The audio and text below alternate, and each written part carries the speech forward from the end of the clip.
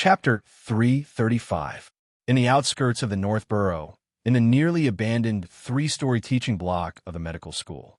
Even though it was only 3 in the afternoon, the fog and clouds had already caused the entire Bakelin to turn gloomy and gloomy, as if a heavy storm was about to arrive.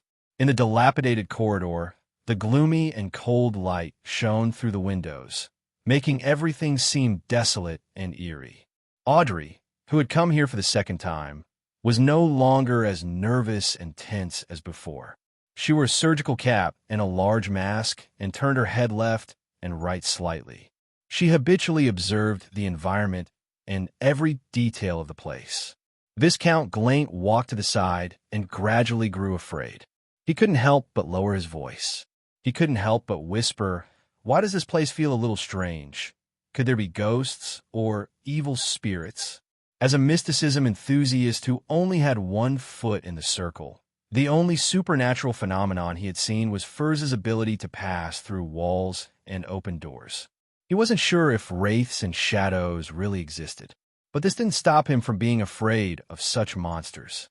Furz turned her head to glance at him and held back her laughter. Most of the people attending the gathering are Beyonders. If there really are evil spirits or ghosts, they would definitely be very happy. This means ingredients or servants. Seeing Viscount Glaint heave a sigh of relief, she deliberately added, "Of course, I'm only talking about the weaker kinds of ghosts. Of course, I'm only talking about the weaker kind of ghosts. A real shadow might be able to kill everyone here silently. If you want to run, you can only run back and forth between the 3 floors. No matter how hard you try, you can't get out. It's like entering a maze." Zio nodded in agreement. "I've encountered similar wraiths before. I couldn't escape even after circling the cemetery a few times. In the process, there were people who kept turning back for no reason before suddenly dying. If it wasn't for a Beyonder carrying a sun charm, you might not be able to see me today." Viscount Glaint shuddered and quickly turned his head to look out the window. At that moment, a withered tree branch happened to hit the glass in the cold wind, producing a soft sound. Glaint nearly cried out. He frantically moved closer to the 2 Beyonders, Furz and Zio. Audrey held back the smile that was about to reach her lips and watched the scene quietly. She thought to herself, "I've seen Mr. Fool, who's almost a god.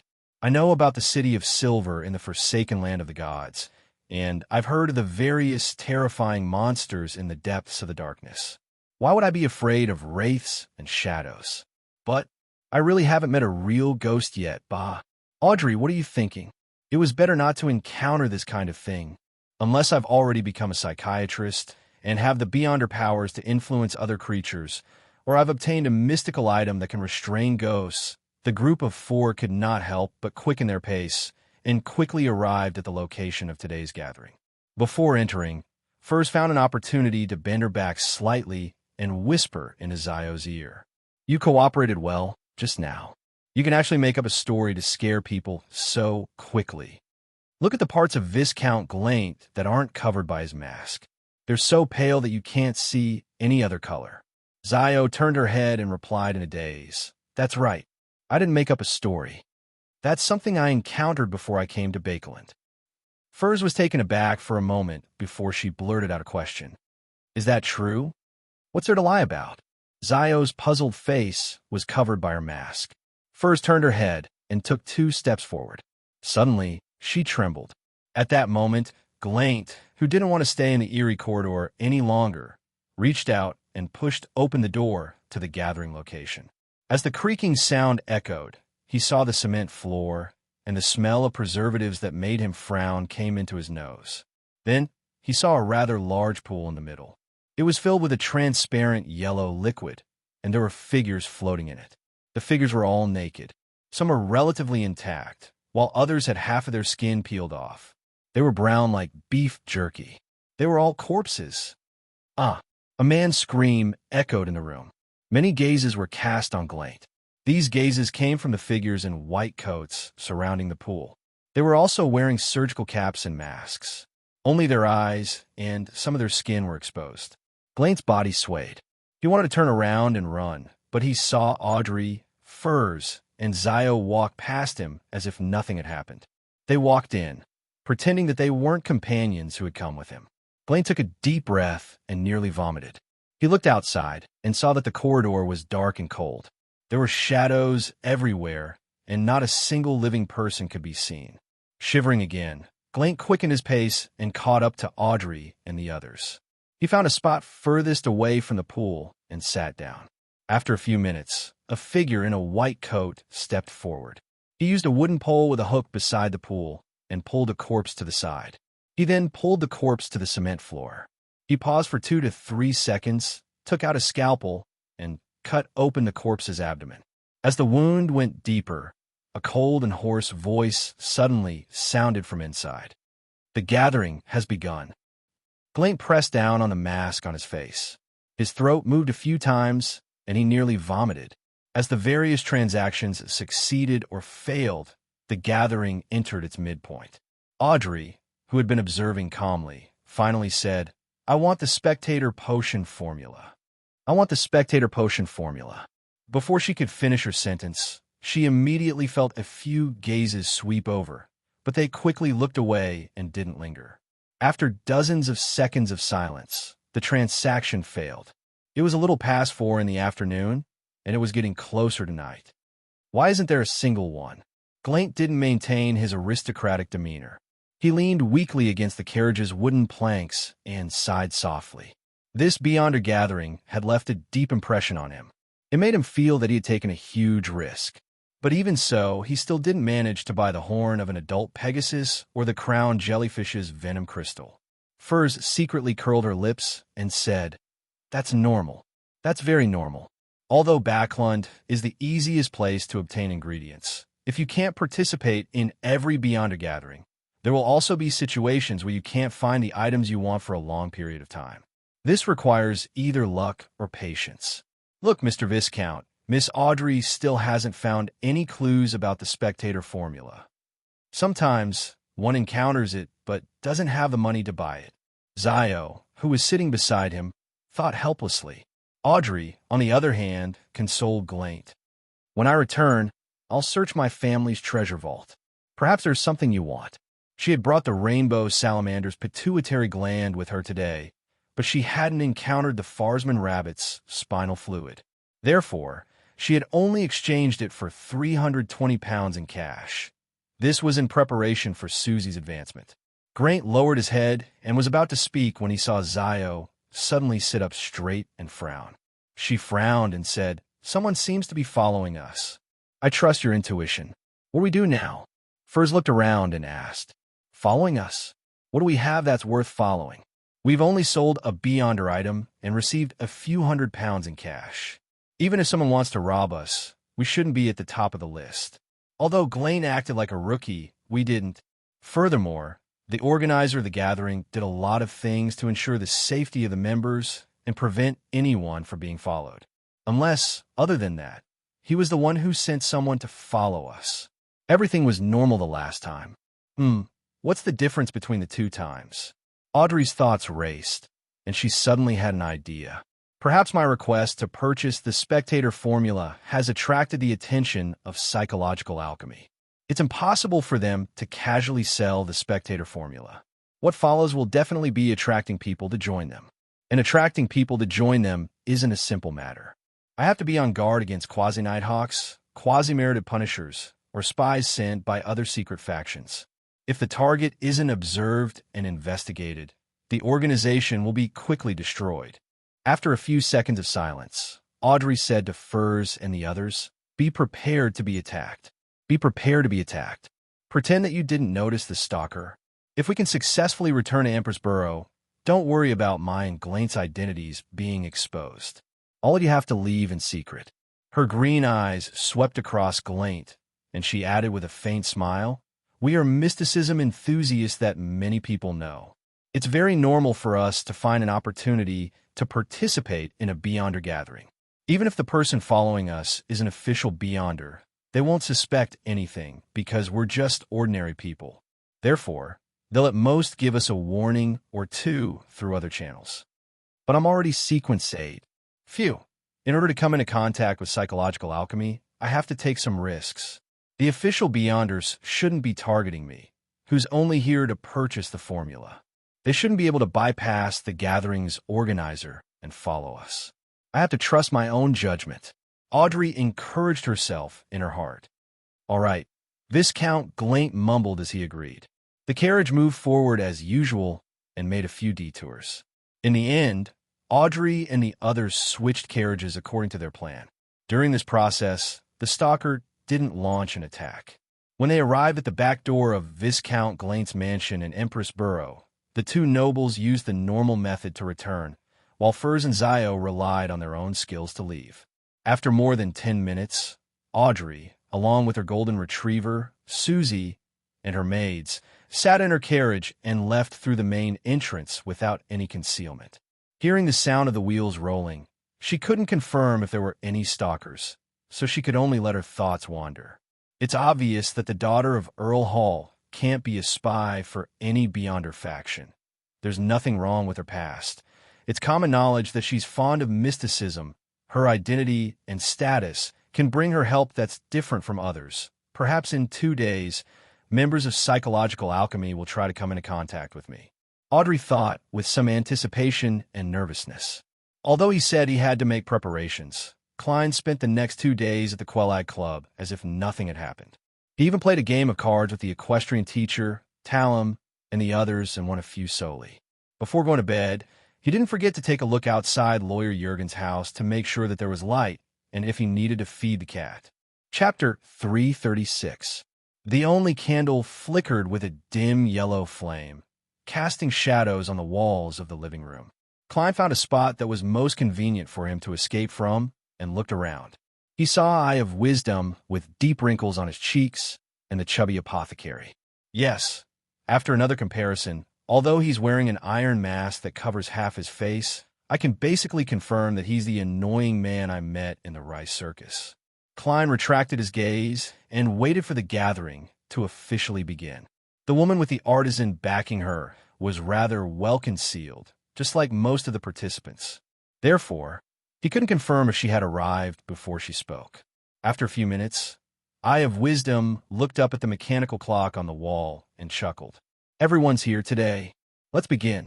Before he could finish his sentence, the chubby apothecary spoke first. I need a Beyonder creature for an experiment. It's best if it's a beast, and it's best if it's already subdued and not too dangerous. A beast-type Beyonder creature?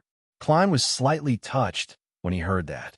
He recalled what the other party had said in the circus, and how he seemed to be able to read the thoughts of beasts. He's only an apothecary, but he has such an ability and is even seeking to purchase a beast-type Beyonder creature. Yes, after I sold him the marrow crystal of the Spring of the Elves, he should have already gathered the ingredients and advanced. In other words, the sequence after apothecary is related to taming beasts? Klein made a guess based on the information he already knew. At this moment, someone scoffed in response to the apothecary, who would keep a Beyonder creature by their side. It's dangerous and easy to be discovered.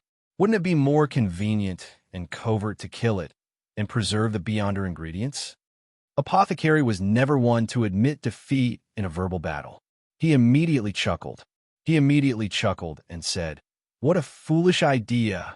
It's not like you can guarantee that the Beyonder ingredients on that Beyonder creature are exactly what you need and can be sold. You might as well tame it, drive it, and make it your helper to multiply your strength." As he spoke, his voice gradually softened, feeling as though he had revealed some important secrets. T. Why can't I control my mouth? The apothecary slapped himself in his heart. As expected, Klein nodded indiscernibly. Without a doubt, the apothecary's needs weren't met. Most of the participants here weren't high-sequence Beyonders, and they weren't people with prominent statuses in Bakeland.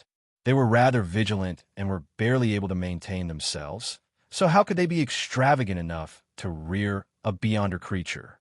More importantly, wild transcendent creatures were often hostile to humans. Once they encountered one, it was either you or I who died. If one wanted to capture them alive, one needed a sufficiently powerful team or to crush the other party in terms of strength. Of course, one couldn't rule out the possibility that some sequence Beyonders had special abilities that were suitable for such situations. After a moment of disappointment, Apothecary coughed lightly. I brought a lot of potions with me. You know the effects of these potions. If you want them, you can tell me when it's almost over. Another potion that could heal injuries, strengthen oneself, and enhance that aspect of ability? Klein criticized in his heart. He chuckled and gave the other party an idea. You can buy a Sequence 9 formula, find the corresponding Beyonder ingredients, and concoct it into a potion to feed it to a beast you fancy. This way, you will have a Sequence 9 Beyonder creature, and you can continue to advance it through subsequent potions. Of course, the premise of all of this is that you have enough wealth and can deal with defective products that lose control.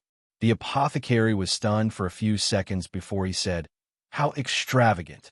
It's already difficult enough for me to save money and find the Beyonder ingredients I need. There's a high chance that an animal will lose control after consuming a potion. It'll be very difficult to succeed if I don't do it a few more times. A person who can do this must have a mine or a bank. Artero's Miss Justice should be rearing a Beyonder creature." Klein suddenly felt his heart ache for the apothecary. If he really went all out to earn money, the apothecary was definitely the type of low-sequence Beyonders who could easily amass large amounts of wealth. But the problem was that it was also easy for him to be targeted by the official Beyonders. After a few more transactions were completed or failed, Klein heard a deliberately suppressed voice. "I only brought one Beyonder weapon this time. There are 50 bullets with different effects. 20 of them are engraved with the marks and symbols of the Sun Domain, forming a complete charm. They can effectively purify ghost-type monsters and harm the more powerful wraiths and shadows. Therefore, they are called purification bullets. There are also 20 bullets that target filthy and depraved creatures and are called demon hunting bullets. The other 10 bullets are more effective against evil monsters and are called exorcism bullets. The effects can be maintained for 18 months or even longer. 50 bullets for 500 pounds, or the Barbarian Potion formula, along with a special revolver with a suitable caliber.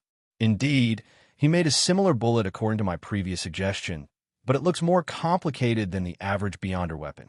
It took him so long to make a set. Klein didn't give anyone a chance. He directly said, "I have the Barbarian Potion formula." At this moment, a rather tall man also made a bid. 550 pounds. In this era, this was the most convenient Beyonder weapon to carry and use. The well-concealed lady's voice was filled with uncontrollable joy as she said, "Sir, I'm sorry. Sir, I'm sorry. I choose the Barbarian formula first. 600 pounds. The man raised his bid once again. "No, it's not a matter of money." The lady with the artisan backing her turned to look at Klein. "Deal. But please hand the formula to old Mr. Eye of Wisdom and let him appraise it." "Phew, it's a good thing I got the Dark Emperor card. Otherwise, if I were to encounter someone who raised the price so ruthlessly, I'd definitely bleed a lot today." Klein rolled up his robe, took out the Barbarian formula from his inner pocket, and unfolded it to take a look. Sequence 8 Barbarian. Main ingredients: 1 stalk of frenzy grass, solid horn crystal of an earth rhinoceros. Supplementary ingredients: 1 deep pattern walnut, 1 stalk of sweet bee grass, 10 milliliters of pure dew-soaked from poplar bark, 100 milliliters of liquor. After confirming that there were no mistakes, Klein folded the paper again and handed it to the attendant. Just like the previous time, old Mr. Eye of Wisdom took out the ring that was surrounded by many fine diamonds and green gems. He simulated the Beyonder powers of a notary and confirmed that the formula was real.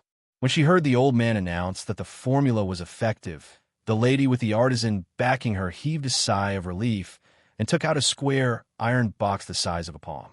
After the attendant passed it to her, she received the formula as she wished. She couldn't wait to flatten it on the spot and read it a few times, as if she wanted to memorize it. As for Klein, he held the iron box in his hand, opened it with a snap, and examined his harvest.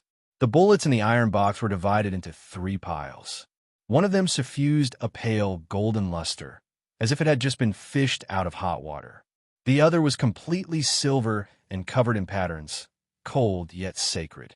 The smallest portion emitted a golden glow amidst the brass color, and one could vaguely see that there were many labels and symbols engraved inside. Yes, it's real. In the field of mysticism, Klein still had this bit of discernment. He closed the lid with a click and placed the item into the pocket under his robe. As for the revolver, its shape wasn't anything special. The body of the gun was a deep brass color, and the grip was made of walnut wood. As the armpit holster had been lost during the police inspection, Klein could only hang the revolver by his waist and cover it with his clothes. After completing the planned transaction, he looked around the activity room and deliberately raised his voice. I need powerful, purifying items like the holy water of the sun or the sacred emblem of the sun. I can buy it with gold pounds, or I can use the formula to exchange for it. For example, the sequence 7 Briber after Barbarian. Of course, if there are questions regarding mysticism and the beyonder world that require answers, I can also give it a try, but I can't guarantee that I'll be able to answer them. The apothecary's eyes widened when he heard this. He felt that this was the lucky lad. However, he hadn't been a beyonder for long, so how could he have obtained so many valuable items? The more the apothecary thought about it, the more he gritted his teeth. He felt that he had made the wrong choice back then. Luck was the most important thing. As for the lady who had purchased the barbarian formula, she nearly couldn't control herself and spoke in her original voice. I don't have what you need, but I can pay you in gold pounds. 800 pounds. Klein swallowed the word deal. After some thought, he chuckled. I'll only accept bartering for the time being. I'll probably come again at the next gathering. You can gather similar items in advance. For the time being, the lady ruminated over the word and slowly nodded. All right.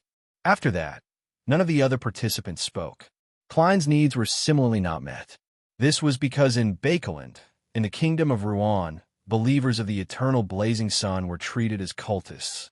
Therefore, there were very few such items circulating outside. Klein was slightly disappointed, but he didn't mind it too much. He still had a backup plan. He clearly remembered that Miss Zio had once sought out a beyonder believer of the eternal blazing sun for purification. Furthermore, the lady who yearned for the Briber formula would definitely be actively searching for it. Klein didn't say another word as he listened to the subsequent transactions and exchanges. Towards the end of the gathering, a participant with a medium build and no special characteristics pinched the iron mask on his face and said in a deep baritone voice, I need the silk gland of an adult giant widow spider. Silk gland of an adult giant widow spider? That sounds familiar. I think I've heard it before. Klein frowned slightly as he tried hard to recall without divination. Suddenly, he recalled the source of the familiarity. Chapter 337. Pleasure was a sequence 6 of the demonist pathway. He had obtained its complete formula when he mediated with Madame Sharon. Although it was usually difficult to recall the exact details, and he had to rely on dream divination to recreate it, he would still find it familiar when he really heard the main ingredients, and he would make the connection. He couldn't help but turn his head to size up the buyer. From his skin color, figure, voice, and the unconcealed outline of his face, he confirmed that he was a man. The prerequisite of demoness of pleasure is witch. Regardless of their original gender, as long as they pass that stage, they will all be women. This person clearly isn't one. He hasn't become a witch yet. So why is he seeking to purchase the main ingredient of a demoness of pleasure? Could he be helping someone buy it? Is he the partner or loyal subordinate of a certain witch? However, as a rather ancient secret organization that has been passed down to this day, the demonist sect shouldn't be lacking in the corresponding ingredients. With their nature, it's normal for them to use the beyonder characteristics left behind by former members to concoct a potion. The witch behind the buyer has lost contact with the organization. Amidst his thoughts, Klein had the urge to follow the buyer. But after careful consideration, he rationally gave up on this idea.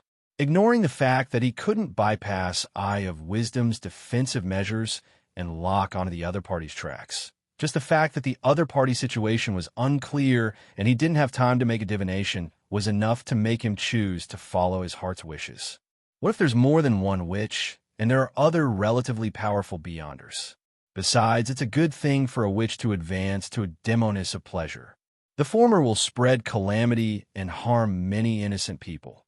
But once she becomes a demoness, her target will be pleasure. To put it simply, she'll be less harmful to society. Klein mumbled. An adult widow spider silk gland was already considered a relatively valuable and rare beyonder ingredient. Just like the thousand-faced hunter's mutated pituitary gland and the human skin shadow characteristic that Klein needed to advance to sequence 6, it was almost equivalent to half a house in the capital. Therefore, the buyer didn't receive a satisfactory answer. To be precise, no one gave him an answer. The atmosphere of the gathering turned silent until the chubby apothecary began selling the medicine he had brought. After his previous attempts, he had many repeat customers. In less than 3 minutes, he sold all the items he could sell and earned more than £50 in cash. As Eye of Wisdom announced the end of the gathering, the participants left through different passageways in different order and intervals. Klein was located in the middle of the city. After taking a detour to another secluded street and removing his disguise, he immediately rushed to East Borough. He arrived at Black Palm Street in the cold and smelly night and entered the one-bedroom apartment he rented. On the way, he bought an armpit holster. Without resting, he took out his revolver, opened the iron box containing the Beyonder bullets, and took out 2 purifying bullets, 2 demon-hunting bullets, and 1 exorcism bullet. He stuffed them into the holes and fired them in the empty magazine. After getting into position and testing the feel and whether he could fire normally, Klein placed the revolver into his armpit holster and busied himself with other preparations. For example, he checked if there were any abnormalities with the all-black eye in the iron cigar case. He also placed the Aztec copper whistle into the iron box containing the bullets. With the help of the Holy Night powder, he created a sealed wall of spirituality that stuck close to the surface, completing the shielding of the ancient and exquisite copper whistle. After confirming the respective shapes and locations of the 3 charms, Klein went above the gray fog to do a divination. Then, he put on his cap and went out again.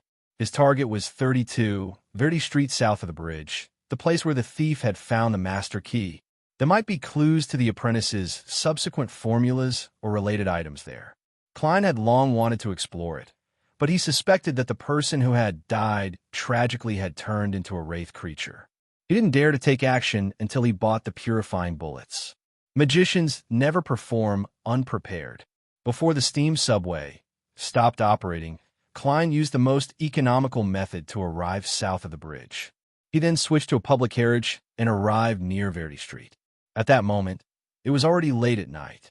It was drizzling with a biting chill in Bakeland. There were almost no pedestrians on the streets, and the light from the gas lamps was blurred by the liquid on the glass surface, making everything look like a dream. Klein circled around and observed the situation of Unit 32. He came to its side, climbed to the 2nd floor, and easily entered the target's interior through the balcony door that the thief had opened but obviously couldn't be closed again.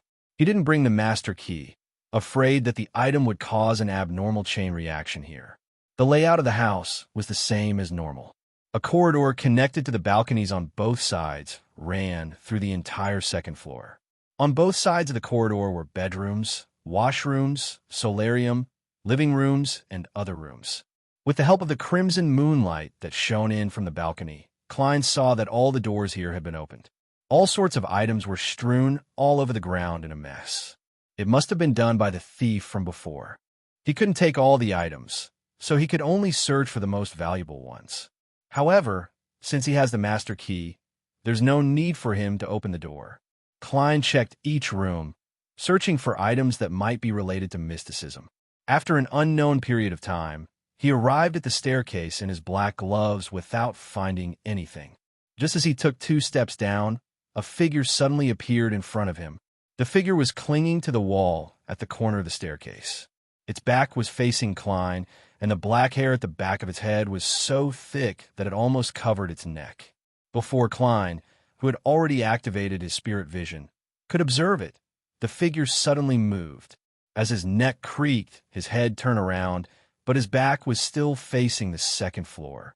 In the hazy, weak, and illusory crimson light, The figure's eyeballs were completely protruding out, filled with fear. Pa! Pa!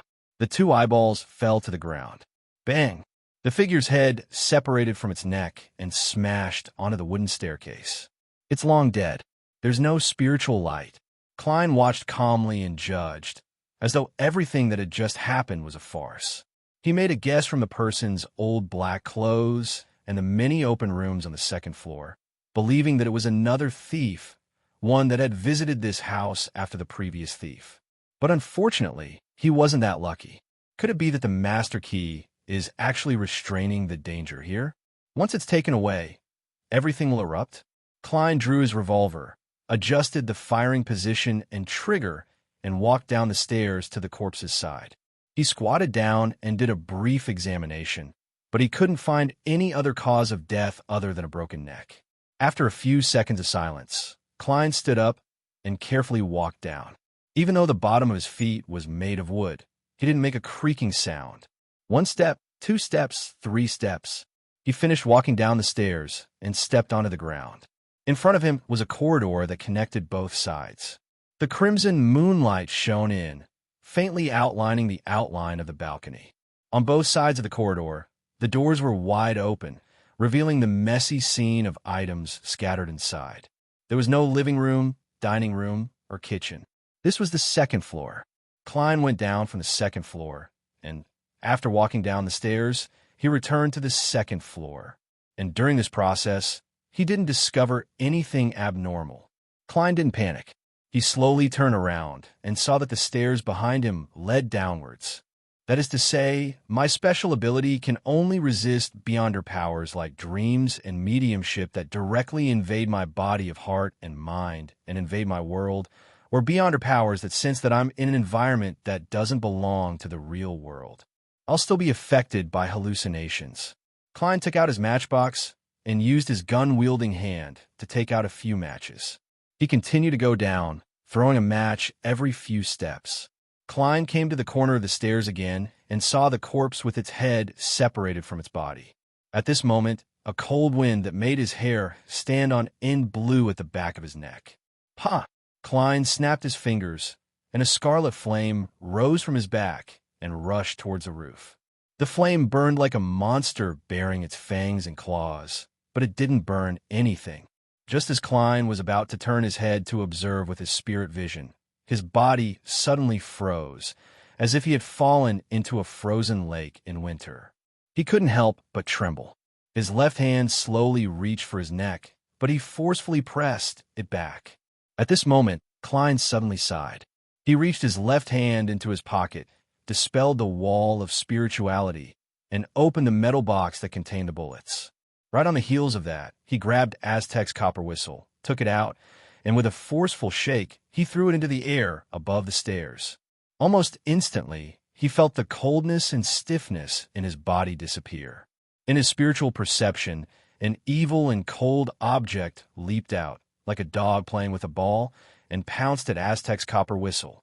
The corners of Klein's mouth curled up. He raised his right hand, aimed at the copper whistle, and pulled the trigger. He then said softly, "Bye-bye." Bang! A pale gold purifying bullet flew out and accurately hit the cold and indistinct object. A blood-curdling scream rang out, and the golden flames formed the outline of a human figure in mid-air. In the warm and bright light, all the coldness and evilness quickly dissipated. Clang!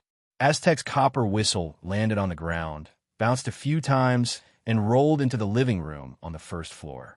Klein looked at his surroundings again and realized that it was somewhat different from before. For example, the corpse's head wasn't separated from its body. It had strangled itself with both hands. It's indeed very easy to be prepared. Klein chuckled softly, walked down the stairs, and successfully reached the first floor. He picked up Aztec's copper whistle and swung it twice to determine if there were any other wraiths or shadows around. After confirming that there were no more problems, he identified the direction and went straight to the basement. Chapter 338. Other than the master key and the silver pocket watch inlaid with diamonds that have been taken away by the thief, this place is still the same as it was in my dream divination. Klein looked around and took in the black iron pot, glass jar, and the bronze lampstand that had many extinguished candles.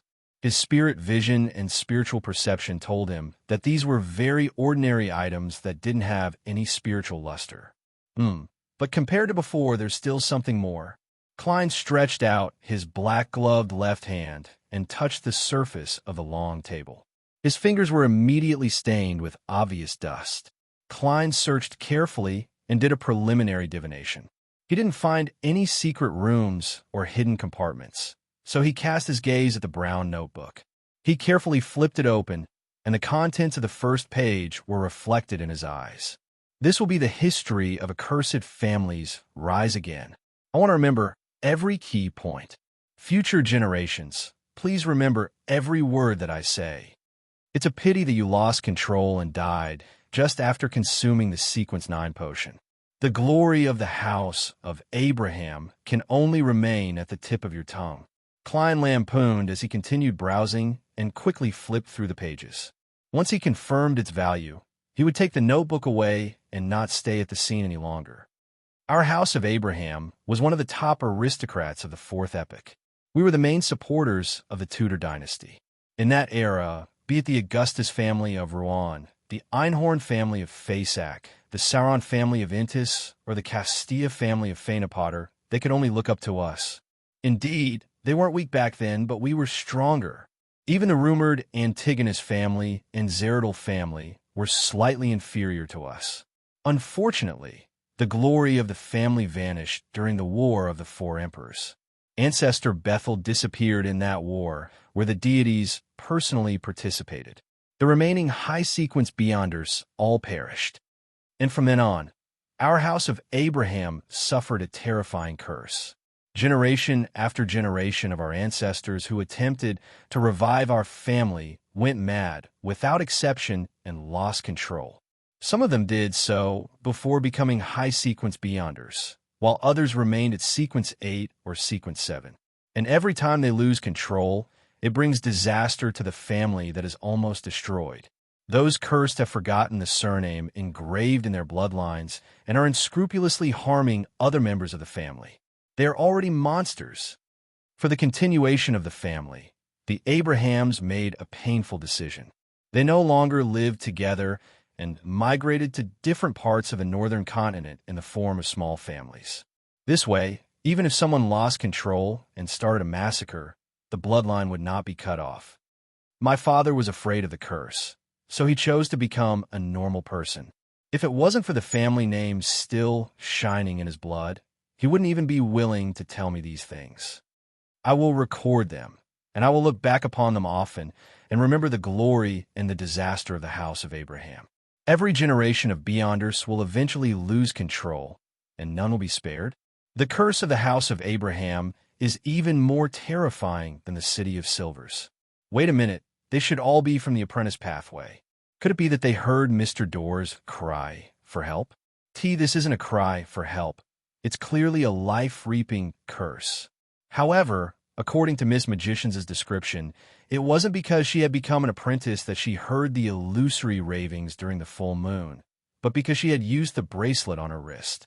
After that, regardless of whether she wore the bracelet or not, she couldn't escape from it. What's the reason for the Beyonders of the House of Abraham? Perhaps the curse has nothing to do with Mr. Door? Yes, the notebook mentioned that the ancestor of the House of Abraham, Bethel Abraham, disappeared during the War of the Four Emperors. Could he be Mr. Door? He was exiled from the world of reality, lost in the depths of the darkness, and trapped in a storm. There's a certain possibility. The easiest target for him to seek help from is naturally a descendant of the same bloodline and a lower sequence of the same Beyonder pathway. Unfortunately, as all the powerhouses perished, his cry brought about a curse that lasted for more than 1,000 years to the family. It nearly caused all the Abrahams to disappear. Is this the reason why Mr. Door understands the history of the Fourth Epoch and the details of the War of the Four Emperors? If my guess is correct, I can only sigh. The Abrahams are truly an unfortunate family. I wonder if the matter mentioned by the owner of the notebook was affected by more than 1,000 years of time and the fact that the family has been scattered all over the world. resulting in deviations. In the War of the Four Emperors, the deities actually personally took part? Klein frowned slightly as he flipped the pages faster and faster. My father, who chose to become an ordinary person, ultimately failed to overcome his illness. This dealt a huge blow to my mother, and she soon left. And this also meant that I was free. But what pained me was that in order to prevent me from embarking on the cursed path, my father didn't tell me many things about Beyonders. I had to come into contact with them myself and understand them. Fortunately, he didn't dare disobey the Elder's orders. He still gave me the potion formulas for apprentice, trickmaster, and astrologer before he died. I need to copy these 3 formulas again to prevent myself from forgetting them. Sequence 9, apprentice. Sequence 8, trickmaster. Sequence 7, astrologer. Klein pricked up his eyebrows slightly. He felt that his trip tonight was worth it. He felt that he hadn't wasted the purifying bullet. Of course, he still had to go above the gray fog to confirm its authenticity. Astrologer. The apprentice pathway actually has a divination series job. From the looks of it, my previous guess might be close to the truth. The seer pathway and apprentice pathway might be interchangeable at high sequences. Klein nodded slightly and continued flipping the pages. Although he had confirmed the value of the notebook, he didn't want to leave the scene for the time being. If the notebook recorded the contents of where to hide something, he would definitely have to make a trip back. In that case, why go through so much trouble? As the pages flipped, Klein roughly understood the beyonder journey of the descendant of the House of Abraham. After his parents passed away, he began attempting to come into contact with mysticism circles. He gathered information related to sequence potions and purchased the corresponding beyonder ingredients. After nearly 2 years of hard work, he finally succeeded in concocting the apprentice potion after recording a lot of real or fake mysticism knowledge. At the end of the notebook, he wrote, "According to the mysticism knowledge I have, the night of the full moon is when the spirit world and reality overlap the most. That is also when spirituality is the most developed. It's the best time to consume the potion and advance. I will become an apprentice on the next full moon. I want to become stronger step by step and recreate the glory of the House of Abraham. When I reach the standard of sequence 7, according to the family's rules, I can attempt to contact the elders. The method of contact is in my mind. This is a secret that cannot be recorded. Consume the potion to advance during the full moon?" Klein was taken aback. He couldn't help but tap his chest 4 times in a clockwise manner, drawing a crimson moon. "May the goddess forgive your ignorance." He vaguely understood why the other party had lost control on the spot. According to his previous guess, the curse that had plagued the House of Abraham for more than 1,000 years was very likely related to Mr. Door's cry for help during the full moon. And that fellow had actually chosen to consume the apprentice potion during the full moon.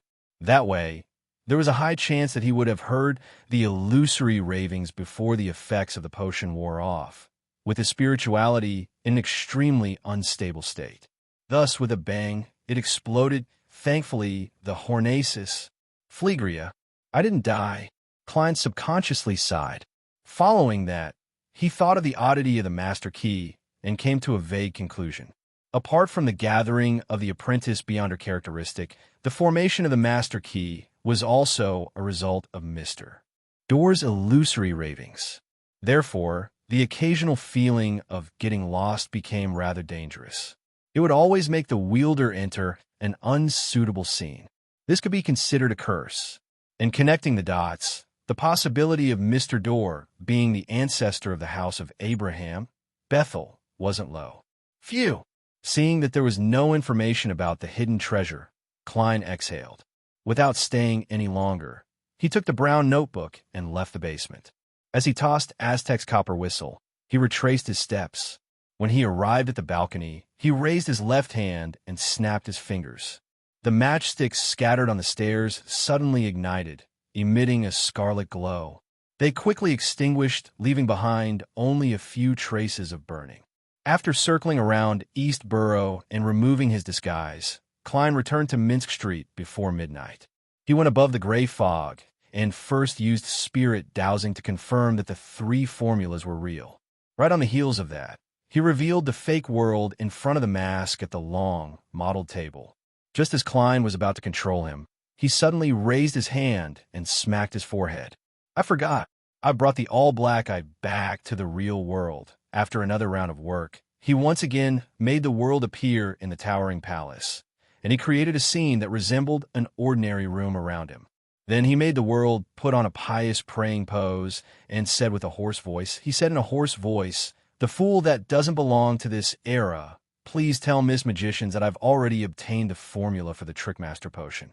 I hope that she can exchange it with an item from the Sun Domain that specializes in purification and exorcism. If the value isn't equal, I'm willing to add the corresponding gold pounds."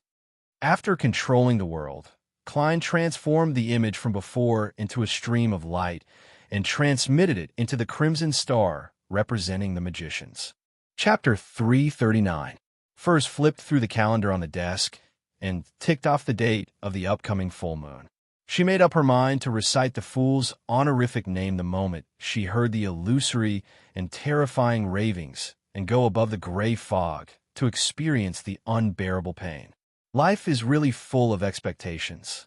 She closed the novel in her hand and prepared to turn off the iron grid gas lamp on the wall. At that moment, Furz's vision blurred. She saw an endless gray fog, a tall figure inside a majestic ancient palace, and a man who was praying devoutly. When she heard the voice, she nearly jumped up. She was pleasantly surprised. "I've been searching for the Trickmaster formula for years, and I found it just like that. I participated in so many different Beyonder gatherings, but I've never found any clues about the Trickmaster formula. Yet, I found it just like that, and it hasn't even been a week since I made the request. This is tarot. Indeed, it's not something an ordinary Beyonder gathering can compare with." Furz felt wistful as she held back her excitement and joy. She cautiously replied, "Mr. Fool, is that formula real?" "Yes." The Fool, who was sitting a high-backed chair, said calmly as he looked down. Furz suddenly clenched her fists and quietly waved them around her waist. Without any hesitation, she said, "Don't worry." Without any hesitation, she said, "That's Mr. World, right? Please tell him that I'll find the item he needs as soon as possible." When the gray fog dissipated and everything was over, Furz was stunned for 2 seconds. She couldn't contain her excitement as she stood up and paced back and forth in the room. The Sun Domain, an item that specializes in purification and exorcism. I've only encountered it twice in the past, but it was bought by others. The other party might not be willing to sell it again. Yes, at the gathering that Mr. A convened, Zio invited an eternal blazing sun believer to perform a purification and exorcism ritual. He's at least a sequence 7, so he should have a similar item, or should I say that he has relevant clues. I just don't know how much it will cost. Although Mr. World has promised to make up for the difference, I might not be able to fork out the amount I need to pay in advance. Furz gradually turned her thoughts to her financial situation. She now had £370 in cash, mainly from the premium that Viscount Glaint had paid for the apothecary formula. She also had £510 in her bank account, which added up to nearly £900. As for a similar item, the most expensive one might cost £2,000, while the cheapest one would cost £500 to £600. It might not be the type that Mr. World needs. If I encounter something suitable, but I don't have enough money, what should I do? I'll get a loan from the bank, or find a loan with a higher interest rate. As long as everything goes smoothly, I'll be able to easily repay my debt once Mr. World pays the difference. Perhaps I can borrow from Miss Audrey for a few days. She's never been one to care about money, so she definitely won't charge any interest. Furz quickly came up with a solution. At that moment, Zio, who had gone to a secluded spot to train her combat skills in the middle of the night, returned to her rented 2-bedroom apartment.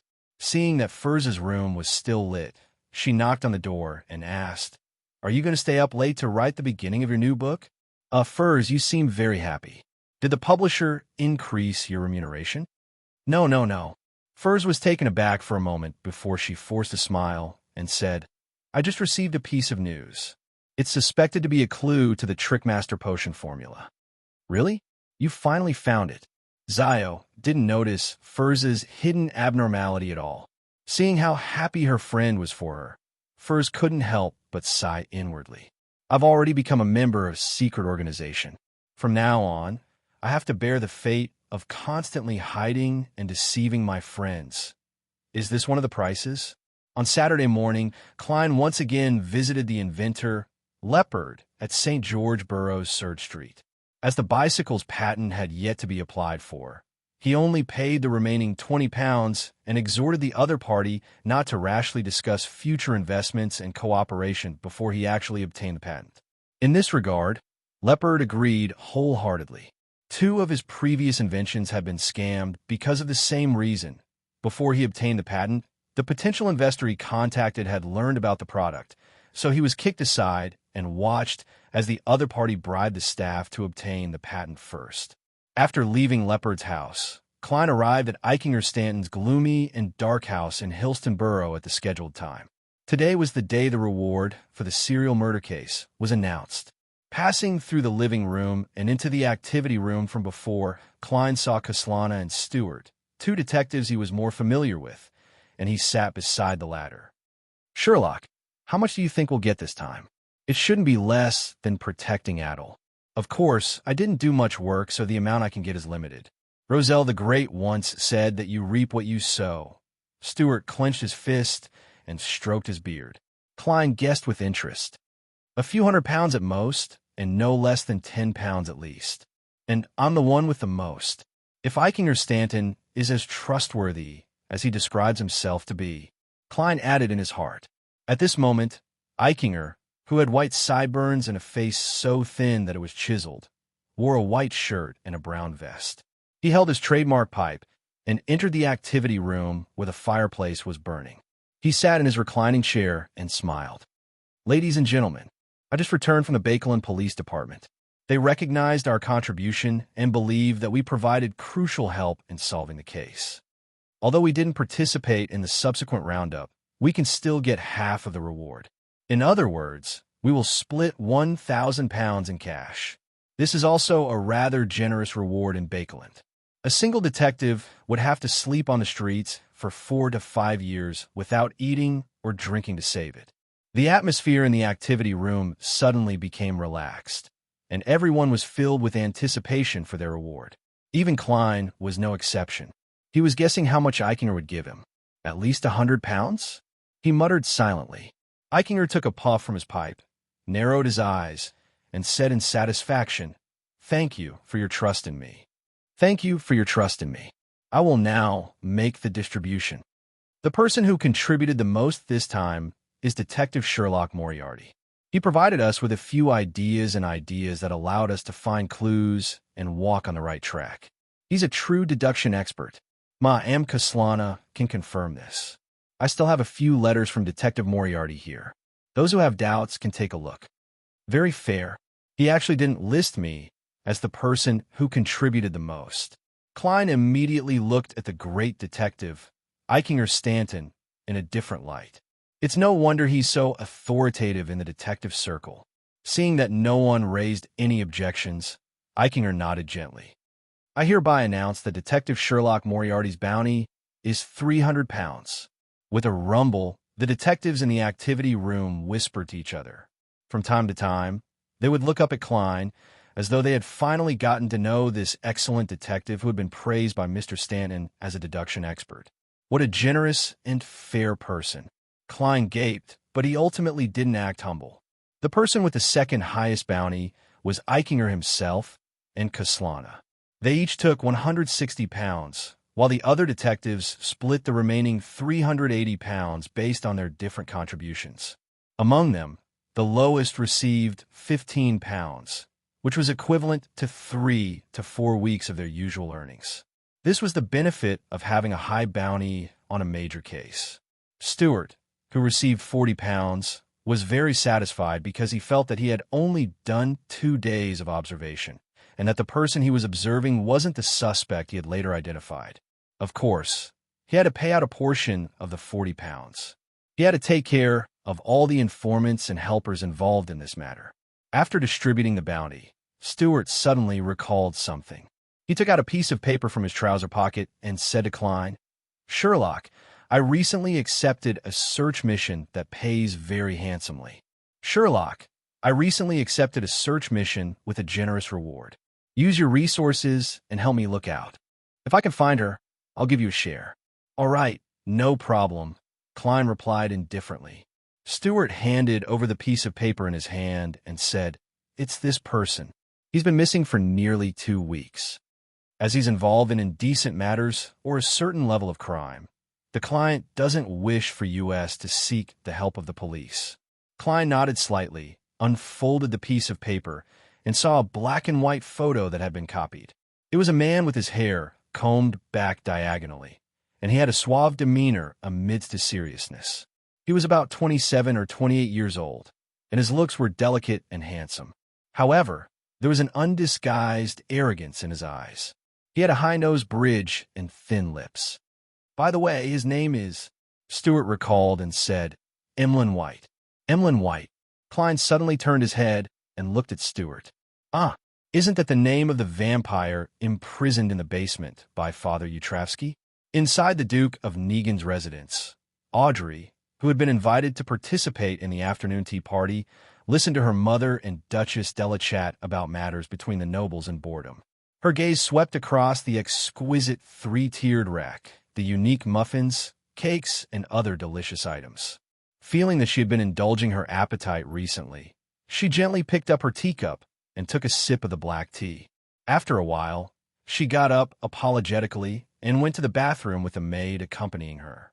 Just as she came out, she met a tall, well-dressed middle-aged lady with slender eyebrows. She was none other than Duchess Della's younger sister, the wife of a viscount, Lady Norma. After bowing, Norma looked at Audrey and chuckled. "I heard that our beautiful girl is very interested in mysticism." She mentioned mysticism. Could it be that someone from psychological alchemy is here to test me? Audrey instantly switched to her telepathist state and lowered her head in embarrassment. Chapter 340. Regarding Abraham's diary, some people said that it was rather stiff and didn't seem like it was written for him. However, why did I choose this method? Why didn't I choose a softer method, such as the inherited formula hidden in the middle of the notebook? This was based on the character's personality.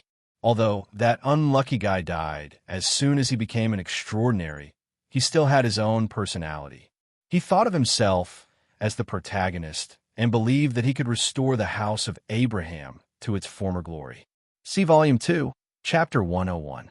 Therefore, he wrote at the beginning of the diary, "This will be the history of the rebirth of a cursed family." I want to remember every key point. From this, it can be seen that his diary was not only a diary, but also an autobiographical history. He hoped that his future descendants would be able to use this diary to admire the glorious, correct, and great ancestors' hard work to overcome the curse and restore the family's glory. Therefore, his diary should be closer to the type for others to read. Therefore, he would record every choice he made, so that his future descendants wouldn't be able to understand the glorious, correct, and great ancestors' intentions. This was the reason why I handled it that way. As for the existence of the formula, it was even more normal. For such an important matter, ordinary people would definitely be afraid of forgetting, so they wouldn't rely purely on memory. There must be a corresponding paper record. The only difference was where it was recorded and whether there was a need to look for it again.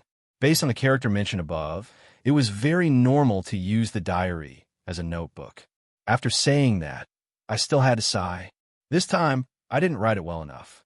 For an author, if the meaning they wanted to express could not be read directly by the reader, and they had to give additional explanations, it proved that the writing was indeed not good enough. Perhaps I should strengthen the feeling that this was an autobiographical history written for others to read at the beginning of the diary. For example, I should add a sentence, "Future descendants, please remember this history." That way, the later parts would seem more logical. Also, it wasn't a coincidence that I bought the purified bullets. Littleca had made a request before, and getting it this time was part of the plan. See Volume 2, Chapter 89 at the end. Well, it's fine to argue with this chapter in the book review section, but please don't attack me personally. Finally, since I've already written a single chapter, of course, I'll ask for monthly votes. I'll try to get 3 chapters next week, but after that, I'll have things to run around before the 25th, so I can probably only get 2 chapters. Chapter 341. Upon hearing Audrey's affirmative answer, Lady Norma immediately laughed. What an honest child. I happen to know some very knowledgeable mysticism experts. Are you interested in chatting with them? Sure, that's my wish. Praise the lady. Audrey pretended to be pleasantly surprised as she drew a crimson moon on her chest. Lady Norma smiled and nodded slightly. How about we have afternoon tea tomorrow? No problem. Audrey's excited eyes had a hint of innocence.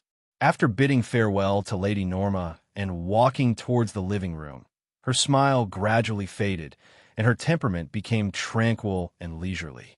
Her body language, the color of her emotions, and the detailed changes reflected by her body of heart and mind indicate that she doesn't have any ill intentions, but she's rather nervous.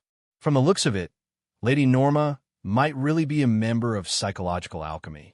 Yes, she was observing my expression and actions, but she was unable to adjust or hide her emotions.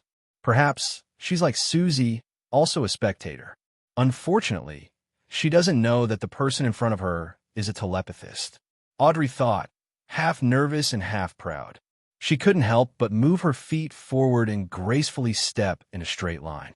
In Eichinger Stanton's house in Hillston Borough, Klein's lips quivered a few times, but in the end, he didn't ask Stewart who his employer was or what he looked like. He decided to try his best not to get involved in Emlyn White's matters.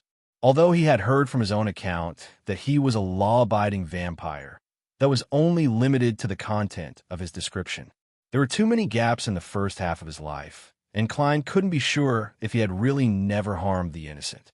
This way, he lacked the motivation to find Father Utravsky to rescue him.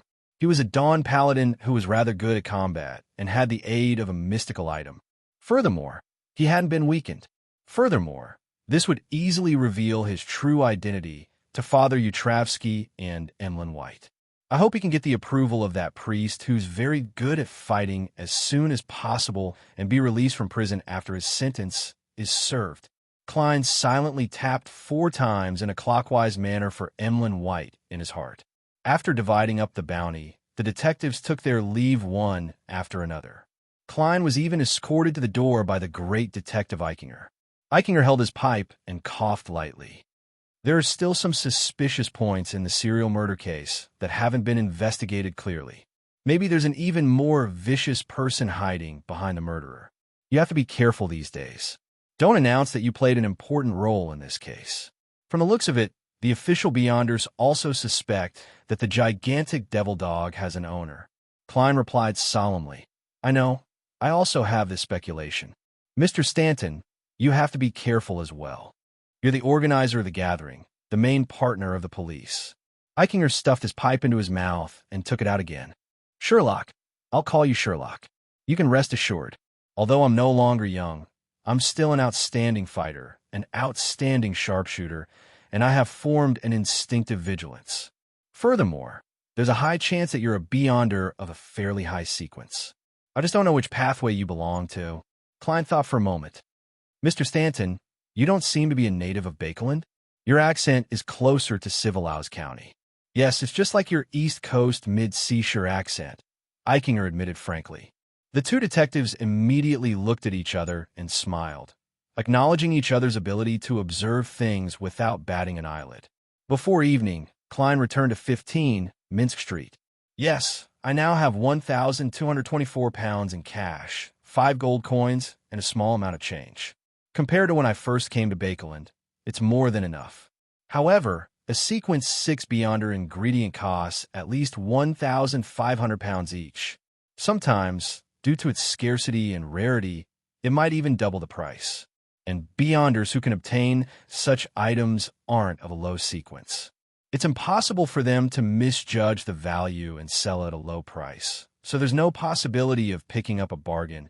Although the lady with the artisan backing her has an extreme desire for the Black Emperor Pathways potion formula, I have to consider the speed at which she advances.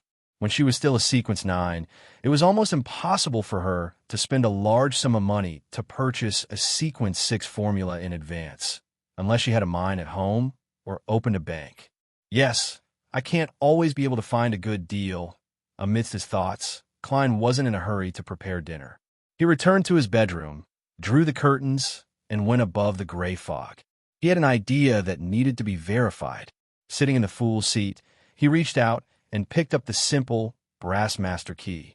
According to the notebook of Abraham's descendant that he had obtained last night, he guessed that the other party had lost control on the spot because he had chosen to advance during the full moon. Therefore, the master key's curse-like ability to make people lose their way in bad places, apart from being a remnant of the Beyonder characteristic that contained resentment and indignation, there was also a high chance that it had been corrupted by Mr. Door's illusory ravings. Then, what changes will it have during the full moon? Klein mumbled. He conjured a pen and paper and wrote down the divination statement that he had long prepared. Its performance during the full moon. With a piece of paper in one hand and the master key in the other, Klein leaned back in his chair and gave a self-deprecating laugh. I'm courting death again. However, there shouldn't be too much danger this time. Mr. Door is far away from the real world and is lost in the depths of the darkness. Furthermore, I have the gray fog as a barrier. Under such circumstances, the danger of divination was no different from directly divining the matter itself. The experienced Klein half closed his eyes as his pupils turned deep. Its performance during the full moon. After repeating it 7 times, Klein fell into a dream. In that gray, fragmented, and illusory world, he once again saw the basement where Abraham's descendant had died. The flesh and blood here had long dried up, and the diamond-embedded silver pocket watch and the ancient-looking master key had yet to be stolen. They were still lying on the ground. Suddenly, a sharp and hollow illusory voice echoed in Klein's ears. It was like a thin needle had been inserted into his head. Bit by bit, it extended and poked as though it was going to peel off his scalp. This extreme pain jolted Klein awake as he suddenly sat up straight. He saw the blue veins on the back of his hand protrude out before quickly calming down. It's much easier than spying on the eternal blazing sun and eavesdropping on the true Creator's roars. Klein changed from pressing to knocking as he thought leisurely. Of course, if he were in the outside world, he believed that he definitely wouldn't have such a reaction. If Miss Magicians kept hearing such a cry for help, she would have long lost control. From the looks of it, the master key has caused the voice to become clearer because of the curse. That's not right. Father Yutravsky should have spent the night of the blood moon with the master key. He clearly wasn't affected, perhaps. He had placed the master key in his bedroom while he was repenting in the hall outside. Only by coming into contact with the master key can one hear the cry for help during the full moon. Phew, before becoming a high-sequence beyonder, I didn't even dare to listen in the real world. Just now, it seemed to be the word request for help in ancient Hermes. Klein seriously recalled it a few times to confirm his listening results. With regard to this, he could only twitch the corners of his mouth, unsure whether to laugh or cry. This is a life-demanding cry for help in the truest sense of the word. What a pity. If the bunch of people from Rose School could hear Mr. Door's cry for help on the night of the full moon, they who already have cold and twisted personalities would definitely explode one by one. After carefully considering if there was a way to indirectly achieve this goal, Klein returned to the real world. According to his plan, he had dinner, changed his clothes, and left. He took 2 transfers and arrived outside the Bravehearts bar. All he did was walk around and leave without ordering any alcohol. During this process, he discovered that Casper's had returned. After walking down a street, Klein specially boarded a rental carriage and got it to drive to Sherwood Borough. Just as the horse started moving, an illusory figure appeared in front of him. It was none other than Miss Sharon, who was wearing a black regal dress. "Are you ready?" Sharon asked coldly. The small black bonnet on her head was firmly pressing down on her pale blonde hair. Coupled with her pale face and exquisite facial features, she had the beauty of a doll. Klein answered frankly, not yet. Not yet. I'm still waiting for an item. Sharon's blue eyes didn't waver as she said, I've prepared a mystical item. I prepared a mystical item. Is that why you took on a bodyguard mission that costs £1,000 for 3 days? You had your eyes on the item, but you didn't have enough money? Klein smiled in enlightenment. Don't be anxious. The more prepared we are, the greater our chances. Besides, I can usually use mystical items from the Sun Domain. It can make up for my shortcomings. Klein added inwardly. Seeing that Sharon didn't say another word, he took the initiative to say, I came here today to get you to cooperate with me in an experiment. What? Sharon asked simply. Klein said with a serious and trustworthy expression, according to Merrick's description, I believe that the effects of your curses are different. According to Merrick's description, I think your curses behave differently. During the full moon, he was in so much pain that he couldn't fight because he had to endure the crazy bloodlust and bloodlust. You, on the other hand, were in a weakened state because you couldn't absorb human souls. Am I right? Sharon listened quietly and nodded gently. Yes. I don't have a solution for your problem at the moment, but I think it's possible to suppress Merrick temporarily. For example, we could take the corresponding potion to put him in a state of no emotional fluctuations. That way, during that period of time, he won't be in pain and can fully participate in the battle. Klein explained his idea. Sharon shook her head. No, this kind of medicine is no longer effective on him. Already? In other words, it had worked before? Klein asked thoughtfully. That's right. Why? He used to inject too much. Even if we changed to another type, it would only be effective for the first 3 to 4 times. We can't find a new type anymore. Sharon suddenly fell silent as she spoke, as if she had thought of something. Hearing her words, Klein suddenly smiled. I have a different kind of tranquilizer. It came from that apothecary. Seeing that Sharon didn't say that the sedative was ineffective, he clasped his hands and continued. I'll give you one first. Let Merrick try it during the full moon. It's the full moon tomorrow night. If it's effective, let him drink 2 or even 3 at a time before the battle. Chapter 342. Sharon took the tranquilizer in the glass test tube and looked at the seemingly pure liquid in her eyes. She nodded slightly and said, All right, as expected of someone who doesn't waste his breath. Klein smiled and said, Miss Sharon, can you tell me the battle locations you've arranged? I hope to familiarize myself with the surroundings in the next few days. That way, no matter where you ultimately choose, I will be more prepared. And since they have the right to choose the location of the final battle, they won't be worried that I might inform the official organizations or other Beyonders who want to take advantage of me. Of course, if I really can't be trusted, I can notarize it again. Klein thought silently. Sharon stared at him with her blue eyes for a few seconds before she said, That's right. Go back and prepare a map of Bakeland. Spread it on the coffee table. No problem. I hope this cooperation is not only smooth, but also pleasant. Klein habitually extended his hand forward, wanting to shake the other party's hand. Sharon lowered her head and took a look. Her figure gradually became illusory and disappeared into thin air. Klein raised his right hand, smoothed his black hair, and laughed dryly. He had asked about the location of the battle not only to prepare for the mission, but also to guard against Sharon and Merrick. Although the other party's philosophy was to suppress and control their desires and wouldn't burn bridges after crossing them, Klein couldn't be sure that Steve, Jason, and Tyre didn't have anything they desired.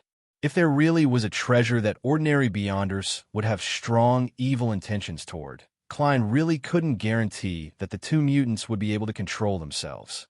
Therefore, he had to figure out the environment in advance and prepare an escape route if the other party chose to silence him.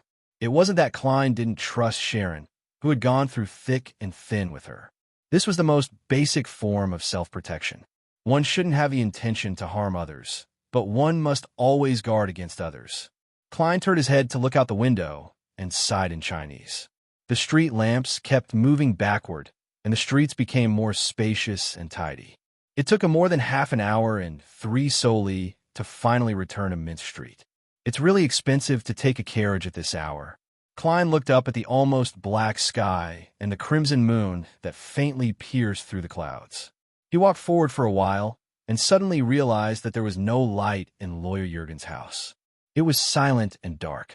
Taking out his golden pocket watch and opening it, Klein chuckled. He turned to Jurgen's door and opened it with the key he had given him. At this moment, the black cat, Brody, was already quietly squatting behind the door, looking at the visitor with his green round eyes. The room was dark and lonely. Klein squatted down and attempted to touch Brody's head, but Brody nimbly moved back and flung his hand away with a look of disdain. He shook his head and laughed. He got up, opened the valve, lit the gas lamp, and went to the cupboard to find the prepared ingredients according to Lawyer Jurgen's description. He shook his head and laughed. He got up, opened the valve, and lit the gas lamp. Following Lawyer Jurgen's instructions, he went to the cupboard and found the prepared ingredients. The black cat followed him in and nimbly leaped onto the counter. It squatted by the side and watched Klein work without making a fuss. Klein glanced at it and rehearsed in his mind how he was going to tear the chicken breast. As he chatted with Brody, he said, "You must miss Mrs. Doris, right? Are you worried about her condition? Lawyer Jurgen didn't come home today. Are you lonely and uncomfortable? Do you feel like you don't have a home? Do you feel very tired?" As he spoke, Klein's voice gradually softened into silence. The black cat, Brody, remained squatting there, looking at him quietly. It didn't make a fuss or make a sound. At Lady Norma's house, Audrey was invited to participate in the afternoon tea. They're the mysticism experts I'm talking about. Lady Norma enthusiastically introduced the distinguished guests. This is Mr. Hilbert Alucard. He's a psychologist and a jewelry designer. He's very talented. This is Miss Escalante Osleka. She's a doctor in the field of the mind, or what we often call a psychiatrist. Hilbert Alucard was a man in his 40s. He seemed to have some southern continent ancestry, and his skin was brown. He had brown hair and blue eyes. His facial features weren't outstanding, and he gave off a quiet and reserved feeling. Escalante Osleka was a baby-faced lady. She was clearly a psychiatrist, but she looked like a young girl who was still in public school or grammar school. She had long black hair that reached her waist and a pair of lake-like blue eyes. She was 3 to 4 centimeters shorter than Audrey. After exchanging a few pleasantries with the other party, Audrey sat down. She keenly noticed that Alucard and Escalante were observing her. She didn't use her telepathic reader powers. Instead, she pretended not to know anything and took the initiative to start a topic in the field of mysticism.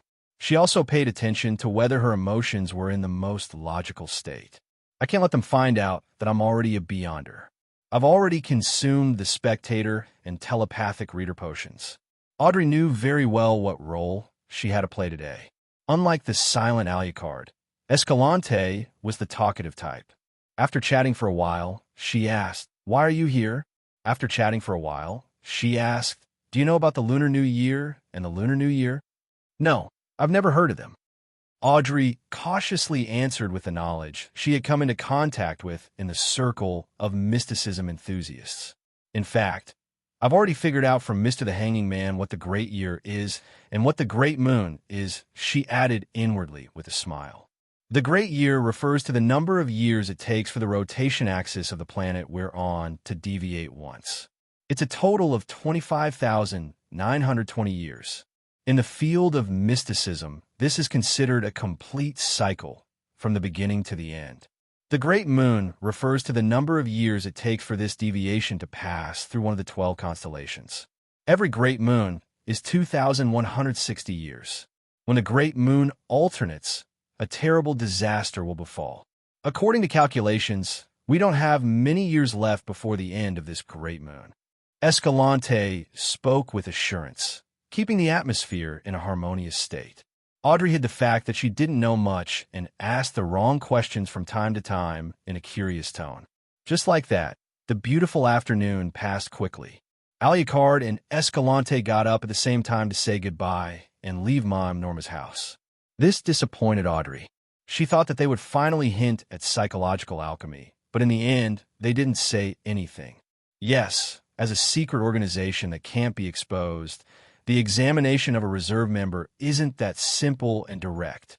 It looks like I'll have to interact with them a few more times and observe them in secret for a while before they can decide if they want to reveal information to me and pull me into the organization. That's good too. I can report to Mr. Fool first. Audrey quickly understood the reason. She then took her leave, and Lady Norma saw her to the door and said with a smile, "I'm sorry." She smiled and said, "Audrey, I see that you're also very interested in psychology. Why don't you consider trying to be a psychiatrist before getting married? Earl Hall and his wife are both believers of the goddess, so they should support you in doing something similar. Between nobles, unless there was a financial crisis or some other special situation, it would take a long time to reach a marriage agreement. They would have to go through strict consideration and comparison before they could make a decision. This was because it was not only a matter of two young people, but it also involved the alliance and mutual assistance of the family. Therefore, although noble women could officially enter social occasions under the guidance of the queen after the age of 18, declare themselves as adults, and could consider marriage, but according to statistics, they often started a family after the age of 26. Similarly, the average age of a noble male who would enter the military or politics was 8 years old.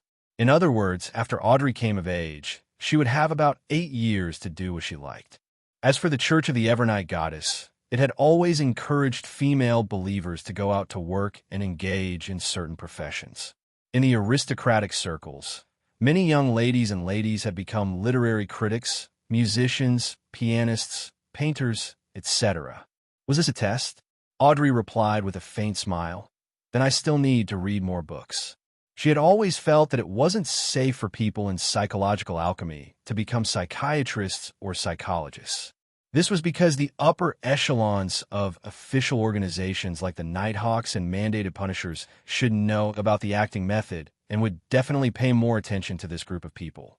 Lady Norma seemed satisfied with her answer. She nodded and smiled.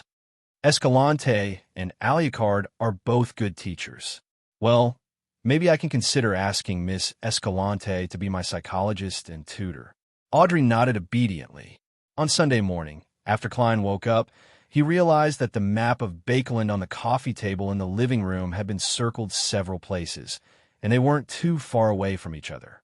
Therefore, he spent the whole morning familiarizing himself with the surrounding environment, figuring out the specific buildings and the location of the nearest church. In the afternoon, he once again headed to the Quelag Club, preparing to practice his marksmanship and beyonder powers. As soon as he entered the hall, he saw Surgeon Alan Series slowly walking out of the cafeteria with a cane. After greeting him, he asked with concern, "Alan, how have you been? Has your luck improved?" A sincere smile appeared on Alan's face, even though he was born with a cold and indifferent appearance. "At least I won't be so unlucky anymore. I went to the cathedral according to your suggestion and told the bishop about the matter. He told me to go directly to the confessional to pray to the goddess. While praying, I actually fell asleep, but I seem to feel that the goddess has bestowed me with a peaceful and calm state. From then on, my luck has been normal. Praise the goddess." He drew a crimson moon on his chest. "According to my experience, it should be a sequence 7 nightmare that made you fall into a deep sleep. Then a Nighthawk who's good at rituals quickly set up an altar and prayed to the goddess to neutralize your bad luck." The corners of Klein's mouth curled up. "That's great."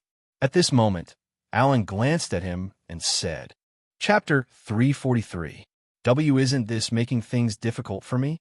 Upon hearing Aaron's request, Klein nearly drew a crimson moon on his chest in passing, but he ultimately resisted the urge and replied very seriously, "I'm not going to do it. Perhaps some of my actions have caused you to misunderstand. But I have to tell you that faith isn't something that can be changed once it's decided." Alan immediately raised his arms and made an apologetic gesture. "I'm sorry. I misunderstood your piety. I shouldn't have joked about your faith. All right, our difference in faith doesn't stop us from being friends." Klein wiped away his fake expression and smiled.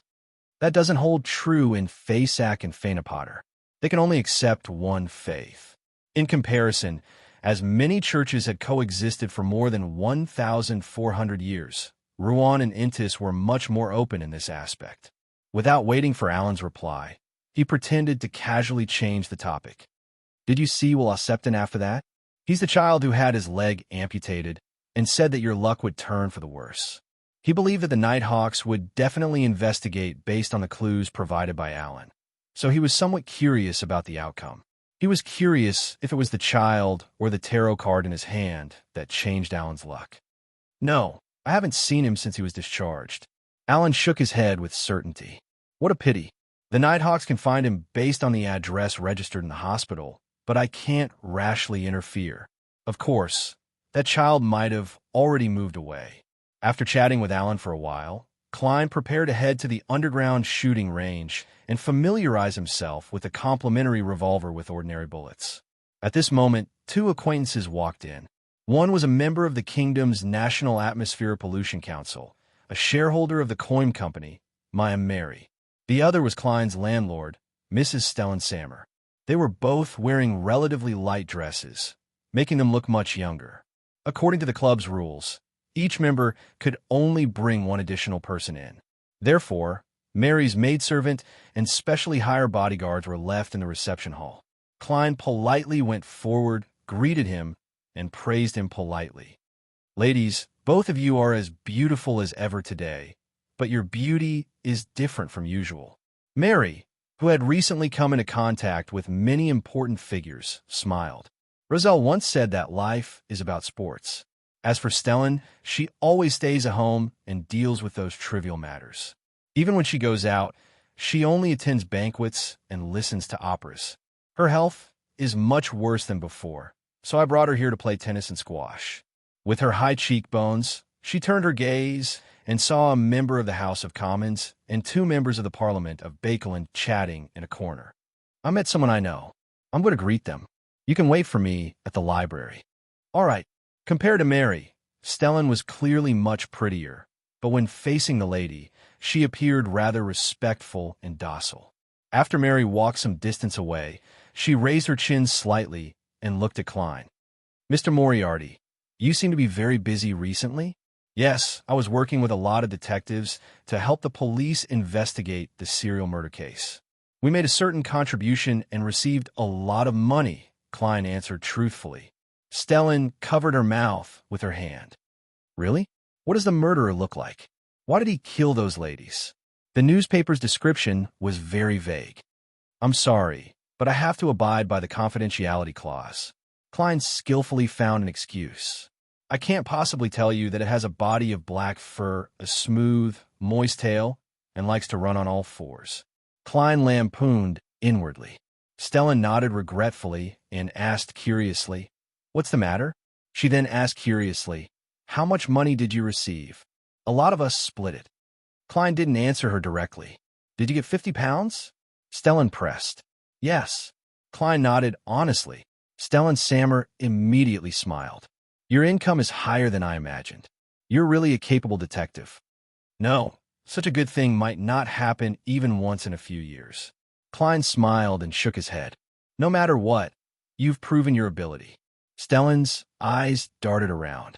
Next Sunday, Luke and I will be holding a banquet at home. I hope you can attend. Yes, sorry, this is very presumptuous. I'll get my maid to deliver the invitation to you later. Ha ha, there will be many unmarried ladies attending this banquet. Their fathers or mothers have relatively decent jobs, and their family's annual income is more than 200 pounds. Some of them even have part-time jobs that they can do at home, such as typists. They are all very outstanding women. This is a matchmaking banquet. Mrs. Stellan has acknowledged my ability to earn money as a detective, so she plans on introducing a girl to me, who's single. However, in her eyes, am I only worthy of a woman of this level? Many thoughts flashed through Klein's mind, but considering the need to maintain a good neighborly relationship, as well as the trouble of preparing dinner, he agreed with a smile. If there's no emergency, I'll be there on time. Stellan smiled. Then Luke and I will await your visit. Without further ado, she bade farewell and left, entering the club's small library. As for Klein, he practiced his marksmanship and beyond her powers in a small, enclosed shooting range. At 9 o'clock at night, Klein sat in front of his desk, watching the crimson moon in the sky gradually pierce through the clouds, revealing a figure that was no longer imperfect. The watery red veil slowly spread apart, and time ticked by. When it was 10:15, he heard a series of illusory pleas. Without needing to discern it, Klein could guess that it was a plea for help from Miss Magicians. He closed the curtains, extinguished the lights, took 4 steps counterclockwise, and went above the gray fog. He reached out to touch the crimson star that was constantly contracting and expanding. In the blink of an eye, Furz's hazy figure appeared on the chair with the symbol of stacked doors. She heaved a sigh of relief, stood up, and bowed. "Honorable Mr. Fool, you've saved me once again." "It's nothing to worry about," Klein replied in a very nonchalant tone. Furz clicked her tongue and sat down again. She thought about what had just happened and didn't speak for a moment. As for Klein, in order to maintain his image, he didn't take the initiative to raise the topic. In a towering palace that looked like a giant's residence, silence quickly became the main theme. When Furz snapped back to her senses, she suddenly felt that the atmosphere was a little oppressive, making her feel uncomfortable. During the gathering, there was Miss Justice and Mr. World, so there was no need to worry about no one talking. But now, there's only me and Mr. Fool. What do I do? I feel so pressured. I have to say something. I can't just sit there like an idiot. That's Mr. Fool we're talking about. He definitely won't mind, but I'm very nervous and restrained. Furz suddenly found the feeling of being alone with her boss when she first entered the workplace.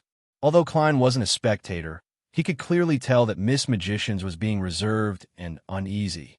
Hence, he smiled and said, "Perhaps you can tell me how you became a Beyonder. For example, how you obtained the apprentice formula and that bracelet."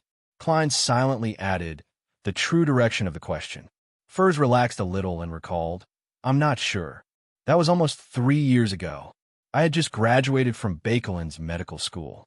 With my father's help, I entered a private clinic that paid well. My father had already settled down in East Balham.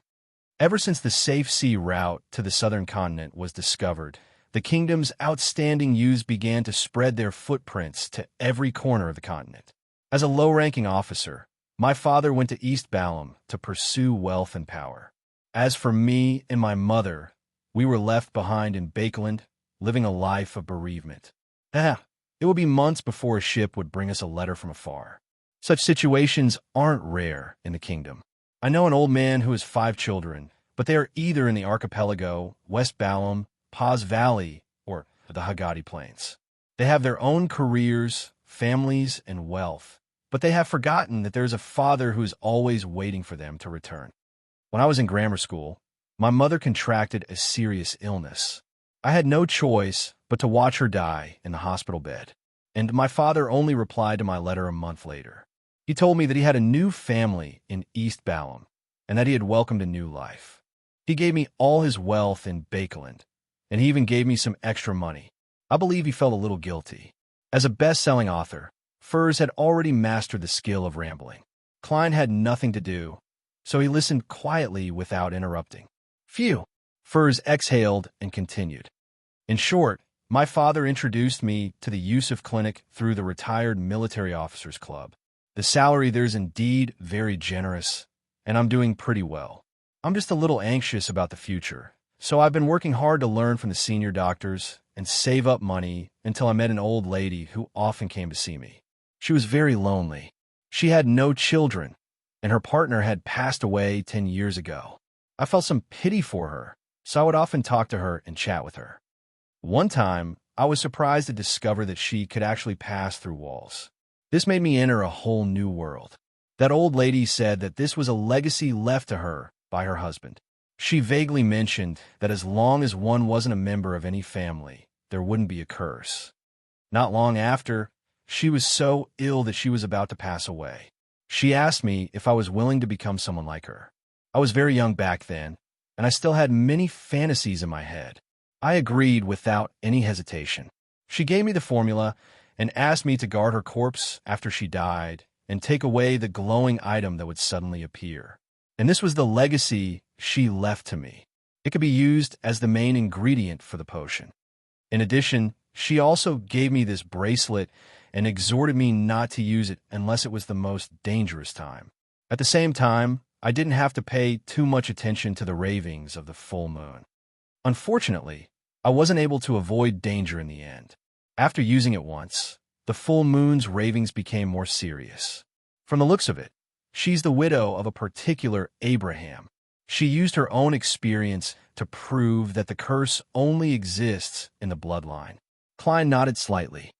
When you become a high-sequence beyonder, the ravings won't be of much use. I hope so. Although Furs didn't believe that she could become a high-sequence beyonder, she believed in Mr. Fool. It was Monday again. Just as Klein got up and went downstairs, he saw an open piece of paper on the coffee table in the living room. On it was a short message. Effective. That's good. Klein immediately heaved a sigh of relief. Chapter 344. The stone pillars in front of her supported the high dome, and the mottled and ancient long table seemed to have been placed there for hundreds or even thousands of years. Although Audrey Hall had seen the scene many times, she still felt a sense of shock reverberating from the bottom of her heart whenever she came above the gray fog. She swept her gaze and didn't see any new members. She immediately looked up and bowed to the person who was shrouded in thick gray fog. "Good afternoon, Mr. Fool." As she spoke, she suddenly saw a card with complicated and gorgeous patterns on its back on the table to the right of the Fool. It was placed there quietly, casually, like an ordinary item. This is the card of blasphemy? The card of blasphemy that hides a pathway of the divine. Audrey instantly understood. After the Fool nodded in response, she subconsciously glanced at the hanging man, sun, and the magicians and realized that they had also noticed the card that didn't exist in the past. However, their eyes and actions revealed their doubts and surprise, as well as their inevitable guesses. After all, a card placed by the mysterious and high and mighty Mr. Fool's hand is definitely not an ordinary item. Mr. World's reaction is a little strange. He didn't even look over. Is he hiding it too well? Is he really the nemesis of the spectator and telepathist? Audrey quickly determined that other than Mr. Fool, she was the only one who knew about the card of blasphemy. This made her rather proud. She felt like she had shared a secret with her parents when she was young, but her two elder brothers didn't know about it. That was the card of blasphemy created by Roselle the Great, a treasure that countless beyonders in the mysterious world fantasized about. After the magicians, sun, and the others greeted her, Audrey took the initiative to raise her hand. "Honorable Mr. Fool, I have something to report to you alone." Alone? The hanging man Alger frowned slightly and subconsciously tried to guess the content, but he had no clue. Sun and the others were equally curious, but they weren't too bothered. Klein nodded slightly. Sure. Frankly speaking, he wasn't sure what Miss Justice wanted to report. After waiting for 2 seconds, he blocked the senses of the other members and gave a hint to Justice. Audrey sat in a dignified manner and said sincerely, "Mr. Fool, because I requested to purchase the spectator formula at a Beyonder gathering, 2 people suspected to be members of the psychological alchemy have recently contacted me through certain nobles. I'm inclined to join them, but only if I can guarantee my own safety. What's your opinion on this? I take this very seriously. Psychological alchemy. From all the information, this wasn't an evil organization. They probably didn't have any gods yet, and they focused on the exploration and research of the mind, consciousness, spirit, and spirituality. They were closer to academic societies. Of course, in the eyes of the Orthodox Church, this was blasphemy. They believed that everyone's spirit belonged to God. Also, according to Daxter Guderian, the higher-ups of psychological alchemy had a certain tendency to worship the original creator, the God who created everything, to a certain degree, a more primitive form of worship. Many thoughts flashed through Klein's mind, but in the end, he only smiled. If you think it's appropriate, you can do it. If you encounter any difficulties, you can seek help on the tarot. Thank you for your suggestion. Audrey immediately felt relieved. Klein thought for a moment and added in a very calm and leisurely tone, "That's right. Within the psychological alchemy, there are some people planted by the church, such as informants from the mandated punishers and the Nighthawks. You need to know how to hide and conceal yourself. Mr. Fool sure is nice. He even specially reminded me to be careful." Audrey's eyes curved slightly as she replied with a faint smile, In the future, there will also be informants from the tarot in psychological alchemy. Miss Justice, you haven't even joined, but you've already thought of how to betray them. Klein silently drew an invisible crimson moon for psychological alchemy. After reporting on the psychological alchemy, Audrey wasn't in a hurry to end the private conversation. Instead, she said, "Mr. Fool, I've memorized another 2 pages of Roselle's diary." This was also the reason why she requested a private conversation. If she were to conjure Roselle's diary under the witness of magician's furs and give it to Mr. Fool, she could imagine that he would immediately come to her to borrow the Roselle's notebook she had bought in the past when she returned. And the goddess could prove that Mr. Fool had seen them before. I forgot to tell Furs in the next 2 days that the Roselle's notebook I bought was chewed up by Susie. Yes, it was chewed up and turned into pieces. It can't be restored. I'm sorry, Suze. Audrey repented inwardly. Very good. Klein happily tapped the edge of the long bronze table and helped Miss Justice conjure the diary. When he got the 2 pages, he cast his gaze over, and his smile gradually stiffened. The first line of the diary read, 6th March, F*CK. The food here is making me constipated. This is what I saw at the Roselle Memorial Exhibition. Klein hid his expression and flipped to the second page. He found that the content was still the various complaints and novel experiences of Roselle's early transmigration. It wasn't of any actual value. He controlled his expression and revealed a smile. Do you wish to deduct the payment from the unpaid gold pounds? Or do you wish to receive something extra? Audrey didn't hesitate at all. She directly said, Mr. Fool, I would like to know which pathway of the divine is contained in that card of blasphemy. She really treats money like dirt. Klein sighed silently and smiled without hiding anything. That's a Dark Emperor card. The corresponding sequence 9 is lawyer. Is that so? Having obtained the answer, Audrey felt abnormally satisfied. After the private conversation ended, Magician's Furs eagerly looked down at World. Mr. World, I will search for mystical items or powerful beyonder weapons in the Sun domain for you as soon as possible. What deal did the 2 of you come to in private? Audrey, who felt that she was very familiar with Furs but was completely unaware of this matter, couldn't help but ask. Furs heaved a sigh of relief. Mr. World, help me find a formula for Trickmaster, Klein said with a smile. Mr. World is very good at finding formulas. He has a wide range of reliable resources and connections in this field. Audrey was surprised when she heard that. The hanging man Alger concealed his solemn expression and examined World again, raising his evaluation of him.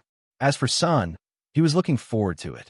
He hoped that after he finished digesting the light suppliant potion, Mr. World would be able to easily find the formula for sequence 7. High Priest Sunday World, who didn't notice the gazes, laughed hoarsely.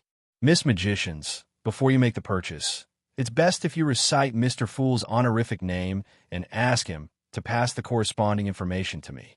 Yes, I've already asked Mr. Fool, and he agreed to help us. If the item you fancy isn't something I'm satisfied with, perhaps I'll consider changing it to something else. Klein currently had 3 options for items in the Sun domain, so he planned on comparing them before making a decision. Among them, he knew that the brooch that Eye of Wisdom had mentioned had the effect of purifying and exorcising evil. It also allowed the wearer to use a portion of the spells in the Sun domain. The negative side was that the wearer wouldn't feel cool, and they would always be in a hot and irritated state. Klein only felt that the mystical item was all right. In addition, the price was likely close to 2,000 pounds. Back then, even if he sold the Briber formula, he wouldn't be able to fork it out. Therefore, he planned on waiting for a few days. If the magicians and the lady with the artisan behind her couldn't find a better one, he would cash in the formula and buy the brooch. All right, I'll give you the information no later than tomorrow. Furs had already confirmed that Mr. A would be holding a gathering that night, but she still reserved an extra day to prevent any accidents. After they finished their conversation, the hanging man Alger looked around and said as though he had already prepared a script in his mind, I recently accepted an investigation mission. I'm not sure if you have any relevant clues. In the past 2 to 3 years, many native tribes in the southern continent have been plundered, and everyone has been kidnapped. In the various plantations and archipelagos at sea, some slaves have also strangely escaped. Ever since the countries of the northern continent abolished the slave trade, such a thing hasn't happened in a long time. Have you heard any news about it? His gaze swept past justice, magicians, and world, but he didn't look at Sunday. How could a youth trapped in the forsaken land of the gods in the city of silver know anything about the outside world? Audrey carefully recalled the bits and pieces of information she had heard at the noble gatherings. After a while, she said, "No, I've never even heard of such a thing." Magicians Furs and World shook their heads as well. A sign that the black market slave trade is flourishing again? Why would there be a need for a large number of slaves? Klein sat at the end of the long bronze table and pondered over the matter in puzzlement. Seeing that no one could provide any clues, and with Mr. Fool showing no interest and not interjecting, the hanging man Alger's expression didn't change as he said, "You can try searching for the wind-blessed formula. You can try searching for the wind-blessed formula. I will give you an absolutely satisfactory reward." The wind-blessed formula? He's almost finished digesting the seafarer potion. Klein activated his spirit vision and swept a glance at the hanging man. Indeed, he discovered that the color of his astral projection's surface was not only as pure as the blue sea, but there were also some ripples, as though they were slowly undulating. Doing the math, Mr. the Hanging Man took nearly 4 months to digest the seafarer potion. He's often at sea. Audrey also made a judgment based on her observations. Furs paid more attention to another point, and that was that Mr. the Hanging Man was currently a sequence 7, a mid-sequence beyonder. She nodded indiscernibly and muttered to herself.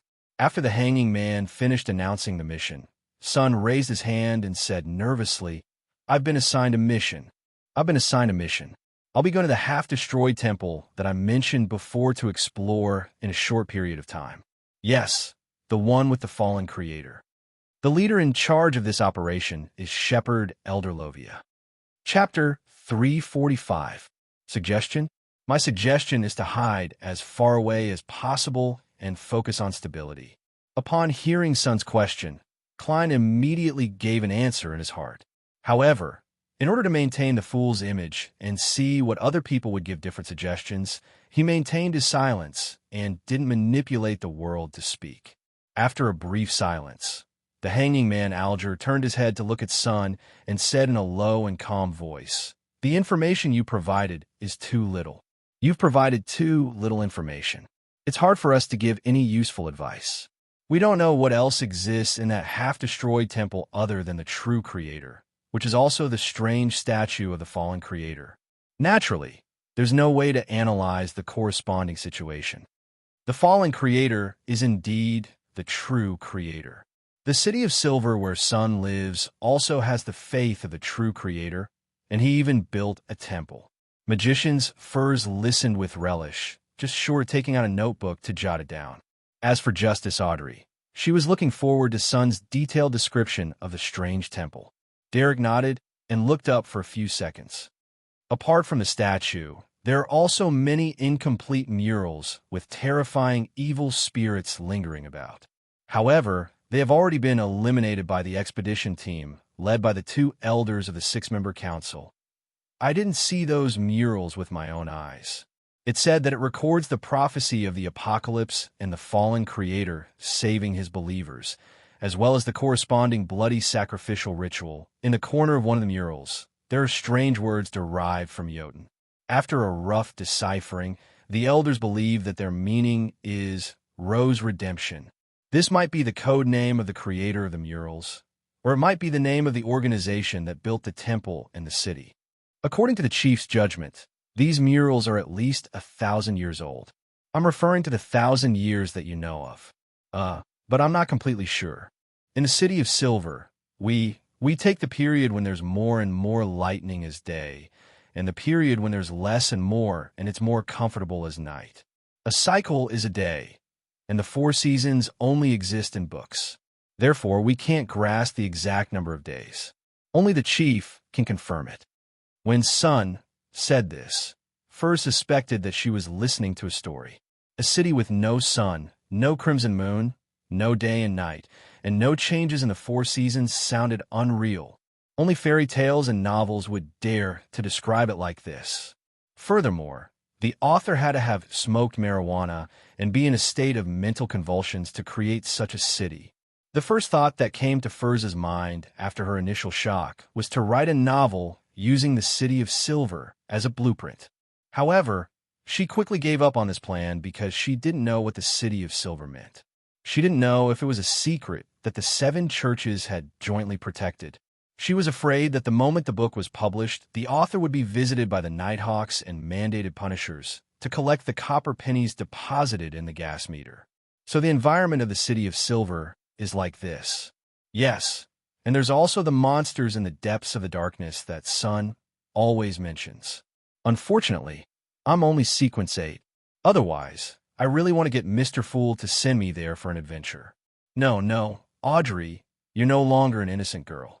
You should clearly understand how great the danger is hidden within. Audrey would let her thoughts wander from time to time, and at other times, she would do some self-reflection. At least 1,000 years? The Aurora Order hasn't appeared for more than 300 years, maybe even less than 200 years. This shouldn't have been built by them. Yes, perhaps the faith of the true Creator existed in the early 5th epoch, or even the 4th epoch. However, the organization that served him back then wasn't the Aurora Order.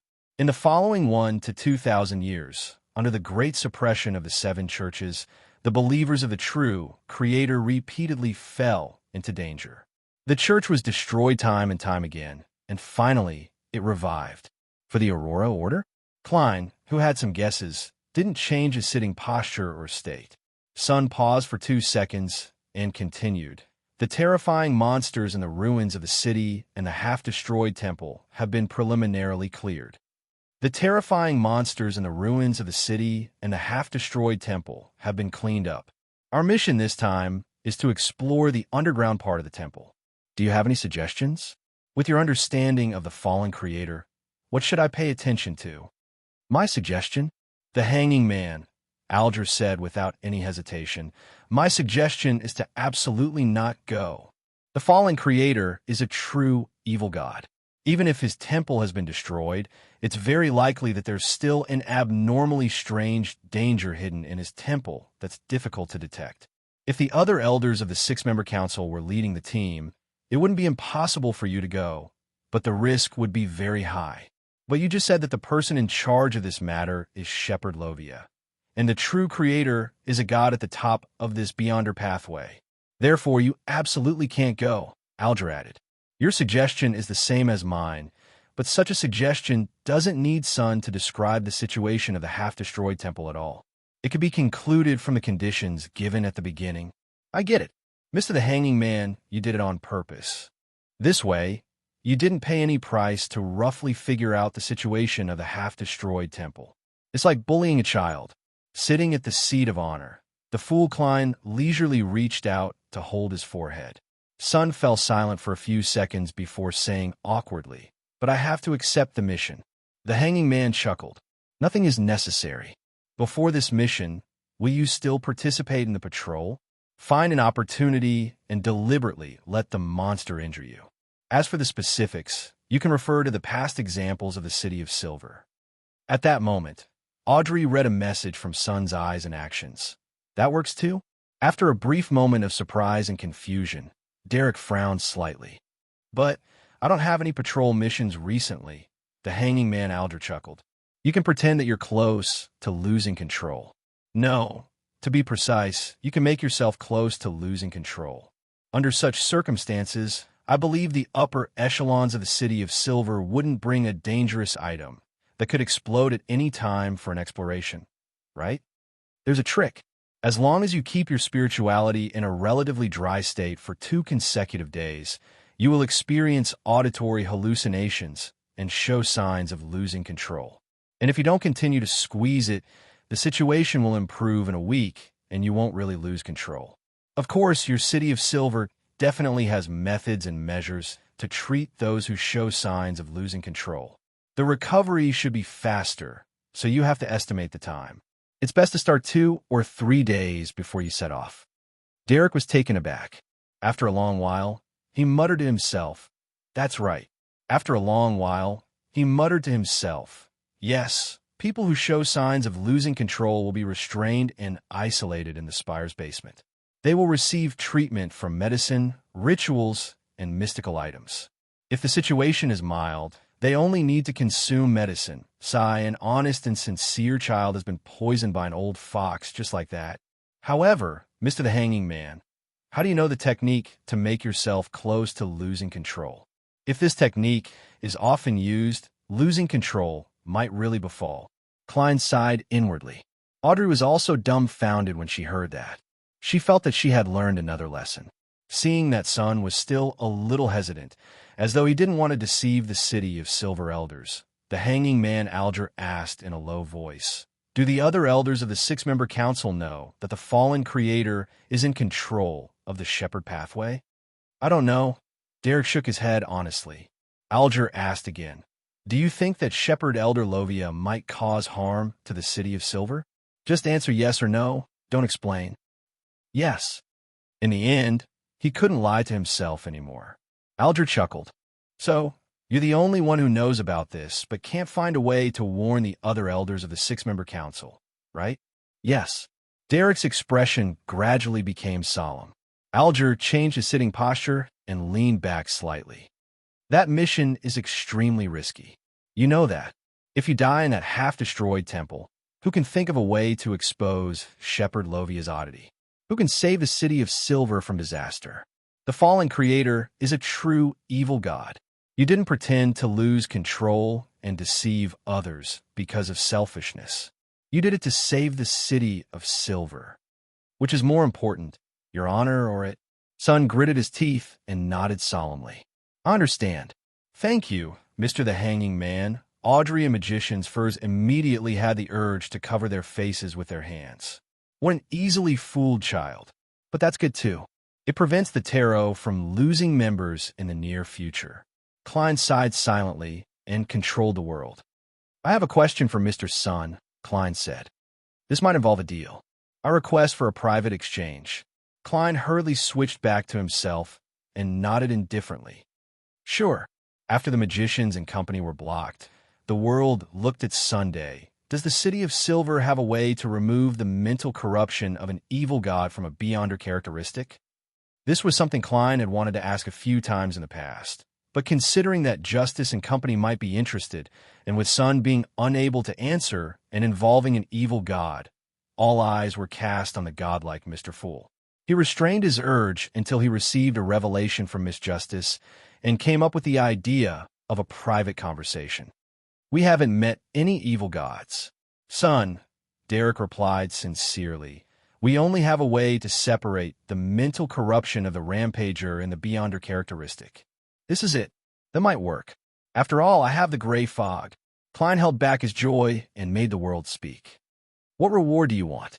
"It's not about the reward." Sun shook his head and said, "That method and the corresponding knowledge requires at least a patrol captain, or even a powerhouse at the level of an exploration captain, to have the right to come into contact with it. The former requires a sequence 7, and the latter requires a minimum of a sequence 6. "Phew!" Klein sighed and made the world say in a hoarse voice, "That's right. I hope you will be qualified as soon as possible." Chapter 346. After the world and the Sun finished their private conversation, the Tarot Gathering entered a free chat session. With great interest, Audrey inquired about the unique scenery and strange happenings at sea. The Hanging Man, Alger, gave a selective description based on his own knowledge. Magicians, Furs listened quietly and gradually gained inspiration. She wanted to write a novel about a pirate king. She wanted to write about how he captured a female passenger and had a love-hate relationship with her, a story where fantasy and reality coexisted. Sun could only imagine what the sea looked like based on the paintings and the corresponding text in the City of Silver's collection. In the end, Klein, whose spirituality was gradually drained, announced the end of the Tarot Gathering. He quickly returned to the real world and took an afternoon nap. 7:30 p.m. Empress Burrow, in a house that seemed to belong to a noble. Furs put on a hooded robe. After many days, she once again participated in the gathering organized by Mr. A. She sat quietly in a corner and pretended to casually look around. She found that Mr. A, who was sitting alone in the sofa, seemed a little different from before. This wasn't a change in appearance or temperament, because his face was completely hidden in the shadows of the hood. Furs couldn't see him clearly at all. She felt that he was different, but it was an almost intuitive feeling. Mr. A was no longer as leisurely and indifferent as before. He always looked at everyone with a condescending attitude. Now, he seemed to be very repressed, trying hard to control something, and the sense of danger he gave off skyrocketed. In the past, Mr. A was like a mountain, but now, he's closer to a venomous snake with its forked tongue. The best-selling author, Furs, suddenly felt glad that she hadn't brought her along to hide the matter of the tarot. In order not to let Zion know that she was seeking to purchase items from the Sun Domain. This way, even if something unexpected were to happen, it would be much easier for me to escape. Furs turned the bracelet that only had 2 stones left. She wasn't in a hurry to write her request on a note and give it to the attendant. Instead, she patiently watched for a while. This was not because she was naturally cautious, but because the past few lessons had left a deep impression on her. The only 2 stones left on the bracelet were proof. After waiting for more than 10 minutes, she finally picked up the paper and pen in front of her and wrote in deliberately distorted handwriting, seeking to purchase mystical items or powerful beyonder weapons from the Sun Domain. After handing the note to the attendant, Furs looked around again, but she was unable to find the eternal blazing sun believer who had helped with the purification and exorcism ritual among the many disguised or concealed figures. As the waiters shuttled back and forth, the whole hall was quiet and orderly. After the discussion in the middle, Furs's request was added to the 2 blackboards at the front. Before long, she received a reply from the waiter. A small piece of white paper was filled with densely packed words. Mystical item, Ring of Light. It allows the wearer to become an emissary of light, a servant of the sun. They will be immune to many diseases and wield the power of holiness. The wearer can summon dazzling beams of light and use many spells from the Sun Domain. It can purify dead spirits within 50 meters. It is the nemesis of such creatures. Through this ring, those that the wearer approves of will be enhanced, and those that disapprove will be weakened. The only problem is that if the wearer uses it frequently, they will gradually become a believer of the eternal blazing Sunday. They will slowly abide by the teachings from the bottom of their hearts and praise the sun. If you wish to obtain it, please pay £9,000 in cash in one go. I can wait for you to raise it. £9,000? Furs gaped, feeling as though the other party was robbing her. This was a huge amount of wealth that she couldn't borrow, even if she borrowed it from someone. Apart from the deposit for the assassination of the ambassador with Intis, all the money she had seen up to this point didn't add up to this much. A person with £9,000 in cash would definitely be considered a tycoon, even in Bakeland. Although I know that mystical items are expensive, I didn't expect them to be this expensive. Does he want to stop participating in Beyonder gatherings after receiving £9,000, withdraw from this circle, and enjoy life in peace? Furs quietly took a deep breath and didn't dare to respond for a moment. She pretended as though nothing had happened and listened in for nearly 10 minutes. But she didn't receive any other responses or relatively cheap Beyonder weapons. She had no choice but to get up and head to the bathroom. After confirming that no one was around, she closed the bathroom door, sat on the toilet, and recited Mr. Fool's honorific name. She told him what had happened in the form of a prayer and asked him to pass it on to the world. Above the endless grayish-white fog, Klein, who had heard the overlapping illusory voices, quickly entered and gained a basic grasp of the situation. £9,000? He silently recited this number, and his expression twisted slightly. After silently calculating the amount of money he could raise in a short period of time, he exhaled, conjured the fake world, and manipulated him to respond. The negative side effects of this mystical item are too serious. I don't want to become a believer of the sun. You don't have to worry about this anymore. Let's switch to cash transactions. Pay £450, and the recipe for the Trickmaster is yours, Lucian said. As soon as he said that, the connection was cut off. Klein watched the world disappear, raised his hand to rub his forehead, and muttered to himself. Next, we'll have to see what clues that barbarian lady can gather. Ming Ming thought to herself. Otherwise, I'll have to buy that brooch from old Mr. Eye of Wisdom.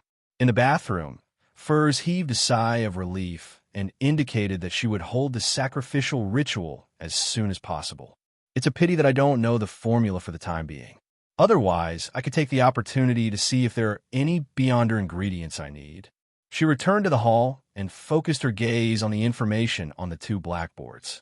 She didn't respond to the previous note, nor did she even consider the issue of bargaining. This was because even if she could get the other party £1,000 cheaper, she didn't have the money to buy it. More importantly, she felt that Mr. World wouldn't be able to afford it either. She watched until the end, and due to Mr. A's changes, she didn't stay any longer. Without talking to anyone, she quickly left the house. After more than 10 minutes, the gathering was completely over, leaving only Mr. A and his attendants behind. Mr. slowly stood up and walked down the stairs to the basement. Suddenly, his knees buckled, and he fell to the ground, rolling down several steps. He lay there, and the shadow beneath him quickly turned crimson. His flesh and blood melted and soaked into it, making the shadow look like a brand-new, skinless, monster-like person that had been separated from his body. Gasp! Mr. A's breathing gradually calmed down, and his tense body slowly relaxed. The separated flesh and blood flowed back into the body again. Everything became normal again. Mr. A crawled forward and knelt in the basement. Once again, he choked with sobs and made a confession. He was repenting for his previous mistakes and his lack of vigilance, allowing the Lord's descent to be foiled. City of Silver, Derek Berg's home. He circled the table in silence a few times, unable to make up his mind. His rationality told him that Mr. Hanged Man's suggestion was the best choice, but his mind kept flashing with the faces of the other members who were participating in the mission. He felt that he would be abandoning them if he pretended to lose control and didn't go. Is there no way to save them? Should I find an opportunity to meet the chief and tell him that the half-destroyed temple belongs to the fallen creator, an evil god who wields the shepherd pathway? I'll tell him to be careful of Elder Lovia and change the person in charge of this mission. But where should I say that I learned this from? In their eyes, Mr. Fool should also be equivalent to an evil god. Derek scratched his hair in frustration. The axe of Hurricane was placed within reach, and with every bolt of lightning that streaked across the window, it emitted a faint glow. Suddenly, Derek stopped in his tracks and looked at the alternating light and darkness outside. He looked at the deep black sky. It was as if he had seen his parents before they died, and he found the pain of stabbing a straight sword down. It's too late this time. I have to make preparations in the future. I have to make sure that the discovery of the fallen creator isn't suspected. His expression contorted for a moment as he gritted his teeth and muttered to himself. Then, he suddenly left the window and returned to the table. He began to practice the light, suppliant Beyonder powers to expend his spirituality, allowing it to quickly dry up. In Earl of Hall's luxurious villa, Audrey, who was leisurely painting in the art studio, heard a rhythmic knock on the door. When her maid, Annie, opened the door, she realized that it was her mother, Countess Caitlin. Although this lady was close to 50, she looked to be in her early 30s. She had blonde hair, blue eyes, and was beautiful and graceful. She was enough to attract the attention of most gentlemen. "Mom, what's the matter?" Audrey put down the items in her hand and stood up in puzzlement. The Countess looked at her youngest daughter, who was more beautiful than she was when she was younger, and smiled. "I just attended a banquet. Madame Della said that you're very interested in psychology and want to hire a tutor. Is that right?"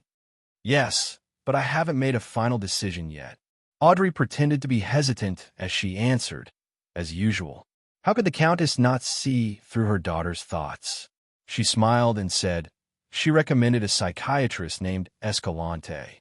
If you don't have any problems, I'll send someone to invite her for lessons twice a week. How about that? You decide. Audrey's smile blossomed bit by bit. Mom, come sit here. I happen to be lacking a beautiful model. On Tuesday morning, Klein confirmed from the Bakelum Morning Post that there would be a gathering held by old Mr. Eye of Wisdom tomorrow night. He immediately heaved a sigh of relief, no longer worrying about whether the items could keep up with Miss Sharon's siege of the enemy. To celebrate the good news, he decided to go to the Quelag Club for a day of leisure. Chapter 347. In the Quelag Club's underground shooting range. After shooting, Klein carefully maintained a free revolver and adjusted the ratio of purifying bullets, demon-hunting bullets, and exorcism bullets to 3. 1. Phew! He exhaled, put away the revolver, straightened his jacket, and slowly returned to the hall on the first floor. He had just heard from the waiter that the pan-fried dragon-bone fish was a limited supply today. As soon as he entered the buffet cafeteria, Klein saw an acquaintance, Talon Dumont. This equestrian coach, who had short brown curly hair and came from a declining noble family, had an unfocused gaze as he ate his lunch without tasting the food. Klein walked over with his tray, sat down, and greeted them. Talon turned his head to look at him. His lips quivered a few times, and after 3 or 4 seconds of silence, he finally stammered. Sherlock, do you know people with strange abilities? Very powerful, very rare people. Yes, the person in front of you is. Klein raised his eyebrows slightly, but he did not give a direct answer. What do you want? Talon opened his mouth, but didn't say anything. He pondered for a while with a serious expression before squeezing out a smile. Nothing, I was just curious. Last time, he asked me what I should do if I fell in love with someone I shouldn't love. This time, he asked me if I knew anyone with strange abilities. Are you trying to get rid of the other party and completely cut off your friend's feelings? What kind of person is worth such a risk? Hiring a killer was tantamount to murder. Klein mumbled to himself and cut a piece of fish without any bones and stuffed it into his mouth. Talon took a deep breath, quickly finished the food on his plate, and wiped his mouth with a napkin. He seemed to have returned to normal and said with a smile, Mike wants to hire you as his bodyguard for a few days. Mike Joseph? That reporter from the Daily Observer? I remember that his performance in Golden Rose was rather outstanding. Klein chuckled. What does Mike want to do? Talon spread his hands. I'm not sure. He just mentioned it casually. It seems to be related to an interview. He said he would visit you the day after tomorrow and hoped that you would be free to accept this request. I'm not sure. Klein, who didn't know the specifics, didn't give a definite answer. At this moment, he heard a woman pleading in his ears. Miss Magicians? Was she prepared to sacrifice money in exchange for the formula? Klein sped up and finished the rest of the food. Then, he drank the black tea in one gulp and went to the reception desk to ask the waiter to open a lounge for him. After sealing the room with a wall of spirituality, he went above the gray fog and discovered that his judgment was correct. Miss Magicians was requesting to hold a sacrificial ritual. The reason why Furs had delayed until now was that she only had 370 pounds on her. She had to go to the bank to withdraw part of her savings. After a series of operations, she saw the 450 pounds disappear into the illusory door, and a formula appeared in her mind. Sequence 8, Trickmaster. Main ingredients: Spirit Eater's stomach pouch, 20 milliliters of deep-sea marlin's blood. Supplementary ingredients: 5 milliliters of essential oil made from hornbeam, 10 g of threadball grass powder, 1 blooming chestnut flower, 80 milliliters of pure water. I finally got it. It's been years. Furs was overjoyed. She couldn't help but pace back and forth, feeling smug. Then, she took out a pen and paper to record the formula in case she forgot it and had to trouble Mr. Fool again. If I don't meet someone who doesn't understand the market, the main ingredients will cost at least 300 pounds each, and I only have 430 pounds left. I still have to work hard to earn money. I'm going to write a new book. Furs instantly felt that she was filled with motivation. She was no longer the procrastinator from before. At 7:55 on Wednesday evening, Klein, who had all his savings, stepped into the house where Eye of Wisdom was holding the gathering with mixed feelings. He was wearing a black robe and a hood that covered his face. He also wore an iron mask. 1,674 pounds in cash and 5 gold coins. This is the new peak of my wealth. I wonder how much will be left after this gathering. Klein entered the activity room with a myriad of thoughts and scanned the area with the help of the flickering candlelight. The apothecary isn't here. Is he delayed? Klein frowned slightly and sat in the same seat as last time. After a few minutes, Eye of Wisdom clapped his hands and said, "Let's begin." Before he could finish his sentence, someone eagerly spoke up. It was none other than the woman who seemed to have the support of an artisan. She suppressed her voice and said, "Is the friend who sold the Briber formula here?" "I'm here," Klein answered succinctly. The woman heaved a sigh of relief and reached out to push down the iron mask. "There's a beyonder weapon you need this time. Of course, you can also choose cash." "What beyonder weapon?" Klein suppressed the restlessness in his heart. The woman organized her words and said, "This is a whip woven from the feathers of the holy sun bird. Usually, you can disguise it as a belt. When used, it will be covered in pure, holy flames of light. Any undead monster that is whipped by it will suffer great damage. The weaker ones will even be directly obliterated. It can also be used to soak in liquid to create holy sun water, but this will reduce the amount of time it can maintain its spirituality for a month at a time. Currently, it can be used for 13 months. If you're willing, I can use it to exchange for the Briber formula. You won't need to pay any additional money." Holy sunbird? It's not the divine bird of the sun. If it's the latter's feathers, I'll take it. Of course, only the tail feathers will do. They can be used to concoct the sequence for unshadowed potion. Klein was rather satisfied with the weapon itself, but the problem was that it had quite a bit of overlap with the purifying bullets and exorcism bullets. Furthermore, it could only be used for 13 months. Every time he created a portion of holy sun water, it would be reduced by 1 month. When the time came, he would have to replenish similar items. With this in mind, he turned to look at the seat of honor. "Mr. Eye of Wisdom, can you introduce in detail the brooch you mentioned last time?" "Yes. Write on a piece of paper and indicate a price that will satisfy you." He was afraid that the others present would be interested in the brooch after hearing the introduction and raise the price. Therefore, he decided to let the other party write it. "All right." Eye of Wisdom laughed and got the attendant to bring a pen and paper. As he wrote, the members of the gathering continued their transactions. Some people even asked about the price of the whip and received an answer that they would talk about it later. After a while, Eye of Wisdom finished writing the introduction and handed it to Klein through the attendant. Klein unfolded it and found that the words on the paper were printed. He couldn't see anything special about them. Very careful. He read carefully. The sun brooch can also be called Midsummer. It's one of the weaker grade 2 sealed artifacts.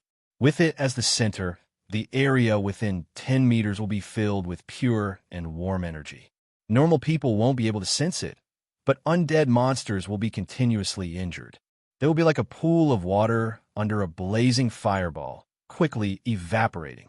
Even the vengeful spirits and shadows will be the same, but they will last a little longer. In this kind of environment, the strength of powerful undead will obviously be weakened. It's very difficult for the wearer to be possessed and contaminated by evil monsters. The wearer can use spells such as summon holy light, create holy water, flame of light, cleave of purification, fear immunity, holy oath, and sun halo. The downside is that as long as you wear it, you will never be able to feel cool. You will always be in the terrible heat. Young man, don't underestimate this state. You will slowly lose control of the heat. I can only sell it if the price is 2,000 pounds. Don't try to bargain. You should know very well that I'm not too short of money, and I'm a collector. It's much stronger than I imagined. Old Mr. Eye of Wisdom was too vague last time. Klein's heart palpitated. After thinking for a few seconds, he turned his head to look at the lady with the artisan backing her. 900 pounds in cash. The normal price of a sequence 7 potion formula was about 800 pounds. Deal. The lady replied without hesitation. If I had known, I would have asked for 1,000 pounds. Klein squeezed out a smile. He was a man of his word and didn't go back on his word. He used the prepared formula to exchange for 900 pounds in cash, instantly increasing the amount of cash he had at 2,574 pounds. This was enough for a single man to live a good life. After old Mr. Eye of Wisdom's appraisal, the lady looked at the formula again in satisfaction. Sequence 7, Briber. Main ingredients: 1 weeping baby flower, strange-faced marijuana crystal. Supplementary ingredients: 5 drops of golden dachira juice, 5 drops of black dachira juice, 4 drops of hallucinatory grass essential oil, 80 milliliters of red wine. After completing the transaction, Klein took a deep breath and looked at old Mr. Eye of Wisdom. He said solemnly, 2,000 pounds. I want that brooch of Sunday. Eye of Wisdom chuckled. To be honest, I don't really want to sell it, but since I have 2-081, the existence of the brooch of sun isn't necessary. Besides, I've already offered a price. It's not my style to go back on my word. Wait for me for 3 minutes. I'll go take out the brooch of Sunday. All right, Klein answered in a pained and expectant manner. At this moment, the gazes of the Beyonders in the activity room were all focused on him. A transaction of 2,000 pounds rarely appeared in ordinary gatherings of this level. It might not even happen once in a year or two. And from these gazes, Klein clearly sensed greed and covetousness. After a brief silence, the transaction continued until Eye of Wisdom returned. In his open palm lay a dark gold brooch in the shape of a sunbird. It was obvious that there was some sweat on Eye of Wisdom's face. Chapter 348. You can make the payment after confirmation.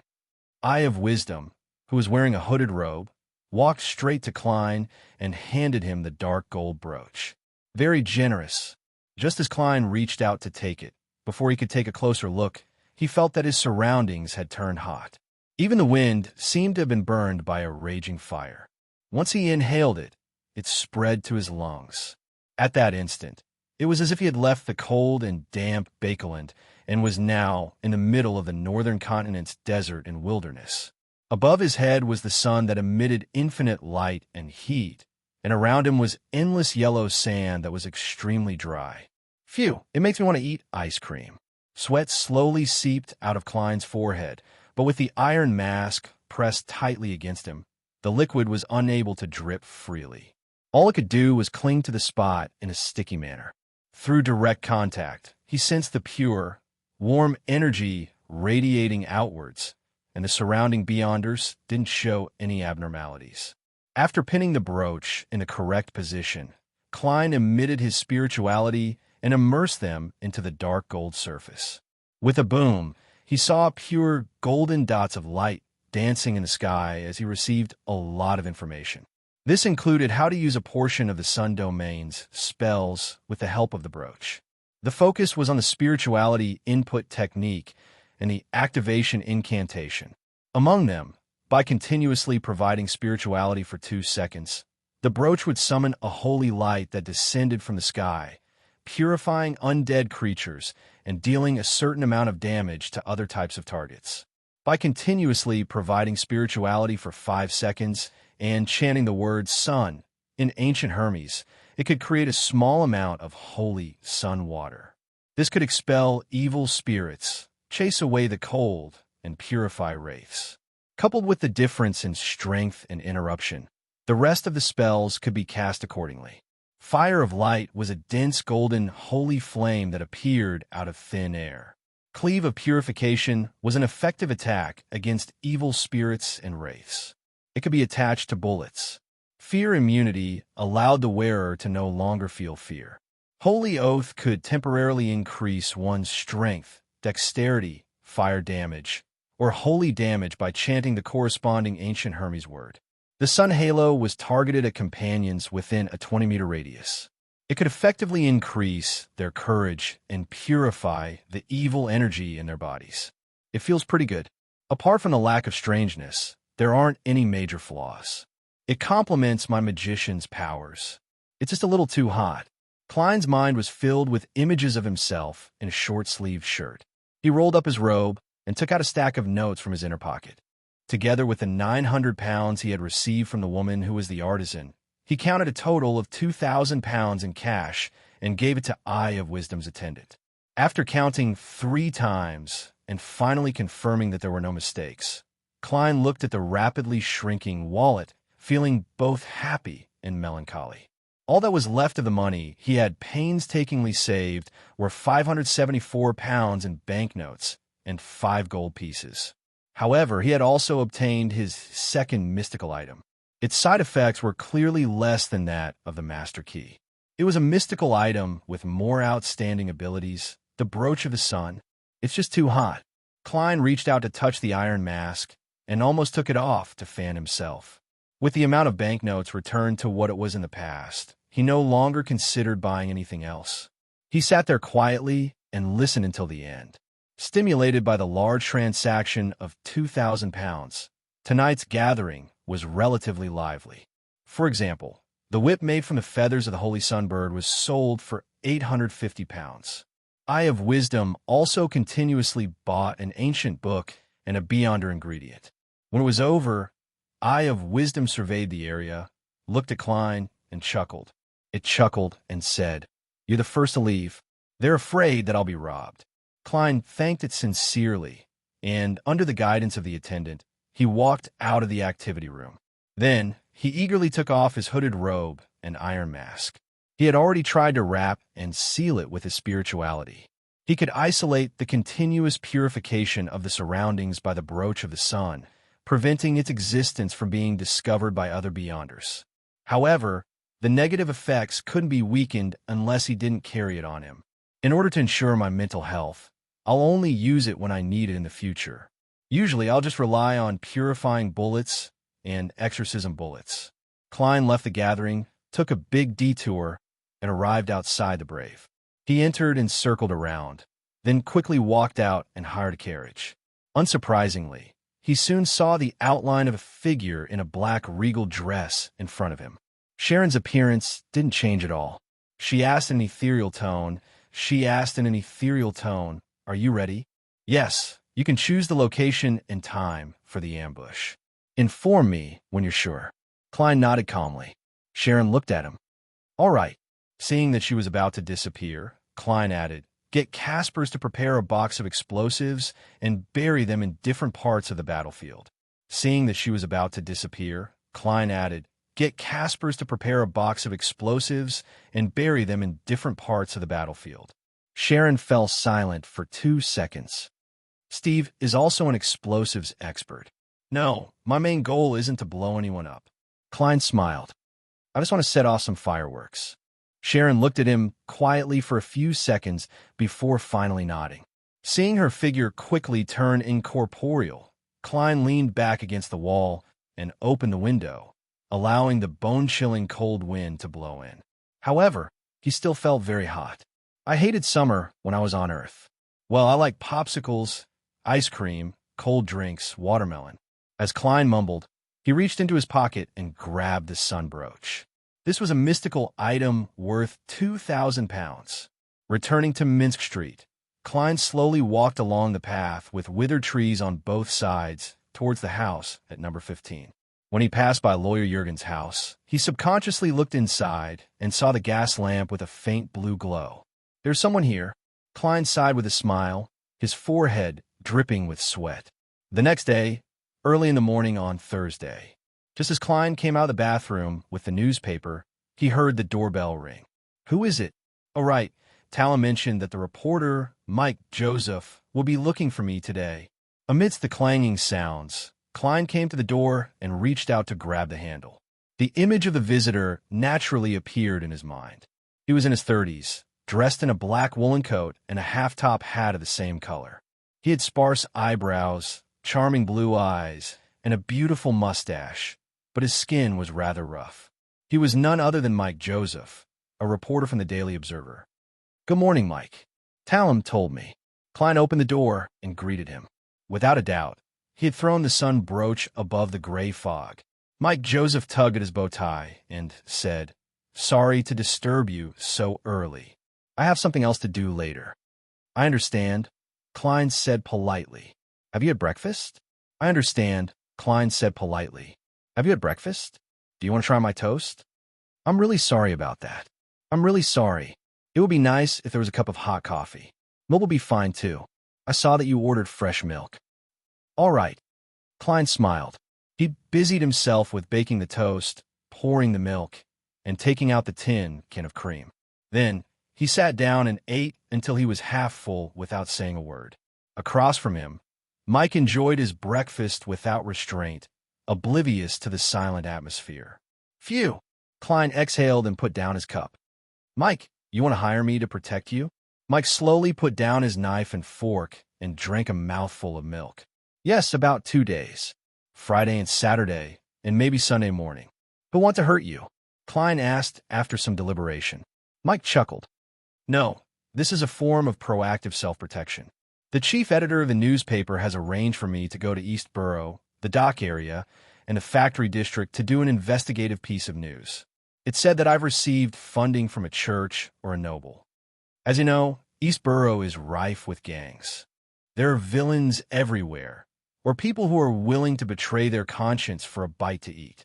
I need a protector who's good at fighting and shooting. Besides, most private detectives have connections in East Borough, don't they? I don't. I rely on metaphysics to solve cases. No, inference. Klein thought for a moment. But I might not have the time for the next few days. I have to wait for Miss Sharon to take action. Mike hurriedly cleared his throat and said, I've already applied for it. 10 pounds. The total for this protection mission is 10 pounds, even if nothing happens. Klein smiled. Mike, I'm serious. If I'm free, I'll accept this commission. If I really can't handle it, I'll introduce you to another detective who's also good at fighting and shooting. For example, Stewart or Kaslana, 2 names had already flashed through his mind. Mike finished the rest of the toast. No problem. After breakfast, Klein watched the reporter leave his home. Through the oriel window, he enjoyed the pattering of the freezing rain outside, the carriages and pedestrians that came and went, the dark sky, and the colorful umbrellas. Finally, a normal mission. It doesn't involve beyonders, nor is it a cat in the act of catching an adulterer. Unfortunately, it's not a commission like a murder case. Otherwise, I'd be able to experience what it's like to be a true detective. There's only one truth. Klein's thoughts wandered, and he was in an inexplicable state of leisure. If it wasn't for the fact that he was worried about Sharon and Merrick, he planned on relaxing, visiting all kinds of museums, buying a ticket to the theater, listening to a few operas and concerts, and experiencing the various cuisines of Bakeland.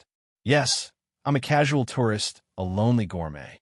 Klein gave a self-deprecating laugh, turned around, and walked to the sofa area, intending to flip through the newspaper he had yet to finish reading. Suddenly, he noticed that there was a note on the coffee table at some point in time. The handwriting was elegant and reserved. Meet at the back door of the Brave tonight at 10. Klein was stunned for a moment. He turned his head to look out the window and sighed silently. Is it finally going to begin? Chapter 349. 10 in the evening, in the alley at the back door of the Brave. Klein, who was wearing a black double-breasted frock coat and a half-top hat of the same color, only circled the area once before strolling to the nearest street like the last time. Just as he walked out of the alley, a carriage stopped in front of him, and behind the glass window was Merrick's brown eyes that were constantly suppressing their malice. Klein pressed down on the half-top hat on his head, held his sturdy cane, and calmly boarded the carriage, as though he was the one who had beckoned for the carriage to stop. He sat down and straightened his bow tie, like a gentleman on his way to a banquet. Such an attire isn't suitable for combat. Dressed in a white shirt, black vest, and tight pants, Merrick sized him up and suddenly furrowed his brows. It was obvious that he still had some doubts about Klein's strength, but he chose to trust Sharon. Klein smiled in a relaxed manner. My beyonder powers are different from yours, and so my combat styles. Such clothes won't cause any negative effects, and it even suits me very well. For example, it has a lot of pockets, allowing me to store different items in different places. This way, I won't take the wrong item when I'm anxious and lose my life because of a laughable mistake. As he spoke, he took out the remaining 3 sedatives from a secret pocket he had sewn, a special sedative concocted by an apothecary. As soon as he finished speaking, A silhouette quickly appeared on the other side of the window. It was a figure wearing a black regal dress and a small bonnet. She was none other than the Sequence 5 Beyonder of the mutant pathway, Wraith Sharon. "You're explaining too much," Sharon said in an ethereal tone as she looked at Klein with her blue eyes. "It's not natural enough. I'm just trying to get into my acting mode." Klein laughed dryly and replied, "It's probably because I'm a little nervous." Without waiting for Sharon to speak again, he handed the 3 sedatives to Merrick. Without waiting for Sharon to speak again, he handed the 3 sedatives to Merrick. Without waiting for Sharon to speak again, he handed the 3 sedatives to Merrick. "I believe that you have more experience than me. You won't drink too early or too late, and you won't drink too little or too much." Merrick looked at the sealed and transparent glass test tube and gently shook the liquid inside. 2.5. Any more, and I'll really calm down and not want to do anything for a while." "Very good," Klein praised and turned to look at Sharon. "Have you determined the location of the ambush?" Sharon nodded slightly. "We're on our way there." She did not directly reveal the location of the battle to Klein. Very cautious, very careful. Klein thought for a moment and asked, "Will you be harmed by the purification?" "Zombies can do it, and I can do it when I'm in my spirit form," Sharon gave a very simple answer. "In other words, when a Sequence 5 Wraith still has a physical body, it's very difficult for purification to have any effects." Klein asked thoughtfully, "What about exorcism? What about the demon hunters?" As she was dealing with a powerhouse of the same pathway, Sharon didn't hide anything. "Demon hunting will cause damage to our bodies, while exorcism will harm both our bodies and spirit bodies, but it's not fatal." Klein smiled and exhaled. "I understand." He thought for a moment and asked again after some deliberation, "Do you feel the power of purification and exorcism?" "No," Merrick answered hoarsely from his side. "Very good. The spirituality cage that mutated from the wall of spirituality can indeed isolate the effects of the sun brooch. However, I'm so hot." Klein sighed inwardly and confirmed, "That's not the case.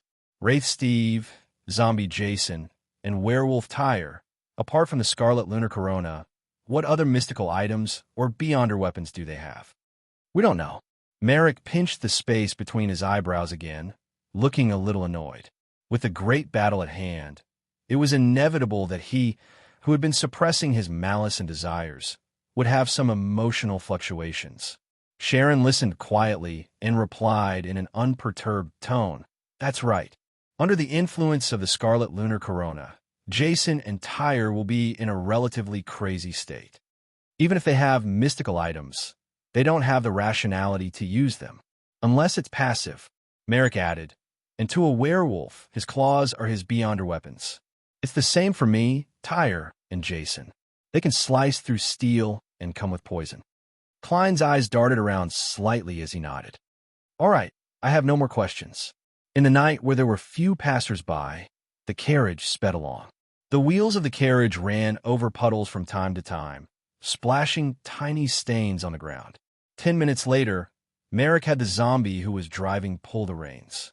Klein looked out of the glass window and saw a dark place with dilapidated buildings. Not far away, there was the sound of running water. "This is the West Ballam dock that has been abandoned for a year. It's about to be renovated. Our ambush spot is in the warehouse area," Merrick introduced. "An abandoned West Ballam dock. If anything were to happen, the Tussock River would be the best escape route. According to my previous reconnaissance, there's a Lever Cathedral about 2 kilometers northwest of here. It belongs to the god of steam and machinery." Klein quickly recalled his surroundings. He got off the carriage, pretended to leisurely straighten his clothes, and with his cane in hand, he followed Sharon and Merrick deep into the dock that was about to be renovated. After walking for about 5 or 6 minutes, they arrived at an empty space surrounded by a few warehouses. The soil here was dark brown, and withered weeds were everywhere. A wooden crate was quietly placed in a secluded and dark corner. "That's the explosives you wanted." Merrick pointed. Klein nodded. "Aren't you afraid that a tramp will steal it? My zombies are sleeping underground here. Once anyone enters, they will scare them away." Merrick pointed to a few spots. "When you bury the bombs, avoid them." "No problem." Klein chuckled and nodded. He then asked, If I use my purification and exorcism powers now, will it harm those little guys of yours? No, they're equivalent to corpses in their slumber. Furthermore, there's a thick layer of soil as a barrier. Merrick gave an affirmative answer. After Sharon surveyed the area, she said, "Stay here and make your preparations. You stay here and do your preparations. We'll lure the enemy over. It won't take more than 30 minutes. Please make good use of the time. After you're done with your preparations, hide in a random warehouse. Don't be in a rush to attack. You have to be patient. No matter how dangerous the situation is, treat it as normal. When I become weak and the scarlet lunar corona appears, you can use that to find Steve and launch a sudden attack on him. I'll also use my mystical item to cooperate with you." Klein listened carefully and chuckled. "It's a very simple plan. The simpler the plan, the more effective it is," Sharon replied calmly. Merrick pinched his forehead and shook his head. "Steve isn't a stupid guy. If a complicated plan goes awry, it'll be completely ruined." After the exchange, Sharon's figure instantly vanished. Merrick also quickly ran out of the dock. Watching them leave, Klein took out a small square metal box from his pocket. There was a membrane, formed from spirituality, stuck to it. This was the spirituality cage that had evolved from the wall of spirituality. It could isolate the effects of certain mystical items on the outside world to a certain extent, but it couldn't improve the negative effects on the wielder. Of course, a sealed artifact that was too powerful or bizarre was definitely not something a spirituality cage could deal with. It needed a special sealing environment that corresponded to it. For warehouses, overgrown with weeds, and the ground is a little muddy from the previous rain. Klein took out a piece of paper and shook it. "Ha!" The piece of paper quickly tightened and became as hard as an iron plate. Klein held the piece of paper and quickly dug a shallow hole in the middle of the empty space. He buried the small, square metal box in it, separated from the outside world by a thin layer of soil. Then, he took out sticks of dynamite from the wooden box and buried them in different corners and different warehouses. As for the last few sticks, he buried them near the center of the tomb. After doing all of this, he took out his revolver and adjusted the ratio of bullets. 3 purification bullets and 2 exorcism bullets. Stuffing the revolver into his armpit holster, Klein straightened his clothes and went to the gap between 2 warehouses. He threw a paper figurine there on top of the buried explosives. He looked at his surroundings again and took out another square metal box. He removed the spirituality cage on the outside and took out the dark gold brooch in the shape of a sunbird. He solemnly wore it on his left chest. Phew! Klein exhaled and left. He circled the area outside, threw some inconspicuous items, and burned the used piece of paper. After returning, he climbed to the top of a warehouse and hid in the shadows. After counting and confirming the various charms, extract, and herbal powder, Klein touched the iron cigar case and snapped his fingers. The paper figurine he had thrown in the gap between the 2 warehouses immediately stood up, turning into a gentleman wearing a black double-breasted frock coat, a half-top hat, and a sturdy cane. The gentleman's position was rather remote and hidden, making it difficult for anyone who came in from the outside to see it. And with it replacing him, Klein's figure completely vanished from where he stood. However, his vision wasn't affected in any way, and he could clearly see the path that led to the clearing. Even though he was prepared and had experienced many battles, Klein still felt a little afraid and uneasy at this moment. No matter how good a performance was, it could still be seen through. Furthermore, the opponent was a Sequence 5 Beyonder with a mystical item. There was also a Sequence 6 and a Sequence 7. This is the state every magician is in before they go on stage, right? Klein took a silent breath, suppressing the various emotions in his heart and the heat in his body. Tonight, the crimson moon was covered by clouds, and there was only a faint glow in the clearing. Not long after, Klein saw 3 figures approaching at an extremely fast speed. Chapter 350. The one running at the front was Merrick. His slightly messy hair was completely blown back by the wind, and his expression was distorted and ferocious. His speed was faster than a steam locomotive at its peak. With a whoosh, he arrived at the entrance of the clearing. But even so, he still couldn't shake off his pursuers. The person closest to him was a man whose face was as pale as his. There were a few indistinct black spots on his face, as if they were marks left behind by a rotting wound that had healed.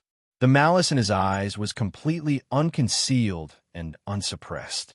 It was like a zombie that yearned for fresh flesh and blood more than a human. Klein guessed that this was Sequence 6 Jason. The distance between Jason and Merrick was maintained at 7 to 8 meters, sometimes lengthening and sometimes shortening over and over again. And more than 10 meters behind them, a figure was being left further and further behind. It was a thin but muscular man. His hair was shaved very short, and each strand stood up like a spike. As he swung his arms, the tips of his palms had a metallic glow that reflected the faint crimson moonlight. They were black fingernails that were as long as daggers. Werewolf Tyre. Klein silently recited the other party's code name and code name in his heart. In his mind, a wall splattered with blood appeared.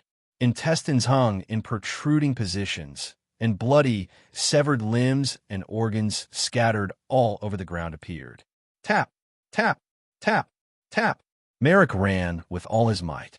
Jason gritted his teeth and chased after him with all his might. The black spots on his face that had healed had swollen at some point in time, as if rotting liquid was about to drip out. Wherever the two of them passed, the puddles on the ground and the liquid in the muddy soil quickly condensed into white frost, freezing inch by inch. The withered weeds were blown up by the strong wind created by the two of them. As they slowly fell, they rotted at a speed visible to the naked eye. Suddenly, a pale palm reached out from the frosted soil and accurately grabbed Jason's ankle. "Pa!" Jason twisted his body and kicked with all his might, breaking the palm's wrist and sending it flying. At the severed end, the flesh had long since rotted away, and white maggots scrambled to squirm out. Merrick stopped, pinched his lips with his right hand, and whistled shrilly. Bang! Bang! Bang! The soil in different parts of the empty space was lifted up, and the expressionless corpses sat up. At the same time, the cold wind suddenly swirled, and countless transparent shadows seemed to have smelled the blood feast. No one wanted to be left behind, and they all rushed to Jason. Some pulled his arms, some pulled his legs, and some even hugged his head. Jason stopped in his tracks and snorted. The shadows were immediately sent flying. Some of them screamed and disappeared, while others were lost in their original spots. Almost instantaneously, Merrick and Jason raised their right hands at the same time.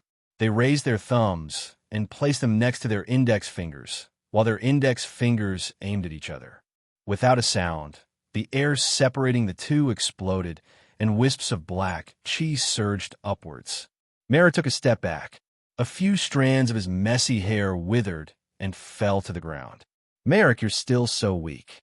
You still don't know how to use the power of desire. Jason laughed hoarsely.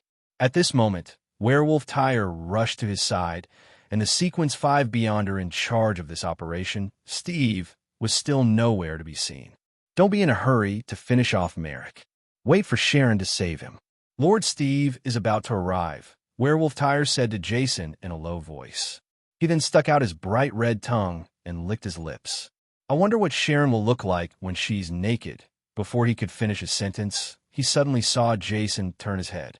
His pale face was gloomy, and two identical figures vaguely appeared in his eyes. A black regal dress, pale blonde hair, a delicate face, and pale skin. Pa!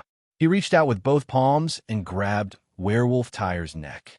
The sound of his bones cracking could no longer be supported. Wraith Sharon had attacked. Tyre took a deep breath, causing his neck to swell up like a water pipe, causing strands of black hair to grow out. He temporarily resisted the force that was about to snap his windpipe and cervical spine. His eyes gradually rolled back, and his bright red tongue stuck out. Sticky saliva dripped down the sides of his lips. However, his right hand accurately and steadily reached in his pocket, breaking a certain preset spirituality shackles. The warehouse around the empty area suddenly lit up, and the crimson moonlight filled the area. Jason's grip on Werewolf Tyre's neck rapidly decreased, and a figure wearing a small bonnet appeared behind him. A smug and cruel smile appeared on Tyre's face. He took out a miniature full moon from his pocket with his right hand, a crimson full moon. It was a dark red accessory that constantly emitted a serene glow. It was in the shape of a full moon, and it was inlaid with crimson gems. In the middle was a symbol that symbolized the moon and many mysterious labels. Sharon instinctively narrowed her eyes and took 2 steps back. The illusory feeling quickly dissipated. Her legs seemed to no longer be able to support her weight, and she fell limply to the ground. Her complicated black regal dress was stained with dust and mud. Werewolf Tyre raised a round accessory that was the size of a palm that emitted a crimson glow and laughed as he panted. Lord Steve was right. You will definitely try to counterattack, and Sharon, the target of your possession must be Jason, who is 1 sequence higher than me. Therefore, he handed the scarlet lunar corona to me. Guess where he is now? This is different from what Sharon expected. From the looks of it, I can only choose the best opportunity to attack. Klein frowned when he heard this, and he forcefully suppressed the anxiety in his heart. At this moment, Werewolf Tyre wasn't in a hurry to attack, because he knew that the longer the effects of the scarlet lunar corona lasted, the weaker Sharon would be, and the more pain Merrick would feel. As for Jason's originally cold eyes, there was an additional hint of brutality and madness. He could no longer find any rationality in his eyes. He was also affected by the scarlet lunar corona, but he, who was used to indulging his desires, didn't feel any pain. Instead, he was filled with a desire for the fresh flesh and blood in front of him. Gasp! Jason let out an inhuman growl from his throat, and the hair on his exposed skin turned white. At this moment, Sharon raised her arms with great difficulty and used her left hand to take off the black glove on her right hand. And Jason happened to pounce at her, and the surrounding soil was covered in a thin layer of ice. Suddenly, endless illusory light erupted from Sharon's palm. They sucked on Sharon's spirituality, and in front of the doll-like lady, they intertwined to form a bronze door covered in mysterious patterns and filled with an indescribable smell. The door swayed and opened with a creak, revealing a small gap. Inside the crack, pairs of pale or transparent arms, filled with teeth or bloodied and skinless arms reached out. They crossed the void and grabbed zombie Jason. Pairs of indescribable eyes hid in the darkness behind the door, quietly watching the prey in front of them. Before Jason could react, he was grabbed by the arms. He was entangled by the slippery and illusory tentacles, and he was tied up by the bluish-black vines that had baby faces protruding from them. These strange things cried and laughed sharply as they tried their best to drag zombie Jason behind the door. Even though his thoughts were completely controlled by bloodthirst and the desire to kill, Jason instinctively felt fear. Gasp! The sound from his throat suddenly intensified, and the arms that made one scalp tingle were immediately covered in layers of frost. The bluish-black vines that had baby faces protruding from them let out painful groans, and a turbid yellow liquid that looked like it was rotting kept dripping down. The pulling force slowed down, but it didn't disappear. Jason constantly controlled the ghost to interfere, but it was like throwing a stone into the sea. He tried to use spells from the death domain, but it didn't have much of an effect. His body couldn't help but firmly walk towards the crack in the illusory and mysterious door. From time to time, he would struggle to retreat a little. As he had taken a sedative in advance, Merrick wasn't completely defeated by the pain. He took this opportunity to take out the last 2 sedatives, snapped the bottle, and drank 1.5 in one go with the glass shards. The malice in his eyes weakened, and the warped expression on his face returned to normal. He looked at Werewolf Tyre. At the same time, with a whoosh, Tyre's thin but muscular body disappeared from the spot and appeared more than 10 meters away. When his figure appeared, there was still an illusory scene left in his original spot. A black gas that seemed to have a life of its own rose from the ground, piercing through the afterimage and vanishing. Tyre didn't use blink. He didn't have any beyonder powers in this area. He relied on the extreme speed brought by the scarlet lunar corona. a speed that could leave afterimages behind. And at this moment, Klein, who was hiding in the shadows at the top of the warehouse, reached his left hand into his pocket and touched the iron cigar case. He removed the spirituality cage on the surface and gently opened the case. He believed that Wraith Steve had definitely arrived at the scene. Otherwise, if this stalemate continued, Jason would definitely be dragged behind the terrifying door. And even with the augmentation of the Scarlet Lunar Corona, Tyre wouldn't be able to finish off Merrick in a short period of time. When the time came, Sharon would use the mysterious door to aim at the werewolf, and the Scarlet Lunar Corona would change owners. As soon as Klein's finger touched the all-black eye in the iron cigar case, his mind rang with crazy, filthy, and terrifying ravings. It was a terrifying ravings that made one's blood vessels bulge, eyes crack, and head explode at any moment. And in this ravings, Klein saw strange, mysterious, and illusory black threads. They were divided into many groups. Some extended to Sharon's body, and some came from Werewolf Tyre. They intertwined with each other, but they didn't entangle with each other as they penetrated into the void. Among them, many of the black threads came from places that weren't far from Merrick, but they didn't overlap. Wraith Steve, he wanted to possess Merrick. With a thought, Klein retracted his left hand. He didn't pull out his gun and shoot. Instead, he snapped his fingers silently. Boom! In the crevice between the two warehouses, there was a sudden explosion. The churning flames and heat caused a figure in a black double-breasted frock coat to float out. After attracting the attention of others, Klein quickly pulled out his gun and pulled the trigger at the location in his memory. At the same time, the dark golden sun bird brooch on his chest flashed with a stream of light. He added Purification Slash to Purification Bullet. Bang! Chapter 351. A pale golden stream of light arrived in the blink of an eye, striking an empty space that seemed to be empty. However, resplendent flames suddenly soared there, quickly outlining a figure wearing a black tuxedo and a dark red cloak. The figure's left arm was burning with a holy and pure flame, constantly emitting a faint black and green smoke, illuminating his pale face and making it look gloomy. It was a middle-aged man in his 40s. His hair was neatly combed back, glistening with a glossy sheen. His eyes were black and green, devoid of any emotion or pain. Wraith Steve, he turned his head and looked at Klein, who was at the top of the warehouse, with a gaze filled with malice. Klein was suddenly taken aback as he felt a chill run down his spine. Even the heat from the sun brooch couldn't offset it. His body quickly stiffened, and his eyes glazed over.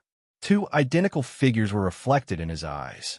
A black tuxedo, a dark red cloak, oiled swept-back hair, a dark green gaze, and a pale face in his 40s. Almost instantly, Klein was controlled, and his thoughts gradually blurred. This was the power of a Sequence 5 Wraith, a strange and difficult ability to defend against. Fortunately, he had sufficient knowledge and was already prepared. Furthermore, the exorcism effect could effectively resist the possession of evil spirit-type creatures. Therefore, before his ability to think completely disappeared, he stirred the spirituality that originated from his soul body and injected it into the dark golden sun brooch. Just as he raised his hand to strangle himself, a bright and pure warm light suddenly descended from the sky.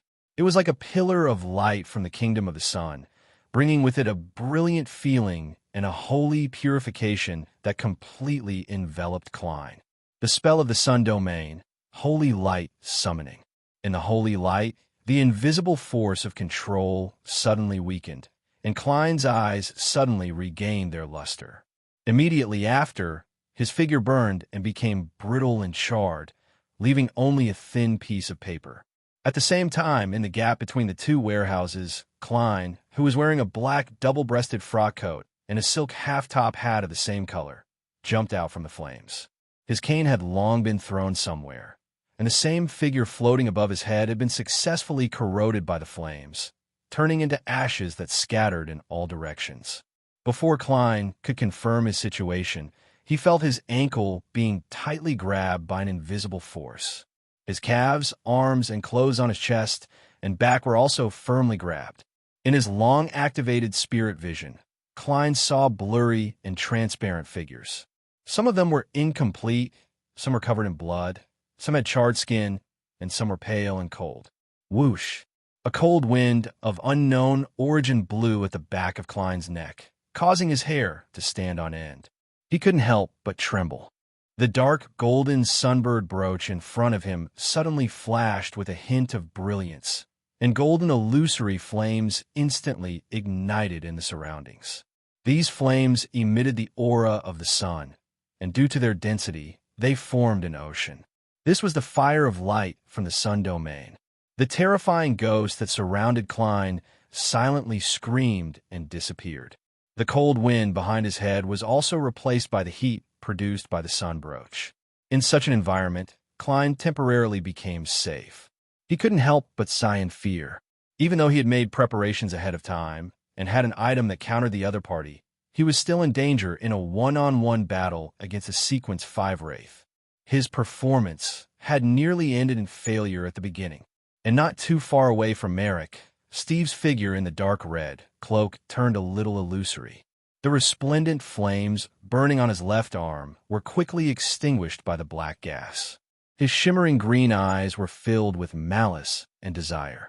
He seemed to have lost his rationality and the ability to think. At that moment, with the warning shot from before, Merrick had already distanced himself from him.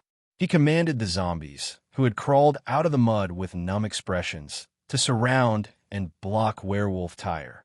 He circled around him, creating slippery, thin ice and rotten mud in an attempt to affect his movements. Werewolf Tyre held the crimson full moon in one hand and ran without stopping until he was blocked by a zombie. Only then did he casually grab it. Whoosh! The zombie was split into 6 pieces. The rotten flesh and squirming maggots were scattered all over the ground. Werewolf Tyre was stunned for a moment as he looked at his claws in disbelief. Only then did he realize that the bonus brought by the Scarlet Lunar Corona wasn't just limited to his speed. He felt that he had mastered some powerful and strange spells. Tyre stopped running and turned to face the pale Merrick. At that moment, Zombie Jason was getting closer and closer to the illusory but mysterious door. His body was wrapped in bluish-black vines that had baby faces protruding from them. He was being dragged by arms that were either full of teeth or skinless. His eyes were almost glued to the crack of the bronze door as he stared coldly at the indescribable eyes hidden in the depths of the darkness. It was as if it was the place where he belonged from the bottom of his heart. No! The body that was controlled by the desire for slaughter and bloodthirst cried out in an extremely shrill voice.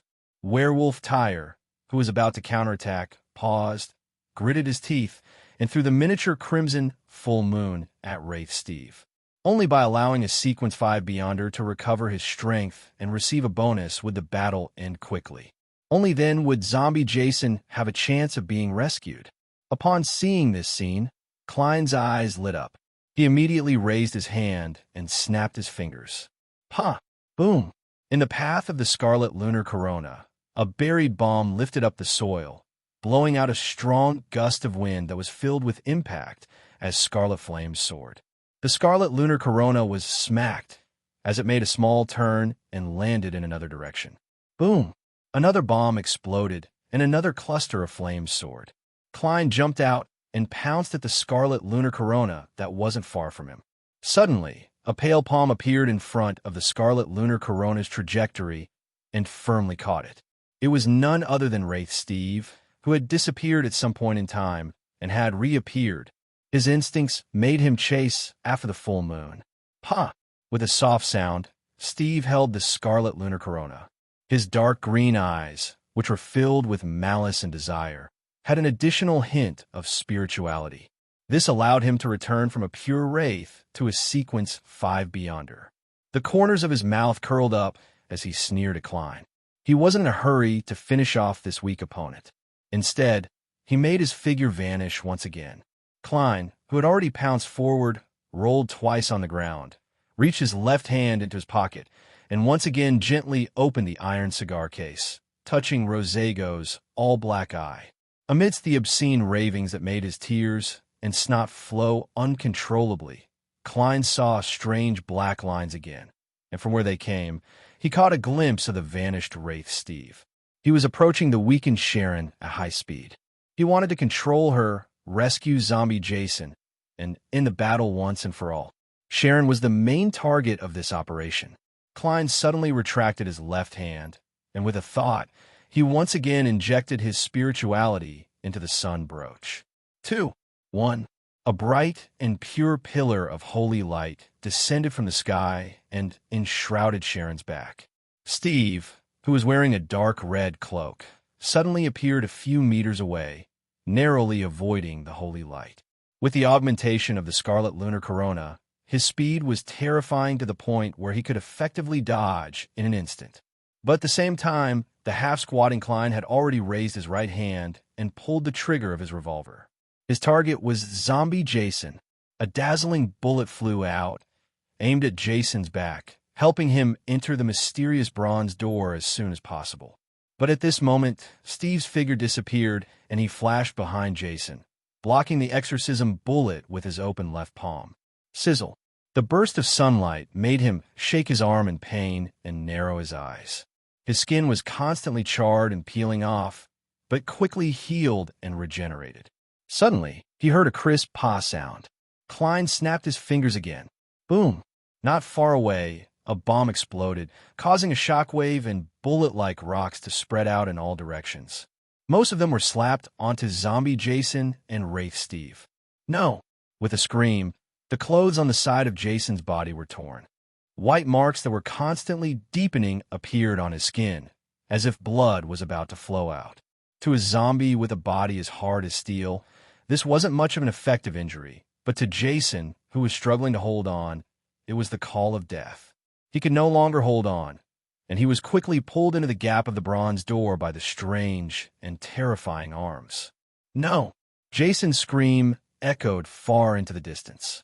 The mysterious, illusory door closed with a clang, completely swallowing the latter half of his voice. It was isolated. The empty space, surrounded by the warehouse, was silent. Zombie Jason had completely disappeared, as if he had never been born in this world. Wraith Steve's eyes widened as he opened his mouth and let out an angry scream. Damn it! Bang! As the sound echoed, Klein felt as if someone had struck him in the head with a heavy hammer. His vision turned blurry, and his breathing was filled with the smell of blood. His vision was blood red. For a moment, his ears were filled with buzzing sounds, and he couldn't hear anything else.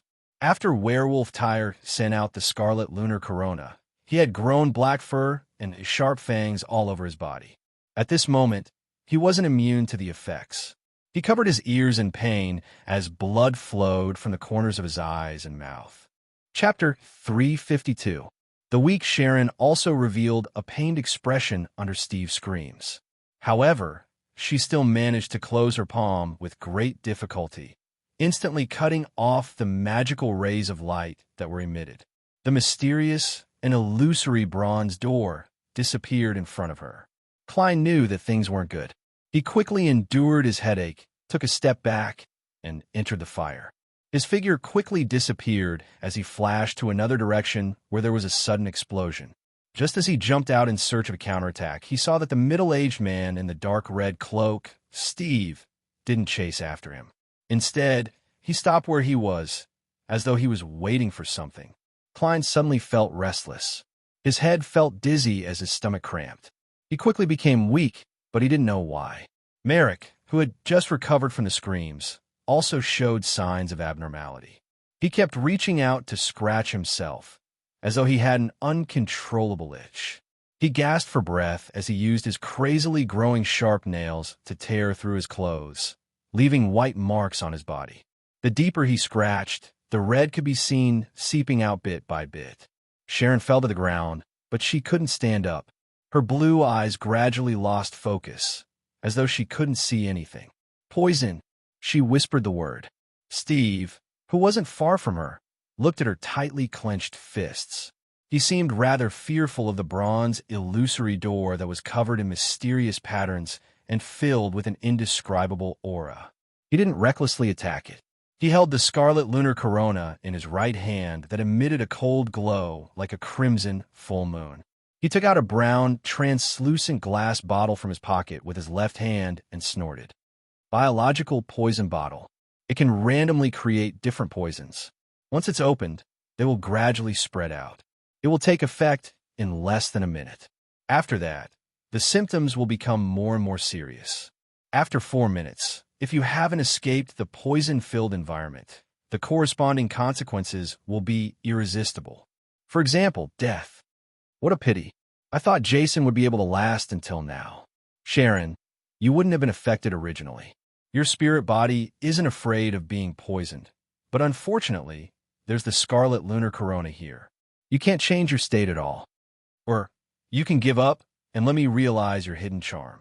He leisurely introduced the abilities of the mystical item in his hand, as though he was waiting for Klein and company to completely lose their ability to resist before taking action. However, Tyre, who was prepared, didn't understand his intentions. Under the influence of the scarlet lunar corona, the werewolf, who had lost his rationality, didn't hesitate to counterattack. He pounced forward, waved his claws, and tore at Marik's body. Clang! Clang! Clang! The sound of nails cutting through steel rang out one after another, and a few wounds finally appeared on Marik's skin. Klein pinched his forehead and felt that it was beginning to heat up, but the negative effects weren't as serious as Steve had described. From the looks of it, the brooch of sun, which is constantly purifying and expelling the evil in the surroundings, has weakened the poison. Klein suddenly chuckled. You want us to wait until the poison takes effect? Why do you think I didn't use fireworks just now and relied on explosives?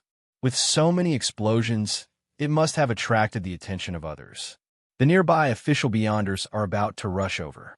You don't have time. Steve turned his head to look at Klein, whose face was smeared with paint, making it difficult to discern his appearance. He suddenly smiled. I forgot that there's a little bug that can be easily dealt with. Don't worry, you'll definitely be dead before the people from the church arrive. Before he could finish his sentence, Klein suddenly raised the revolver in his right hand and fired a purification bullet. Steve moved his feet slightly, and he had already traversed several meters, leaving afterimages along the way. However, Klein's bullet didn't shoot at his original location.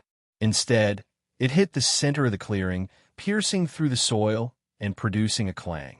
A spiritual breeze blew past, and Marik's zombies and Steve's shadows came to a halt at the same time. In the blink of an eye, they rushed out crazily towards the center of the clearing, like a pack of hungry dogs at mealtime. Steve, who was about to use a strange technique to control Klein and easily kill him, was stunned for a moment before revealing a puzzled and surprised expression. This was the first time he had discovered that the dead spirits he controlled would go out of control for no reason.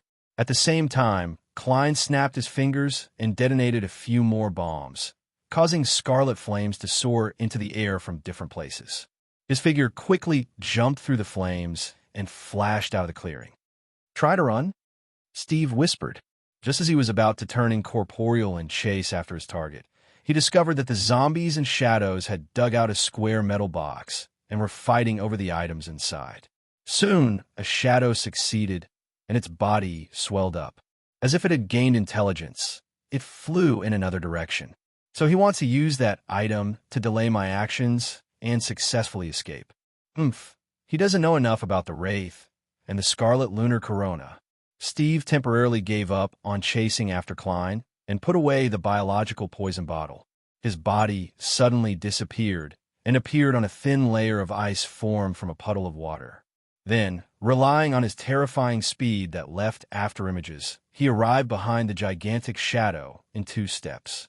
A dark green light flashed in Steve's eyes, and the shadow immediately dissipated without a sound. The item in its hand suddenly fell to the ground.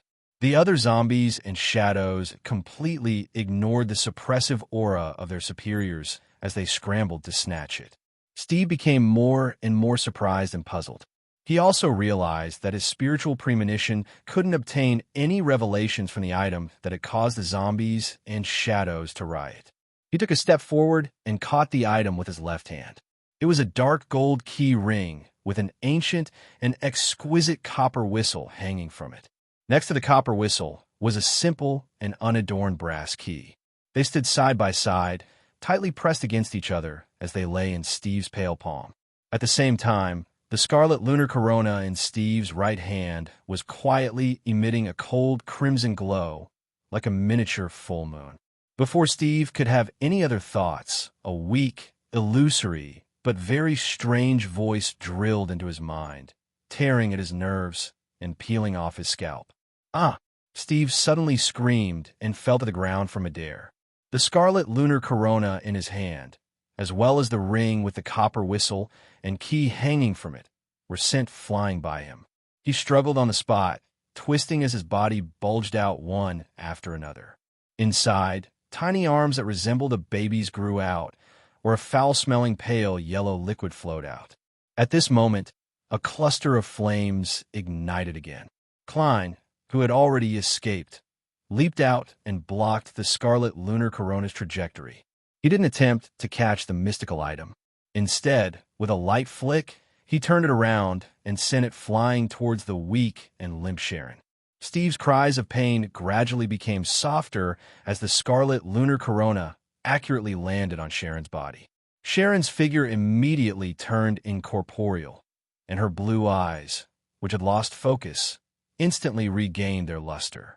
She clenched her right fist tightly, and her left hand held the palm-sized accessory embedded with a ring of dark ruby. Her body floated up. The scarlet lunar corona made the wielder immune to the effects of the full moon. Sharon was no longer weak, and in her spirit body state, she wasn't afraid of biological toxins. At this moment, the zombies and shadows had gathered together again, fighting for the strung Aztec copper whistle and master key. Klein didn't mind. He stretched out his left hand, raised his arm, and pointed. On the sunbird accessory on his chest, a dark golden luster flashed. A strong, bright, holy light descended from the sky, enveloping the zombies and shadows that were fighting.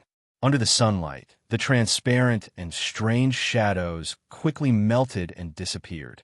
The pale and stinky living corpses first emitted black smoke and then began to burn like candles. By the time the daylight disappeared, there was almost nothing there. There was only the ancient and exquisite Aztec copper whistle and the ancient master key strung on the blackened ring, lying there quietly.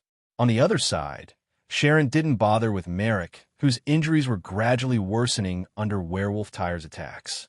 Instead, she relied on her strange jumping ability between mirror-like items to arrive at the thin piece of ice that Steve had previously used. Then she stepped out. She stretched out her clenched right palm towards Steve, who was transforming into a monster. She suddenly opened it and aimed her palm at the enemy. Endless light burst out and quickly intertwined to form a pair of bronze doors covered in mysterious symbols and patterns. Creak! With a jarring sound, the small black bonnet on Sharon's head was blown off by a sudden gust of wind. Her meticulously combed light blonde hair draped messily over her shoulders. Clearly, using that mystical item again was quite taxing on her. Creak! A crack appeared on the mysterious bronze door as shrill laughter, sobs, and shouts echoed. The arms that were either covered in teeth or skinless fought to reach out and grab Steve, whose pustules were splitting open one after another. The strange bluish-black vines and slippery, illusory tentacles that highlighted a baby's face also wrapped around this Sequence 5 powerhouse. "Ah!" Steve cried out again. The pale yellow liquid that flowed out of the pustules covered his entire body, allowing him to barely resist the pull. A bright red crack appeared on his face, and inside it was a dark hole that resembled a tunnel. At this moment, Klein had already raised his revolver and aimed at him. Without any delay or hesitation, Klein, who had disguised his face and was wearing a half-top hat, calmly pulled the trigger. Bang! Bang! With the flash of the sun brooch, 2 bullets filled with holiness accurately hit Steve's head. Although they failed to penetrate his skin and bones, they ignited a resplendent flame, turning Steve into a bright torch. "Ah!" With another scream, Steve was pulled closer to the illusory and mysterious bronze door. As Klein threw out the revolver's cylinder and poured the cartridges to the ground, he took out the metal box that contained the Beyonder bullets. At the same time, he once again injected his spirituality into the sun brooch. 2, 1.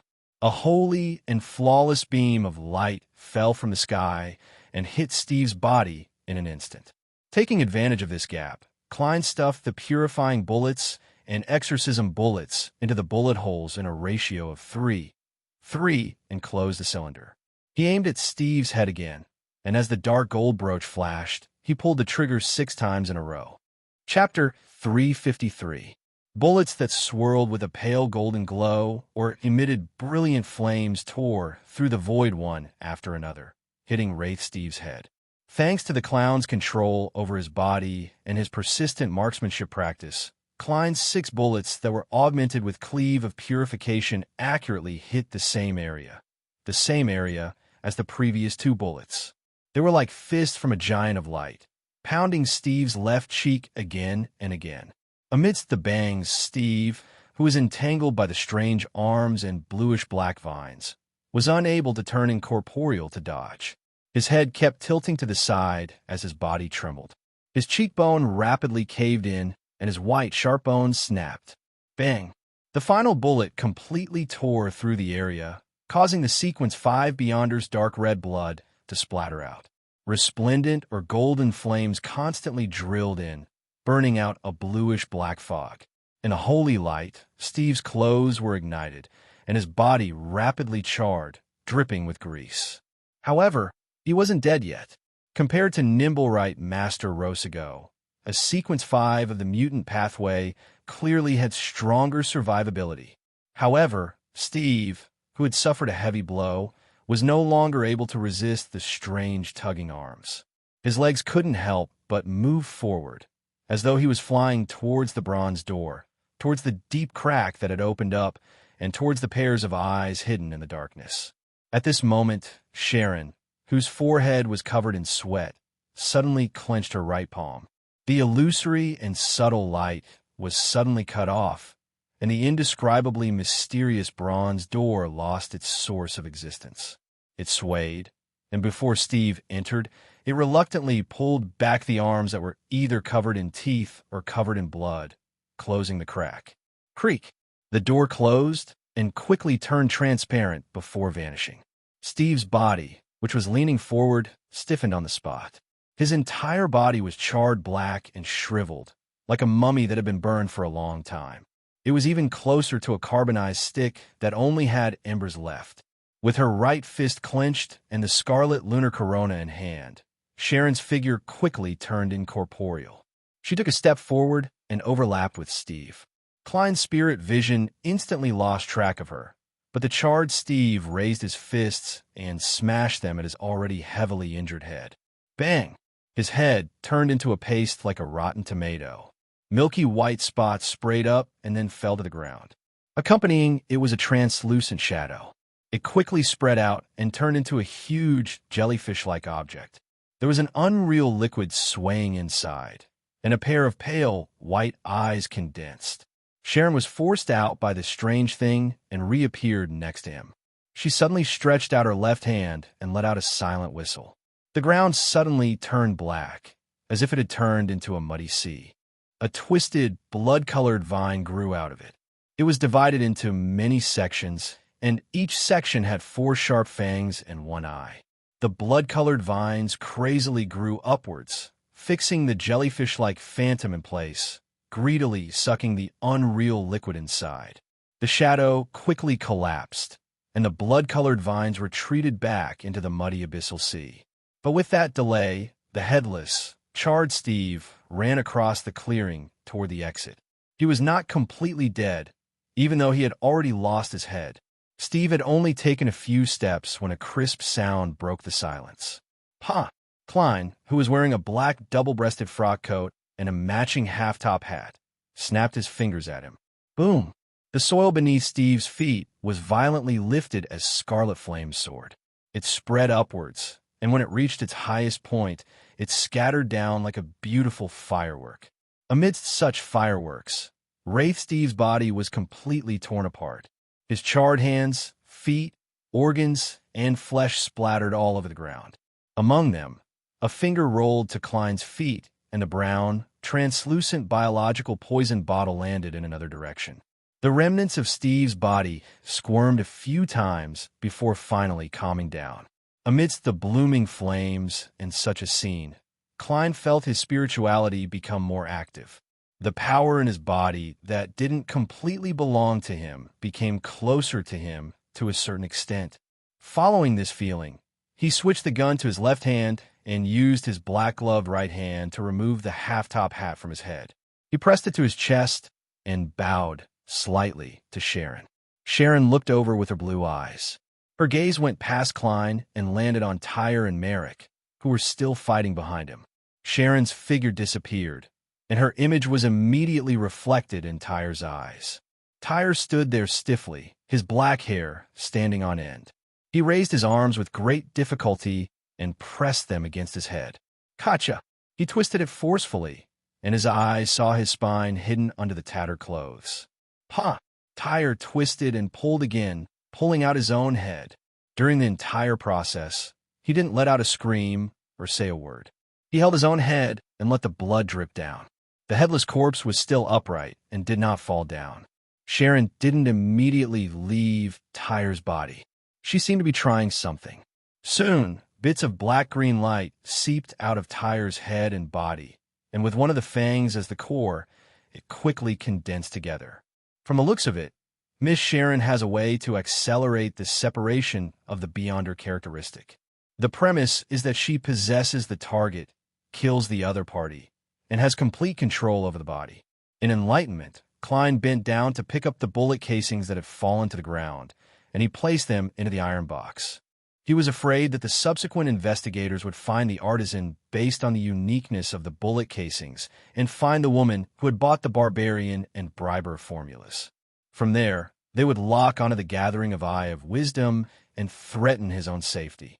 As for the bullet, it had long been sacrificed to the corresponding deity in the holy light and flames, like the material of a charm. After putting away the revolver, Klein was just about to take a step forward when Sharon appeared beside the biological poison bottle at an exaggerated speed. She made it float up and land in her palm. Before Klein could think of anything else, the pale lady flicked her wrist and threw a brown, translucent bottle and a black-green fong at him. To save time, she's helping me pick up the spoils of war? Klein was taken aback. He instinctively pulled out a piece of paper and covered the two items without making direct contact. At that moment, in his line of sight, Sharon's complicated black regal dress had lost its usual tidiness. It gently swayed in the wind, and a few strands of her pale blonde hair stuck to the side of her face, making Sharon look more human. This biological poison bottle comes with a lid. I just don't know what negative effects it has. Klein lowered his head and examined his spoils of war. He resealed the biological poison bottle with a black lid hanging beside him to prevent it from continuing to harm him.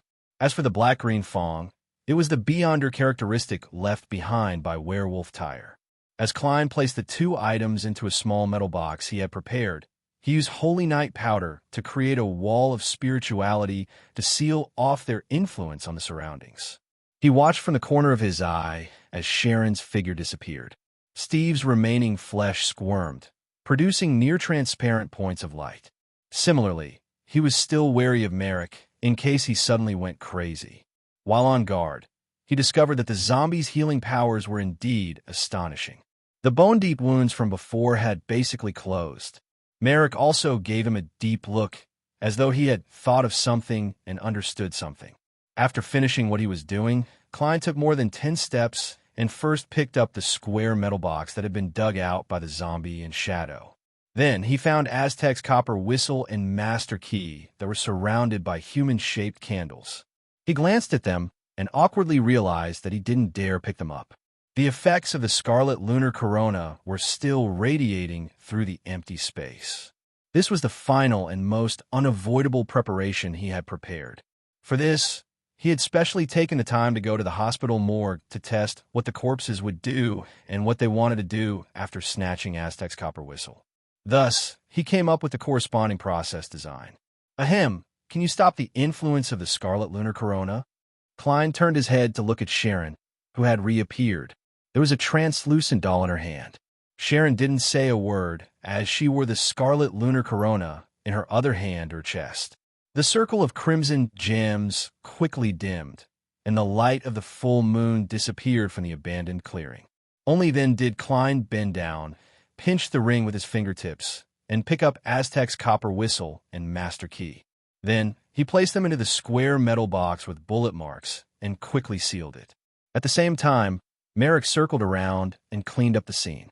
Sharon picked up the small black bonnet, and her figure disappeared before appearing in front of Klein.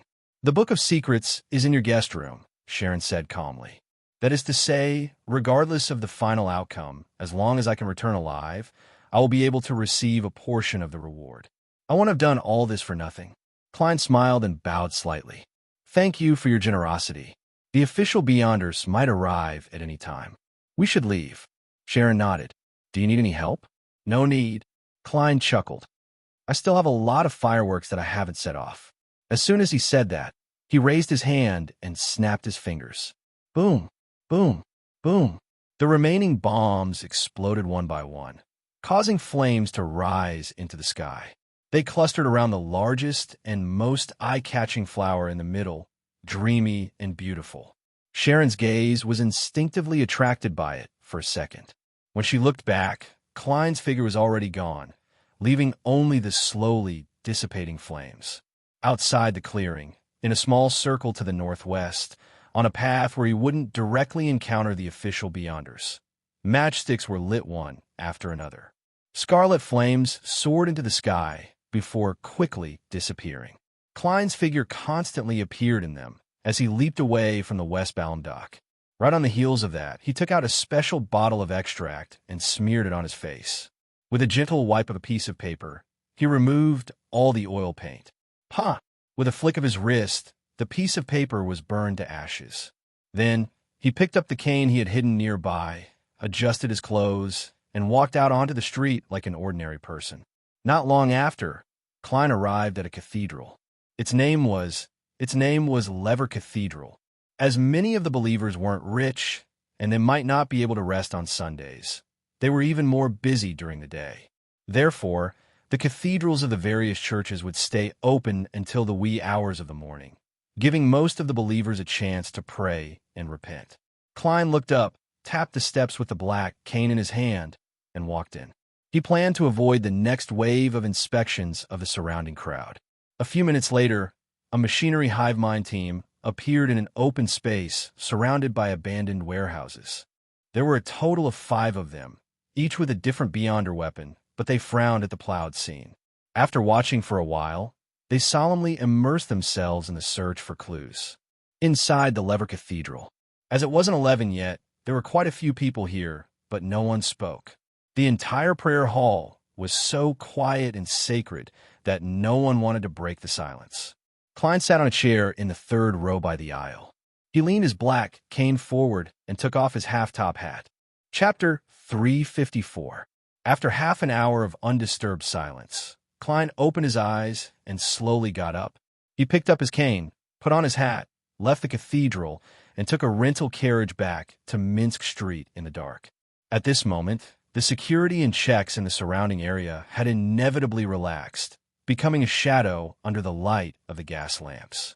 Not long after midnight, Klein took out his key, opened the door to his room, and entered the empty guest rooms to search for the Book of Secrets.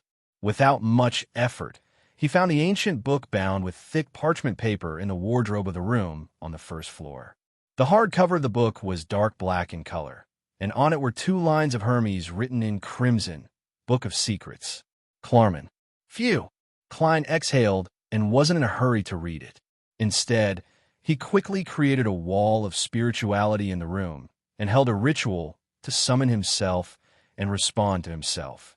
Then he threw the Aztec copper whistle, the master key, the all-black eye, the Beyonder bullets, the biological poison bottle, the werewolf Beyonder characteristic, the Book of Secrets, and other items along with the containers above the gray fog.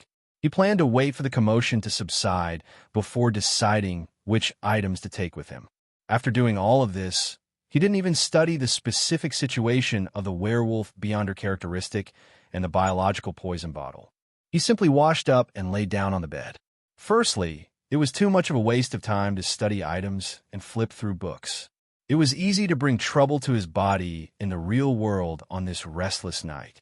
Secondly, Klein deeply realized his current shortcoming, and that was that the speed at which his spirituality grew was unable to satisfy the increasing number of beyonder powers and mystical items. After such an intense battle, his spirituality was already exhausted. His head hurt, and he was drowsy. Yes, the one that puts the greatest burden on my spirituality is the paper figurine substitutes, followed by the holy water of the sun created by the brooch, but I didn't use it tonight. Next is holy light, summoning, and flaming jump. Klein yawned and used cogitation to get rid of the state where he was too tired and tense to sleep. In less than 10 seconds, he entered a dream, and all kinds of fragmented scenes alternated with each other.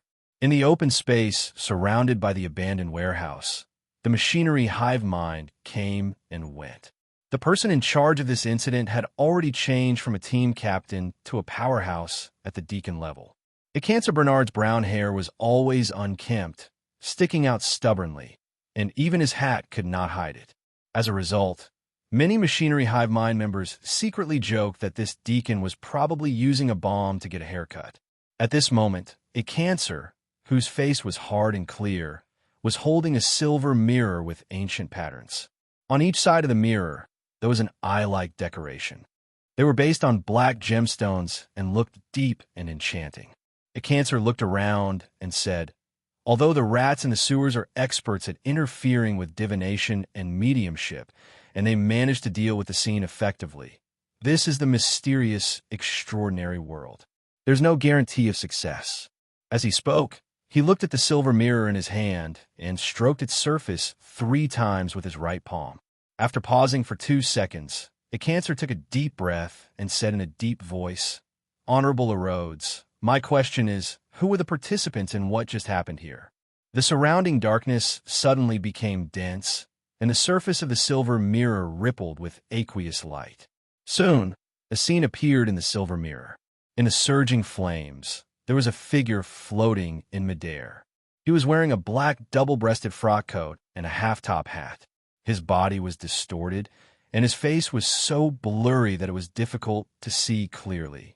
Furthermore, he was smeared with oil paint.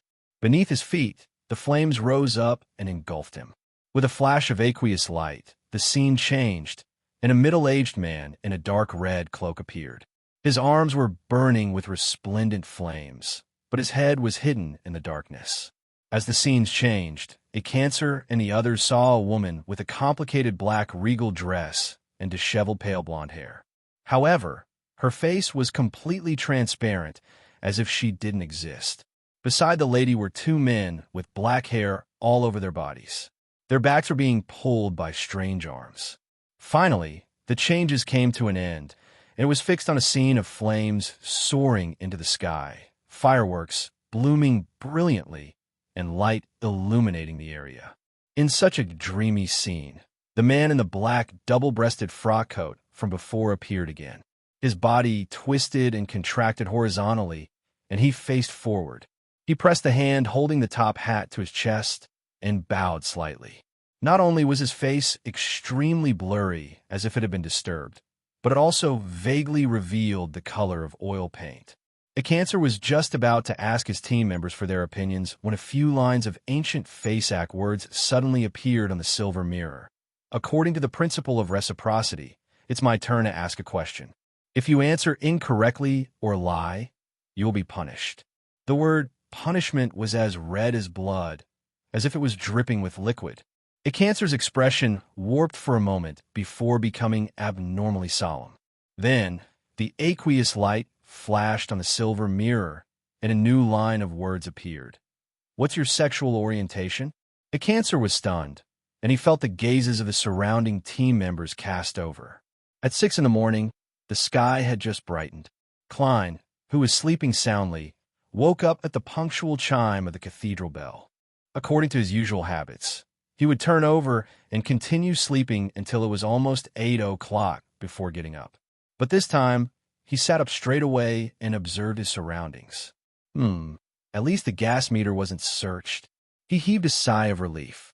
Without bothering to wash up, he got off the bed and took 4 steps counterclockwise before going above the gray fog. He wanted to study what he had gained last night. Sitting in the seat of the fool, Klein started with something simple. He picked up the dark green fong, observed it for a few seconds, conjured a pen and paper, and wrote down a divination statement. Its use. This didn't mean that he could use divination to replace experiments. Klein only wanted to see if he could obtain any revelations from Sharon and Merrick, because he had the actual object, and because he had learned a lot about prisoners, lunatics, and werewolves from Sharon and Merrick, he felt that the prerequisites were sufficient. After chanting silently, he quickly entered a dream and witnessed a scene. A hideous wound appeared on Werewolf Tyre's abdomen. His intestines flowed out and dragged to the ground, but he only washed them with water and stuffed them back in. He pinched the 2 sides of the gap with his hands, and in the end, the wound actually healed under the full crimson moon. He howled at the sky. Black fur grew on the surface of his body, and the fangs in his mouth became distinct. He waved his claws, and with a creak, he tore through a steel plate that wasn't too thin. He ran across the wilderness, shaking off the pack of gray wolves that were chasing him at full speed. He made the expressionless but cold attendants charge at the enemy without any fear of death. He also used all kinds of weapons to kill people, including bombs. And he became stronger when he lost his mind in anger. Opening his eyes, Klein roughly understood the characteristics of a werewolf and grasped the hidden dangers of this beyonder characteristic. Back then, Werewolf Tyre was illuminated by the full moon, and his desires were abnormally indulgent. After his death, he left behind a relatively strong mental imprint. The beyonder who used this beyonder characteristic to concoct a potion to advance had to resist this influence in the early stages. Otherwise, there would be signs of losing control. However, the negative effects hadn't reached the level of a sealed artifact.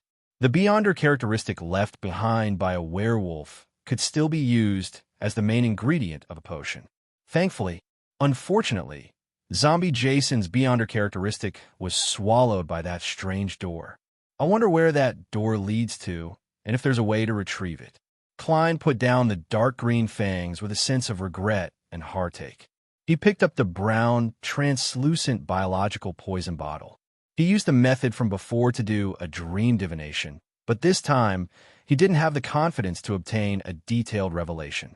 Therefore, he changed the divination statement to its positive and negative effects. In the dark and gray dream world, Klein once again saw tragic scenes. Some people fell to the ground, scratching themselves, tearing off their skin and flesh, revealing white bones. Some people held their heads as their eyes lost focus, and their auras became weaker and weaker. Some people kept vomiting, and in the end, they convulsed and died. Some people suddenly laughed out loud, laughing so hard that they couldn't breathe. Some people suddenly stopped fighting with their opponents and looked at each other. Then, they hugged and kissed each other. The scene changed to the end. The translucent brown bottle was placed in a cup of water, and the transparent liquid inside gradually turned amber as it was drunk.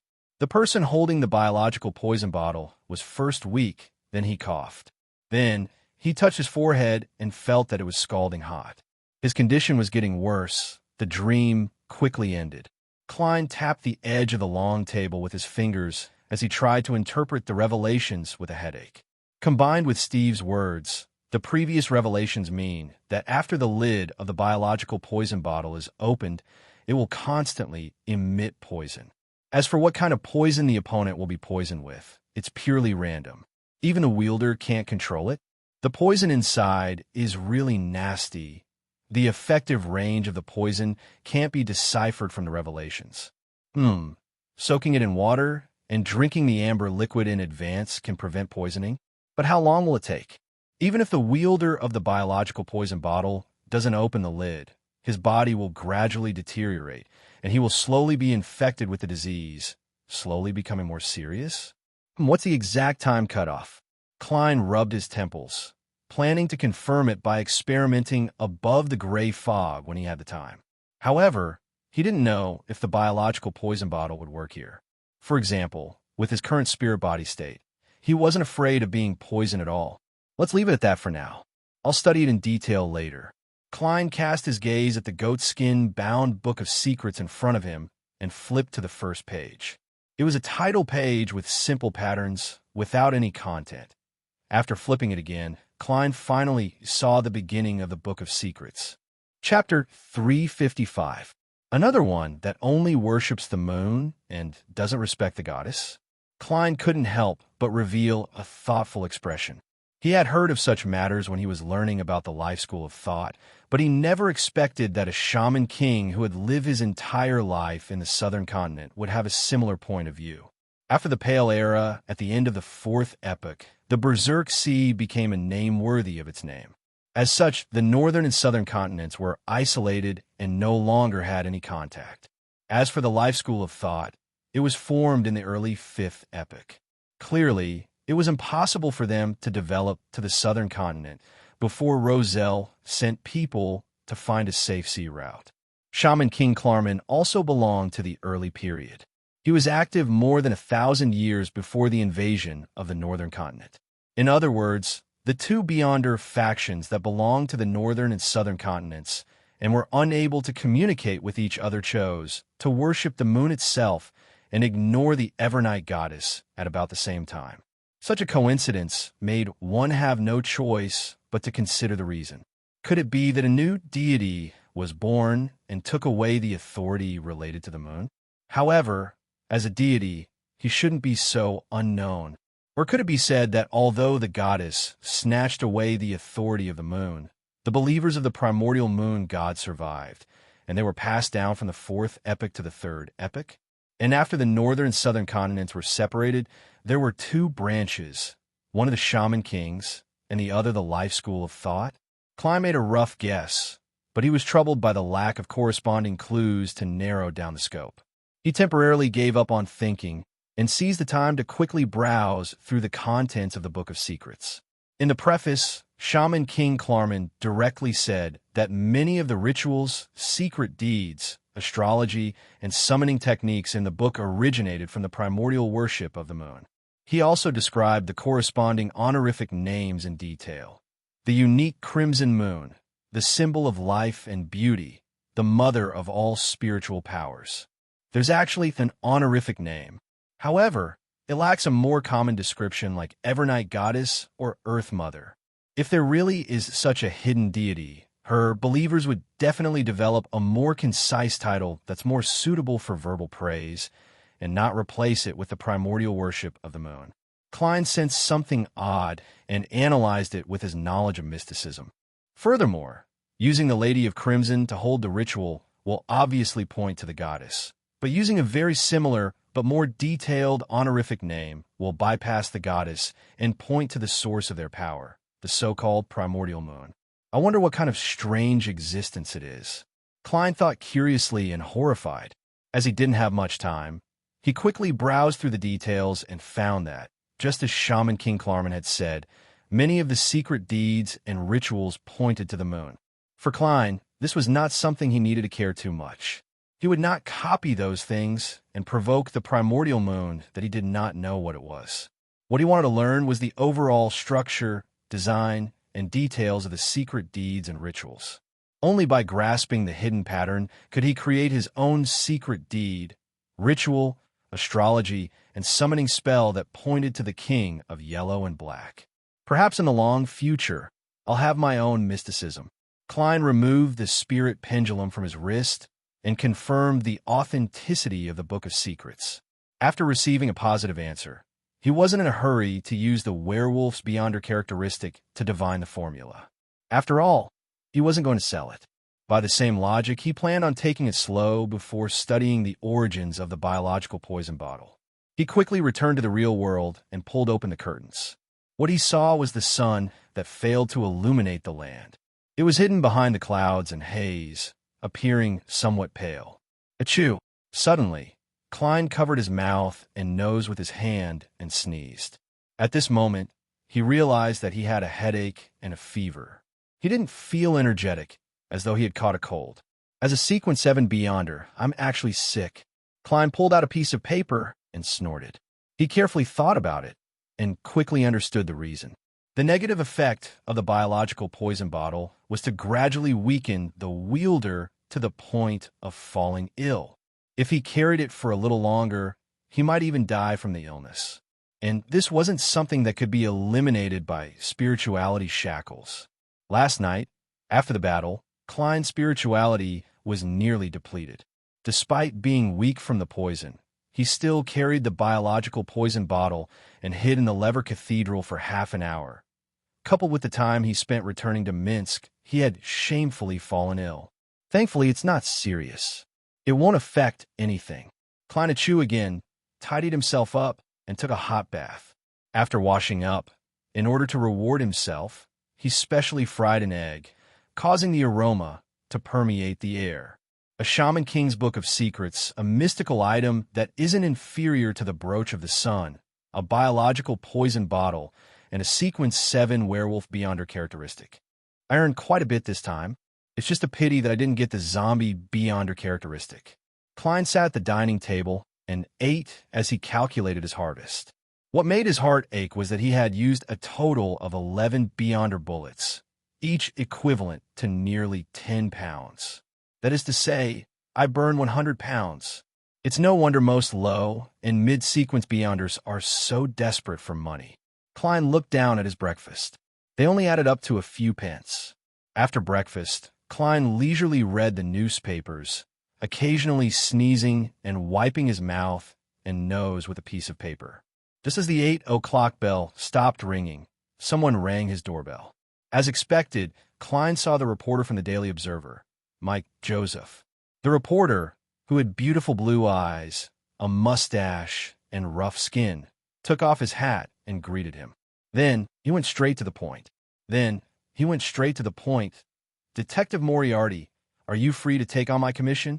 Although I'm a little sick, I won't be suspected if I take on a commission as usual. Klein, who had just done a job, smiled. I'm slightly sick, but it doesn't affect my combat and shooting. Mike immediately smiled. Thank you for your help.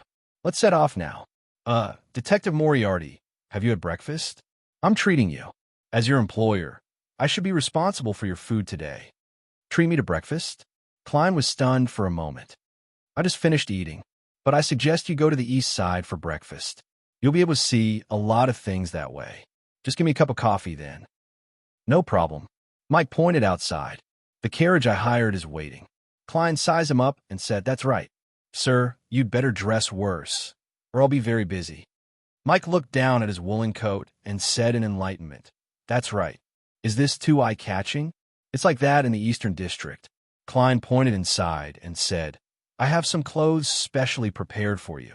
Well, our figures are about the same. Mike couldn't help but exclaim in admiration. You are indeed a professional. Professional crime? Klein silently cursed. After changing their clothes and becoming ordinary workers, the two of them got on the carriage and headed to the edge of the Eastern District. Achoo! Klein took out a piece of paper and wiped his mouth and nose, snorting. As there was no trash can nearby, he folded the paper and put it back into his pocket. The food in this cafe is not bad. Of course, this is relative to the residents of the Eastern District. Klein pointed at the slightly greasy cafe at the corner of the street. He had come here for breakfast a few times when he occasionally stayed in a one-bedroom room nearby. It looks like it's already one of the better restaurants here. Mike didn't think it was a cafe. It was already past 9, and there were very few customers in the cafe. The residents of the Eastern District often finished their breakfast at 7 and began working or looking for work. After accompanying Mike and ordering stewed beef with potatoes, bread, coffee, and other food, Klein looked around for a seat by the window. At this moment, he saw a familiar face. It was the middle-aged man whom he had pretended to be a reporter to help. He was the one who brought me here in the first place. Why is he only having breakfast now? Klein's thoughts raced as he said to Mike, You have an interviewee. As he spoke, he walked towards the tramp with a cup of coffee. The man was still wearing the thick jacket from before. His graying hair appeared rather oily. and his beard was rather obvious. However, there was no longer the sleepiness in his eyes, and his face was no longer as pale as before. "Good morning, we meet again." Klein sat opposite him and greeted him. He discovered that the man's breakfast was black bread with a large cup of cheap tea that cost a penny. The middle-aged man raised his head, took a closer look, and exclaimed in pleasant surprise. He said in pleasant surprise, "Mr. Reporter, it's you." Klein laughed dryly and pointed to Mike beside him. "This is my colleague. He wants to do a deeper investigation on my previous interview." Mike was an experienced and knowledgeable reporter. He didn't say anything else when he heard that. All he did was smile and nod in greeting. As for Detective Moriarty pretending to be a reporter, it wasn't like he only learned of it today. He had borrowed a fake reporter's pass from him before. "So you really are a reporter?" The middle-aged man blurted out in surprise. "But that doesn't stop you from being a kind person." Klein smiled and returned with a question.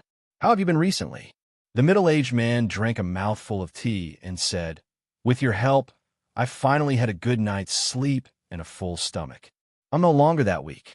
I originally wanted to find the original kind of job, which was making shoes, but they didn't want me. They said that my hands were shaky." He lowered his head and chuckled, skipping this part. "Later, I went to the docks and found some work. It's tiring, but at least I earn money. I've already rented a bed in someone's house, and I only use 5 pence a week. Of course, I can only sleep at night. Well, working at the docks is like that. I went there very early today and didn't eat anything. I raised my hand and shouted my name and a manager's name, but I still wasn't chosen. All I could do was return here. Thankfully, there's still a chance in the afternoon. Those people in the morning might be busy late and won't compete with us." Chapter 356. Finally, the middle-aged man with white sideburns drank a mouthful of tea and sighed with a smile. "Actually, this is already much better than what I had before. It's better than many people here, such as," he pointed at the homeless people huddled in a corner outside the window. Klein and Mike looked over and saw a dirty spot that was sheltered from the wind. There were tramps curled up on the ground. There were men and women, old and young. In this cold, late autumn, they might not wake up again. At this moment, Klein noticed an old lady in her 60s standing by the street. Her dress was old and tattered, but she was relatively clean. Her hair was neatly combed. The white-haired old lady had the usual fatigue of a homeless person, but she still insisted on not squeezing with the crowd. Instead, she slowly walked by the side of the road, looking into the coffee shop numbly from time to time. She's also a pitiful person. The former homeless man who had eaten the rest of the black bread also noticed the old lady inside. It said that she had a pretty good life in the past. Her husband was a grain merchant and had a very spirited child. Unfortunately, he went bankrupt, and her husband and child died not long after. She's different from us. Really, you can tell at a glance. Sigh. She probably won't be able to last much longer unless she can enter the workhouse every time. As he listened, Mike's expression turned from calm to gloomy. He slowly exhaled and said, "I want to interview her. I want to interview her. Can you invite her for me? She can eat and drink whatever she wants here." The middle-aged man didn't find this request strange. He only looked at Klein and Mike, as though saying that they were indeed colleagues. "All right, I'm sure she'll be happy to." He drank a mouthful of tea, got up, and walked out of the greasy coffee shop. Before long, the old lady in an old but neat dress followed him in. Her pale face paled slightly under the warmth of the coffee shop. She kept trembling, as though she wanted to release the coldness in her body bit by bit and absorb the relatively high temperature in the coffee shop.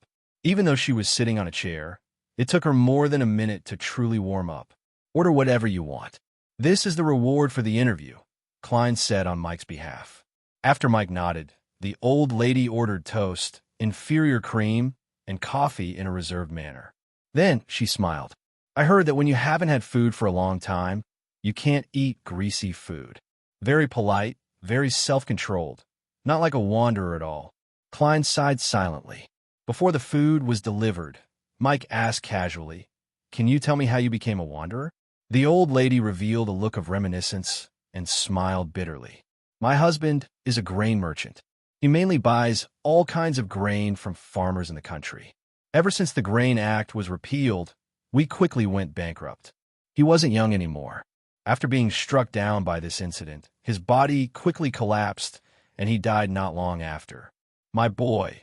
He was a fine young man who had been following his father in business. He couldn't take the blow, so he jumped into the Tussock River on a moonless night. His first suicide attempt failed, and he was sent to the magistrate's court. The police and the judge were very impatient, feeling that he was wasting their time. If you want to commit suicide, please do it quietly and successfully. Don't trouble us. Yes, they probably wanted to say that, but they found it too direct. My child was imprisoned. Not long after, he tried to commit suicide a second time, and he succeeded. The old lady spoke very calmly, as though it wasn't something that had happened to her. But for some reason, Klein felt a strong sense of sorrow. There's no greater sorrow than a dead heart. He suddenly recalled a saying he had heard in his previous life. In this world, suicide was not only forbidden by the various churches, but it was also a target of punishment by the law. As for the reason, Klein knew very well what it was. First of all, suicides often chose to jump into the river. If they weren't discovered in time, there was a certain chance that they would turn into a water ghost. Secondly, suicides were often in a bad mood. In such a state, ending one's life was equivalent to a sacrifice, and it was possible for one to resonate with a strange and terrifying existence. Therefore, their bodies or the items around them would carry a strange curse after they died, harming others. The misfortune cloth puppet behind Tingen City's Chinese Gate might very well have come from this. Therefore, the 7 Orthodox churches forbade their believers from committing suicide based on their own doctrines. The royal family had also pushed for the corresponding legislation. Of course, this sounded a little ridiculous to Klein. Would a suicidal person be afraid of the law or punishment? Mike jotted down notes and was about to say something when the owner of the coffee shop brought the food over. "Fill your stomach first. We'll talk later." Mike pointed at the toast. "All right." The old lady ate her food in small bites, appearing very cultured. She didn't order much, so she quickly finished it. After reluctantly drinking the last mouthful of coffee, she rubbed her temples and pleaded, "Can I sleep for a while before we talk? It's too cold outside." "No problem," Mike answered without hesitation. The old lady thanked him gratefully a few times, sat on a chair, and curled up to sleep. Mike looked at the middle-aged man beside him. "You seem to be very familiar with this place. I would like to hire you as our guide. How about 3 soli a day? Sorry, I forgot to ask for your name." The middle-aged man hurriedly shook his head. No. That's too much. Most of the time, I only earn 1 soli a day at the dock. Just call me Old Kohler. Then 2 soli a day. That's what you deserve." Mike made the final decision. After witnessing this strange bargaining, Klein used a piece of paper to wipe his snot. Just as he was about to refill his cup of coffee, he suddenly sensed that something was amiss. He turned to look at the old lady who was curled up in a chair, sleeping. Her face, which had turned rosy from drinking coffee, turned pale once again. The color of her aura and emotions had disappeared. Klein stood up and subconsciously reached out to check the old lady's breathing. Under Mike and Kohler's surprised gazes, he said heavily, "She's dead." Mike opened his mouth, but nothing came out. Kohler tapped his chest 3 times and smiled bitterly. "I knew she wouldn't last long. This happens every day in East Borough. At least she filled her stomach and died in a warm place. I hope it'll be the same for me in the future." Klein fell silent for a moment. "Kohler, get the police over." "All right." Kohler tapped his chest 3 more times and ran out of the coffee shop. The boss glanced over, but didn't come over, as though it wasn't something he needed to care about. After a while, a policeman in a black and white checkered uniform entered the coffee shop with a baton and a pistol. He looked at the dead old lady and asked Mike and Klein a few questions before waving his hand. "It's fine. You can leave after I get someone to collect the corpse." "That's it," Mike exclaimed in surprise. He was clearly unfamiliar with East Borough. The policeman chuckled. "There are many such incidents in East Borough every day." He rolled his eyes and looked at Klein and Mike. "You don't look like you're from here. What's your name? What's your identity?" Mike took out his reporter's pass, and Klein said that he was a private detective who was protecting him. The policeman's expression immediately turned serious as he looked at Klein. "I suspect you of illegal possession of a gun. I want to search your belongings. Please cooperate, or it will be considered resisting arrest." Mike instantly became worried because he knew that private detectives generally possess guns illegally. Klein spread out his hands expressionlessly. All right. He allowed the policeman to search him, but he didn't find anything. After the old lady's corpse was sent away and the disappointed policeman left, Mike clenched his fist and pounded the table. A living person died here, but all he wants to do is investigate illegal possession of a gun. At this point, Mike turned to look at Klein and asked in puzzlement, "You didn't bring a gun?" Klein shook his head and pulled out his holster and revolver from under the table. He calmly said, "As a detective, I have a lot of experience in this area. As a magician's, he could place his gun in front of his opponent without them noticing. Furthermore, as he hadn't bought ordinary bullets and had temporarily thrown the Beyonder bullets above the gray fog, his revolver was currently empty. However, this didn't stop him from shooting with a pistol. All he needed to do was to use his mouth to simulate a bang when he pulled the trigger." Seeing this, old Kohler whispered, "Don't worry. So you're a detective." Klein pointed at Mike and casually explained, "Last time, I was also entrusted by this gentleman." Mike sat there and did not refute. After a moment of silence, "Although I've investigated the gangs and seen the miserable lives of some prostitutes, I don't know much about the situation in East Borough. Help me take a look and see if there are any problems with this interview plan." As he spoke, he took out a few pieces of paper from the inside pocket of his shirt and unfolded them on the coffee shop table. Klein glanced at it and said, "Interviews with East Borough residents of different ages? That's too troublesome. I think it can be divided according to the location. A better apartment, an apartment with 5 or 6 people squeezed into a room, a street corner sheltered from the wind, a park bench, a bar, or a workhouse. In addition, it can be divided into working hours and resting hours." Mike listened carefully and nodded. "Not a bad idea. What do you think, Kohler?" Old Kohler pinched his nose and said, "I don't know the words, but I think there's nothing wrong with what the detective said." Mike thought for a moment and modified his plan. Chapter 357. At an intersection in Bakeland's East Borough, Mike Joseph saw many children dressed in tattered clothes and had pitiful looks on the street. He wiped his mouth with a handkerchief and planned to give them some pennies. However, his actions were stopped by the former tramp, old Kohler. "Those are thieves." "Thieves? What about their parents? Or is this all controlled by the mafia?" As a senior reporter, although Mike had never been to East Borough, he had vaguely heard that there were a few gangs that controlled street children to steal or beg. Parents? They either don't have parents, or their parents were once thieves, or still doing so. Of course, Mr. Reporter, you're right. Many of them are indeed controlled by gangs. It's said that those gangs will even teach them how to steal. For example, hang a gentleman's coat on the wall, put a handkerchief in the pocket, and hang a pocket watch outside. Through repeated practice, they will be able to steal the handkerchief without the pocket watch shaking. This is what I heard from people in the workhouse when I was a tramp. Old Kohler rambled on. I remember that the youngest thief caught on this street was only 6 years old. Sigh, 6 years old. He seemed to recall the child he had lost to the disease and couldn't help but take out a wrinkled cigarette from his pocket. However, he couldn't bear to smoke it and only sniffed it. 6 years old. Mike was stunned by the number. Klein listened quietly and sighed. This is East Borough. He looked around and adjusted his emotions. This place is closer to the jungle than human society. Our interview has to be treated as an adventure. You have to know how to avoid the territory of dangerous creatures, but you also have to stay away from the small things that don't seem to cause too much harm to you. Yes, I mean the mosquitoes in the jungle.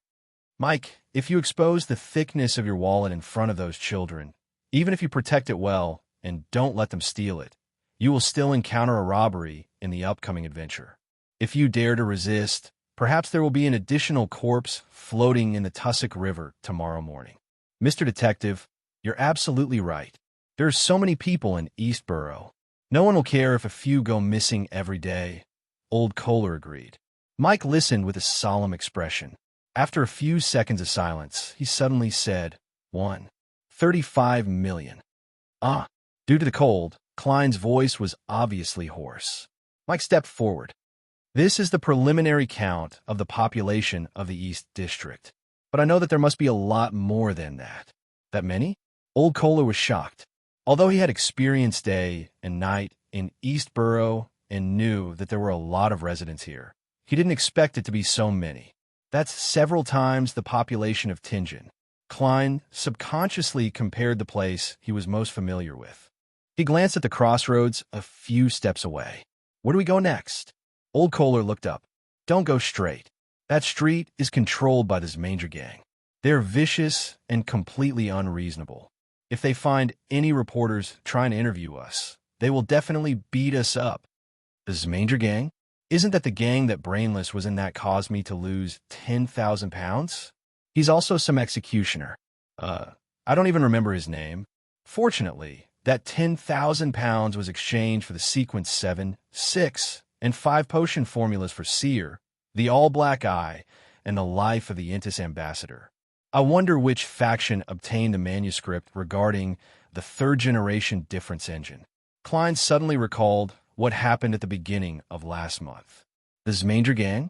That gang that's mainly made up of Highlanders? Mike asked thoughtfully. Mr. Reporter, you've heard of them? Old Kohler asked in surprise. Mike chuckled. They're involved in quite a number of cases, and they're quite famous outside of East Borough. It's said that one of their members was once involved in an Intis espionage case. The person beside you is the person involved, the informant, the victim. Klein silently added, since you respectable gentlemen know about the Zmanger gang, why don't the police arrest them? Old Kohler asked with the mindset of a commoner. Mike's expression immediately turned ugly as he coughed twice. They can only arrest those who have been involved in the case. There's no evidence for the rest, so they can't be arrested. Besides, East Borough is so big and there are so many people. If anyone really wants to hide, it'll be very difficult to find them. As he spoke, he let out a sigh and said, it's easy to destroy the Zmanger gang, but as long as Highlanders come to Bakeland, as long as they retain their tradition of bravery and ruthlessness, and as long as they don't find any other way to make a living, it's only a matter of time before a new Zmanger gang appears. This is a complicated social problem. Klein pointed to the left and right. Pick one. Old Kohler looked to the street on the right. The ones active there are the Hueli gang. As long as you don't provoke the girls who do, that kind of business on the streets and in the bars, you won't be noticed by them. Haha, it's morning now, so there won't be any problems. They're all still sleeping.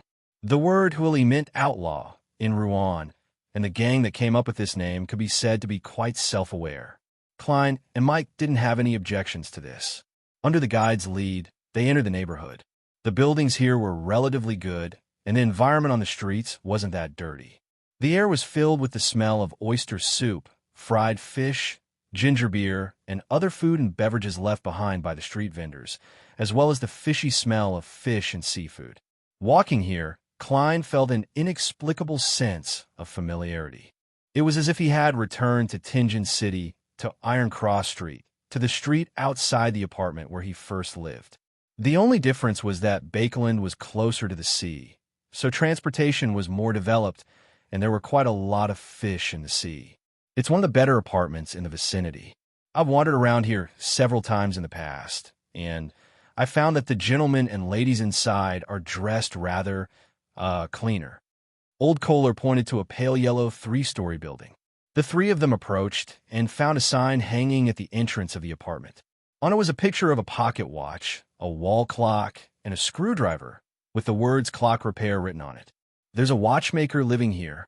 Klein dug out a similar scene from the memory fragments of the original Klein.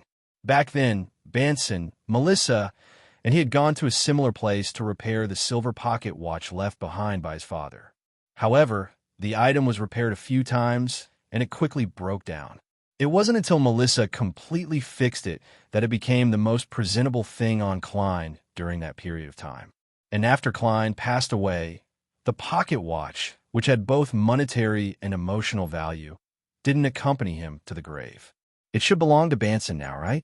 I wonder if he thinks of me every time he takes out that pocket watch. Klein suddenly blinked and curled the corners of his mouth. Probably. Mike wasn't sure. If there was a problem with his pocket watch, it would usually be sent to the original watch shop, which would assign it to a repairman or entrust it to a craftsman who had been working with him for a long time. As soon as they entered the apartment, they saw a middle-aged man with a stubble. The gentleman had just come out of the bathroom and was about to return to his room when he realized that 3 strangers had entered. He hurriedly asked, "Do you want to repair your watch?" What a coincidence. We ran into that craftsman directly. Klein found it a little strange.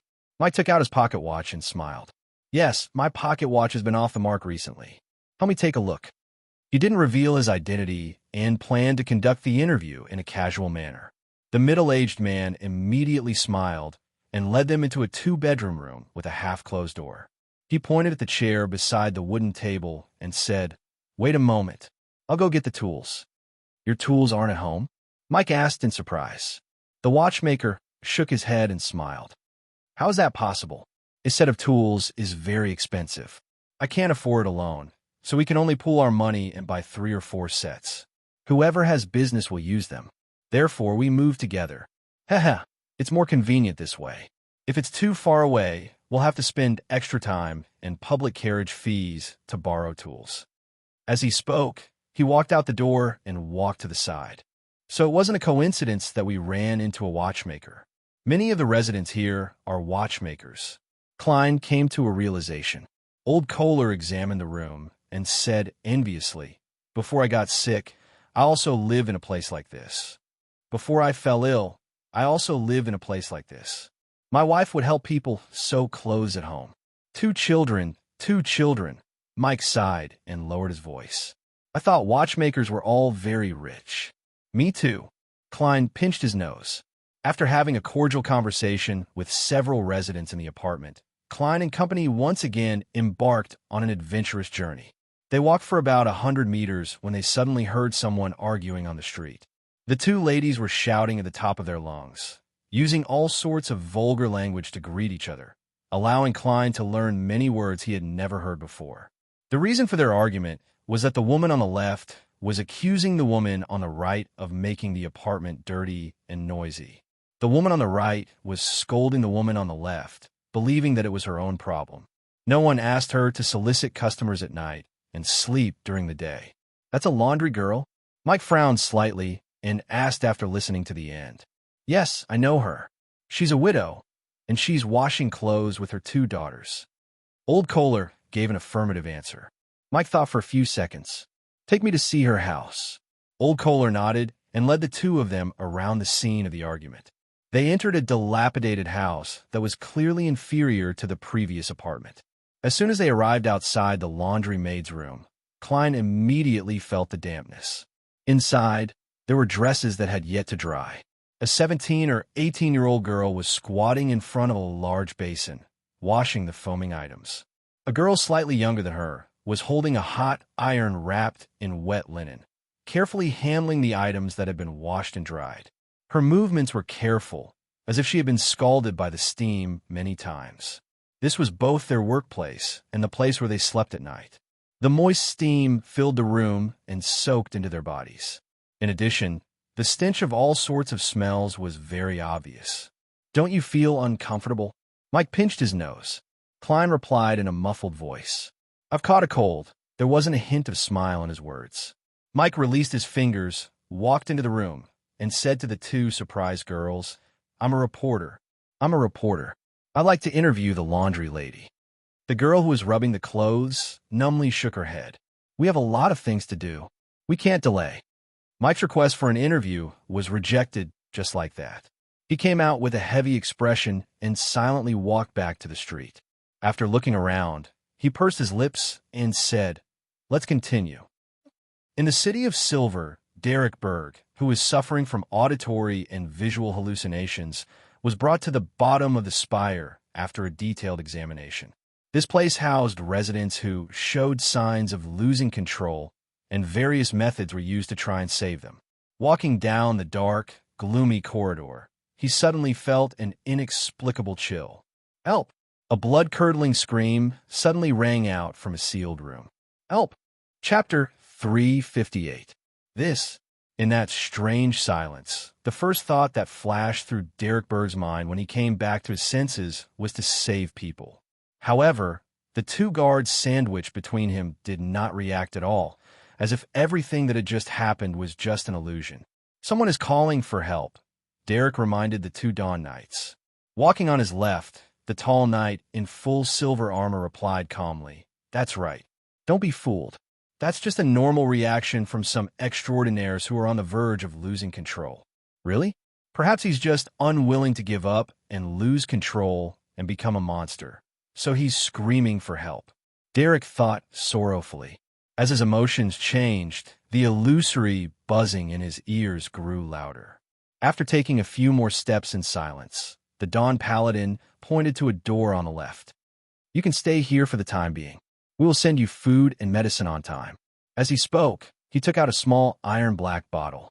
This bottle was woven from the leftover straws of the City of Silver's staple, black face grass. When it came into contact with liquid, it would produce a thin film, thus achieving the effect of being waterproof and sealed. Derek took the bottle of potion and gulped it down. He felt a cooling sensation slide through his esophagus and into his stomach. He quickly calmed down.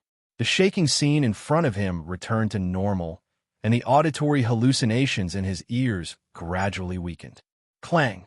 With the sound of the iron door closing and locking, Derek entered the room that belonged to him. The first thing he saw was a candle flickering with a dim yellow light, and then he made out the low bed, the chair, and the square table. Other than that, there was nothing else. However, the surrounding walls, including the door, were engraved with complicated and mysterious symbols and labels. They seemed to form a complete seal. Derek's emotions were also suppressed by the potion. Without any curiosity, he sat down and lay on the bed. After an unknown period of time, he suddenly heard a violent knocking sound, but it did not come from outside his room, but from next door. Derek sat up and listened carefully. Amidst the crashing sounds, he heard thin, shrill sobs. His hair stood on end, and he stood up abruptly, assuming an extremely defensive posture. Right at this moment, the thumping sounds spread to the metal walls that separated the two rooms, forming protrusions that were slowly deflating one after another. Just as Derek was about to pray for the holy light, his eyes suddenly lit up. The space he was in seemed to have been moved to the outside world, and lightning flashed. The sound of someone smashing the wall next door disappeared, and the bottom of the round tower became quiet again. This was not absolute silence. Rather, it was a silence where the sound of light footsteps could travel a long distance and echo for a long time. Just as he was guessing what had happened to the Beyonder next door, someone knocked on the metal wall on the other side. Tuck, tuck, tuck. It was as if someone had bent a finger and was gently tapping on it. "Who is it?" Derek raised his voice and asked with slight fear. The knocking immediately stopped. After a few seconds, a deep but rather old voice could be vaguely heard. "So, it's a young fellow. You are?" Seeing that the other party could communicate rationally, Derek leaned against the wall and pressed his ear against the cold metal. The old voice chuckled and said, "That's right. The one next to you almost lost control a few times. In the end, I couldn't save her today." Had he completely lost control? Derek asked through the metal wall. "Is he a monster now?" "No, it's not a monster, it's a corpse. He's already been dealt with by the item that's sealed here." The old voice sighed. "I've been here for 42 years. According to what the guards told me, I've seen too many similar things." Derek asked in surprise, "What's the matter?" "You've been here for 42 years. Normally speaking, losing control could be divided into 3 stages. The first stage was the appearance of signs, such as auditory and visual hallucinations. The second stage was when one's body and mind were already somewhat out of control. From time to time, they would display a terrifying or strange state. The third stage was a complete breakdown and degeneration into a terrifying monster. Going from the second stage to the third stage was rather fast. Perhaps just as one discovered it, one would witness a seemingly ordinary Beyonder turn into a monster from the depths of the darkness. In other words, after a Beyonder at the second stage was sent to the bottom of the spire, They would either slowly stabilize themselves through medicine, rituals, and other methods before leaving within a year and a half. Otherwise, they would quickly enter a state of losing control and be purged. It was impossible for anyone to be imprisoned here for 42 years. As for Beyonders at the first stage, they might only need a few days or more to eliminate the signs and leave after being healed. The old voice immediately chuckled and said, "That's right. I didn't expect to stay here for 42 years either. I don't have any signs of losing control, but they believe that I'm rather dangerous and that I might turn into a monster at any moment." Derek frowned slightly and asked curiously, "What happened 42 years ago?" He asked curiously, "What happened 42 years ago?" Back then, his parents weren't even born yet. The old voice fell silent for a moment before saying, "I was once the captain of an exploration team." The old voice fell silent for a moment before saying, "I was once the captain of an exploration team. We discovered a destroyed city half a month away from the City of Silver. That was calculated based on our speed. That city was similar to our City of Silver. There were obvious signs of giants ruling it, and they believe in the Lord that created everything, the omnipotent and omniscient God. Unfortunately, they were destroyed. They were destroyed countless years ago." Derek wasn't unfamiliar with such matters, so he immediately guessed. "You encountered something strange there, so you were believed to be able to lose control at any moment?" "More or less." The old voice chuckled. "After we explored the core area, we found that the city was trying to change the faith of the people and created some gods that they imagined could save them. However, it was useless. Even the statues of those gods were destroyed and scattered all over the ground." At this point, his tone suddenly became solemn. But we met someone there. This is the first living person our City of Silver has encountered in more than 2,000 years that doesn't belong to our city. Outside the City of Silver, in the depths of the endless darkness, there really are people alive." Derek subconsciously asked, "You brought him back to the City of Silver?" The old voice paused for 2 seconds before saying, "Don't you feel the vibration? Our City of Silver has worked hard to explore our surroundings to find humans like us. We finally found one 42 years ago. This is indeed shocking news. But I often see Miss Justice, Mr. the Hanging Man, and the others. I often hear about the Kingdom of Ruan and the 7 Orthodox gods. Isn't it obvious that there are people outside the City of Silver, as well as cities and countries?" Derek scratched his head and pretended to be shocked, as though he didn't have much experience. "I didn't notice that just now. It's indeed unbelievable. Apart from the residents of the City of Silver, there are actually other people." The old voice fell silent for a while before saying, "Has the education of the City of Silver become so bad?" Without waiting for Derek to speak, he sighed and said, "We invited that person to the City of Silver as a guest. We cautiously invited that person to the City of Silver as a guest. After some consideration, he agreed. We monitored and escorted him back, but when we were about to reach the City of Silver, he suddenly disappeared. We searched the surroundings, but we couldn't find him. After returning to the City of Silver, my team members went crazy one after another and lost control. All of them. The 6-member council suspected that we had been contaminated by something. They suspected that the person wasn't human at all, but an evil spirit, a monster. Therefore, they locked me up here. Every once in a while, they would come to confirm my condition, but they never told me what the problem was, nor did they let me out." Derek heaved a heavy sigh. "Do you still remember what that person looked like?" "He looked very ordinary. He didn't have any special characteristics, and his clothes were similar to ours. Apart from remembering that he was male, I can't remember what he looked like at all. However, the Elder should be able to use Beyonder means to directly see him from my blurry memories," the old voice said in pain after recalling for dozens of seconds. Derek casually asked, "Did he say what his name was? Did he communicate with you about his origins? Did he talk to you about his background?" "He told us that his name was..." He paused and said, Amon. "Sunday morning, the factory district. Over the past 2 days, Klein and Mike had visited many places in East Borough under Old Kohler's guidance.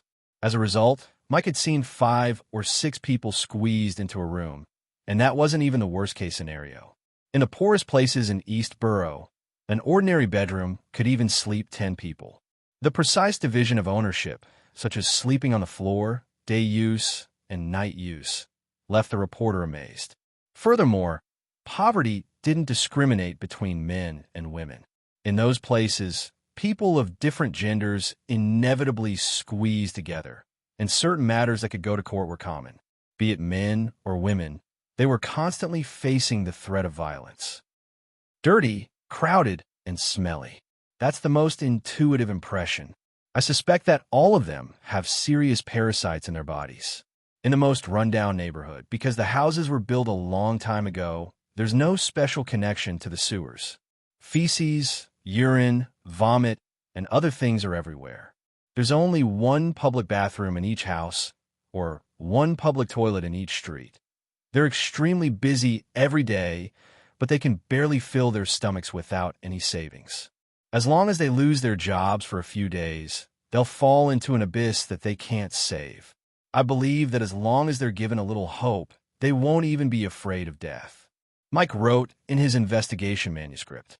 In addition, the vagrants who wandered the streets like zombies after being chased away in the middle of the night, the girls who stood numbly by the streets or in the bars, and the drinkers who indulge in alcohol weren't stingy with violence and didn't even think about their future. All of these left a deep impression on the reporter. Chapter 359. Cough, cough.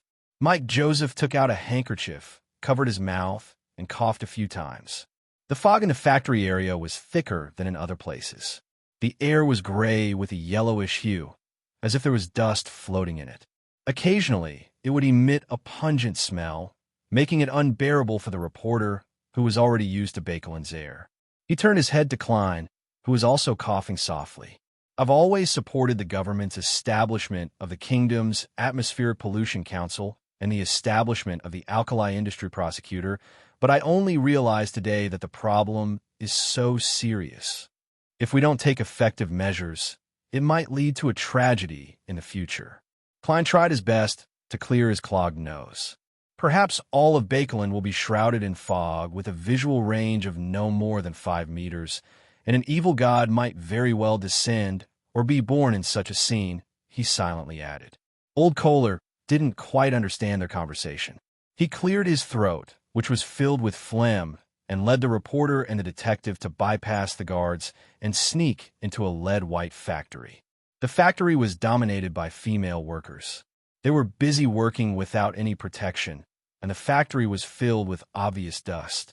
Looking at the tiny particles floating and floating in the air, Klein seemed to see poisonous gas. The young women who weren't wearing masks were like lambs waiting to be slaughtered. At that moment, it was as if he had returned to Tingen, to the time when he helped Sir Deweyville deal with his resentment. He seemed to have witnessed the future of the female workers here. Some of them had a throbbing headache, some had a blurry vision, some became hysterical, and some had blue lines appearing on their gums. In the end, they either became blind or quickly died. This is like a large-scale, bloody, sacrificial ritual, except that the target is the flashing money symbol. If the Aurora Order, Rose School, and other cults can make good use of such things, just like what Lenivus has done, then there will be a huge problem. Klein covered his mouth and nose as he quietly watched. Mike Joseph whispered in shock and anger. How can this be? How can they do this? Some time ago, all kinds of newspapers and magazines focus on the matter of lead poisoning, but they didn't take any precautions. They can't even bear to part with a mask. These factory owners are committing murder.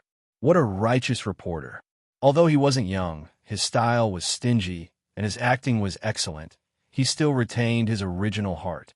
But how did he know so much about lead poisoning? By the way, I forgot. I got Sir Deweyville to publicize the dangers of lead poisoning in all the newspapers and magazines. It seems like he did a good job, but to some people, what's the big deal if 1 or 2 lowly untouchables die? There are plenty of people waiting for job opportunities.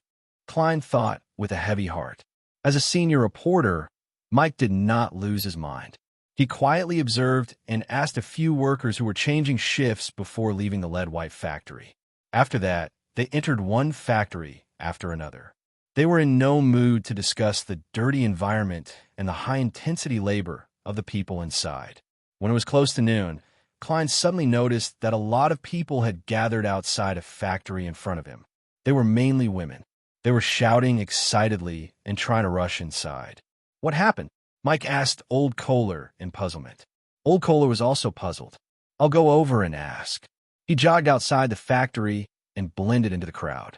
After a few minutes, he returned to Klein and Mike's side. They want to smash those new machines. Old Kohler caught his breath and got to the point first. Why? Mike had never been in charge of such news before, so he didn't know much about it. However, Klein could vaguely guess the reason. Old Kohler pointed at the factory and said, "This is a textile factory. They want to switch to the latest textile machines, and the number of people in charge of operating them will also decrease. It seems like they're going to fire a third of the workers. Those women want to smash the machines and get their jobs back. Otherwise, they might not be able to survive, or they might end up as street girls." Mike opened his mouth. From the shape of his mouth, it was clear that he wanted to say foolish, but in the end, he didn't say anything. He only looked over in silence and didn't even approach. After a long time, Mike sighed and said, "Let's go back. I'm almost done with my investigations and interviews." The three of them immediately turned around and walked out of the factory area. No one spoke along the way. Just as they were about to part ways, Mike glanced at Klein and said in a low voice, "Tell me, if the unprotected lead factories are shut down or their bosses are sent to court, will those women be able to find something else to do?" Klein thought seriously and said, "If it's just a few, it won't be a big problem. If it's just a few rooms, it's not a big problem, but some female workers might endure hunger and cold in the process of looking for other jobs, gradually losing their labor force because they have no savings at all. If too many of them are shut down in a short period of time, coupled with the people who will lose their jobs after using the new textile machines, it will be a disaster. Just the Bakelin factory area alone might have thousands or even tens of thousands of unemployed workers. They would be without food or clothing, wandering the streets like zombies, or lowering their salary requirements to fight for the jobs of other workers. It's unknown how many people in East Borough will die as a result, or lead a more difficult life. It will be a hellish scene. Even if this world doesn't have Beyonder powers, it will still bring about a great disaster. And now, the various evil gods are secretly watching and waiting." Klein swallowed the words he wanted to say. Mike fell silent again. After paying the £10 and 6 soli, he took a carriage and left the smoke-filled factory area. Klein watched the carriage leave and didn't speak for a long time. When he was a Nighthawk, he had understood and come into contact with the lives of the poor, but it wasn't as deep of an impression as this time. The omnidirectional, three-dimensional observation presented a complete abyss in front of him. East Borough is really full of hidden dangers and kindling. If I'm not careful, I might be ignited by some evil cult. Klein pondered for a few seconds and said, "Kohler, I would like to ask you to help me keep an eye on the situation in East Borough." "Kohler, I'd like you to help me keep an eye on the situation in East Borough." "Yes, when you're not working. I'll pay you so that you have the money to build a relationship with the other workers. Every week, we'll set a time to meet at the coffee shop from before." Old Kohler's eyes lit up. No problem. He didn't mention a price, fully trusting the kind detective. Klein deliberated and said, "Every time we meet, I'll give you 15 soli plus remuneration. Every time we meet, I'll give you 15 soli plus remuneration. If I'm satisfied with the information you provide, I'll give you an additional 5 soli as a reward." £1? Old Kohler blurted out in shock. Even during the warmest and happiest years of his life, his weekly salary was only 21 soli, which was £1 and 1 soli. "Yes," Klein nodded and said, "You have to pay attention to your words and actions. Don't be too eager to gather information. Maintain a state of asking less and listening more. Otherwise, you'll be in danger. In theory, this kind of informant fee can be reimbursed. However, I'm now a 5-pence man who brings his own rations." Klein let out a self-deprecating laugh. In Empress Borough, In the Earl Hall's luxurious villa in Miss Audrey's study, the blonde, blue-eyed girl was listening to her psychology teacher, Miss Escalante's lecture. From time to time, she would stroke the large dog, Susie, who was sitting beside her.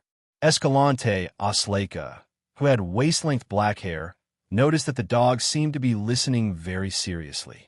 She couldn't help but smile and pause for 2 seconds. Then, she continued her introduction. At present, there's no absolute orthodox theory in the field of psychology. There are several schools of thought, such as the school of psychoanalysis, the school of personality analysis, and the school of behavioral psychology. Of course, the study of the mind and spirit is not only done by psychologists and psychiatrists. Many professionals in the field of mysticism are also doing similar work. Among them, the most famous is... Sorry, I deviated from the textbook. Let's return to the topic from before and talk about the school of psychoanalysis first. Audrey could tell that he was trying to seduce her. She pretended to be ignorant and curious. She pretended to be ignorant and curious and asked, "Teacher, I'm more interested in the research on psychology in the field of mysticism." She pretended to be ignorant and curious and asked, "I'm very interested in this area." Escalante pursed her lips, frowned slightly, and said awkwardly, "But this involves some oath of confidentiality. I'm saying that these theories and research results belong to the secrets of certain mysticism circles. They're only spread internally." "I see. Then can I join?" Audrey asked in anticipation. "They shouldn't be involved in evil matters, right?" How is that possible? That's just a seminar organized by enthusiasts." After Escalante mentioned it, she took the initiative to change the topic. "Let's talk about this later. Let's continue with the class. Knowing when to stop and taking things one step at a time. If this is the general quality of psychological alchemy members, then I don't have to worry too much about them being filled with lunatics and perverts like Mr. A." Audrey deliberately revealed an expression of reluctance to leave the topic, but she still listened to the theoretical foundations of psychoanalysis in a well-mannered manner. After the class ended and Escalante left, she returned to the study, carefully closed the heavy wooden door, and said to the large golden retriever, "Susie, what do you think of her?" "She's not sincere," Susie replied bluntly. Then it tilted its head and said, "However, what she talks about is very interesting. The things she talks about are very interesting. I think they're more interesting than meat and snacks."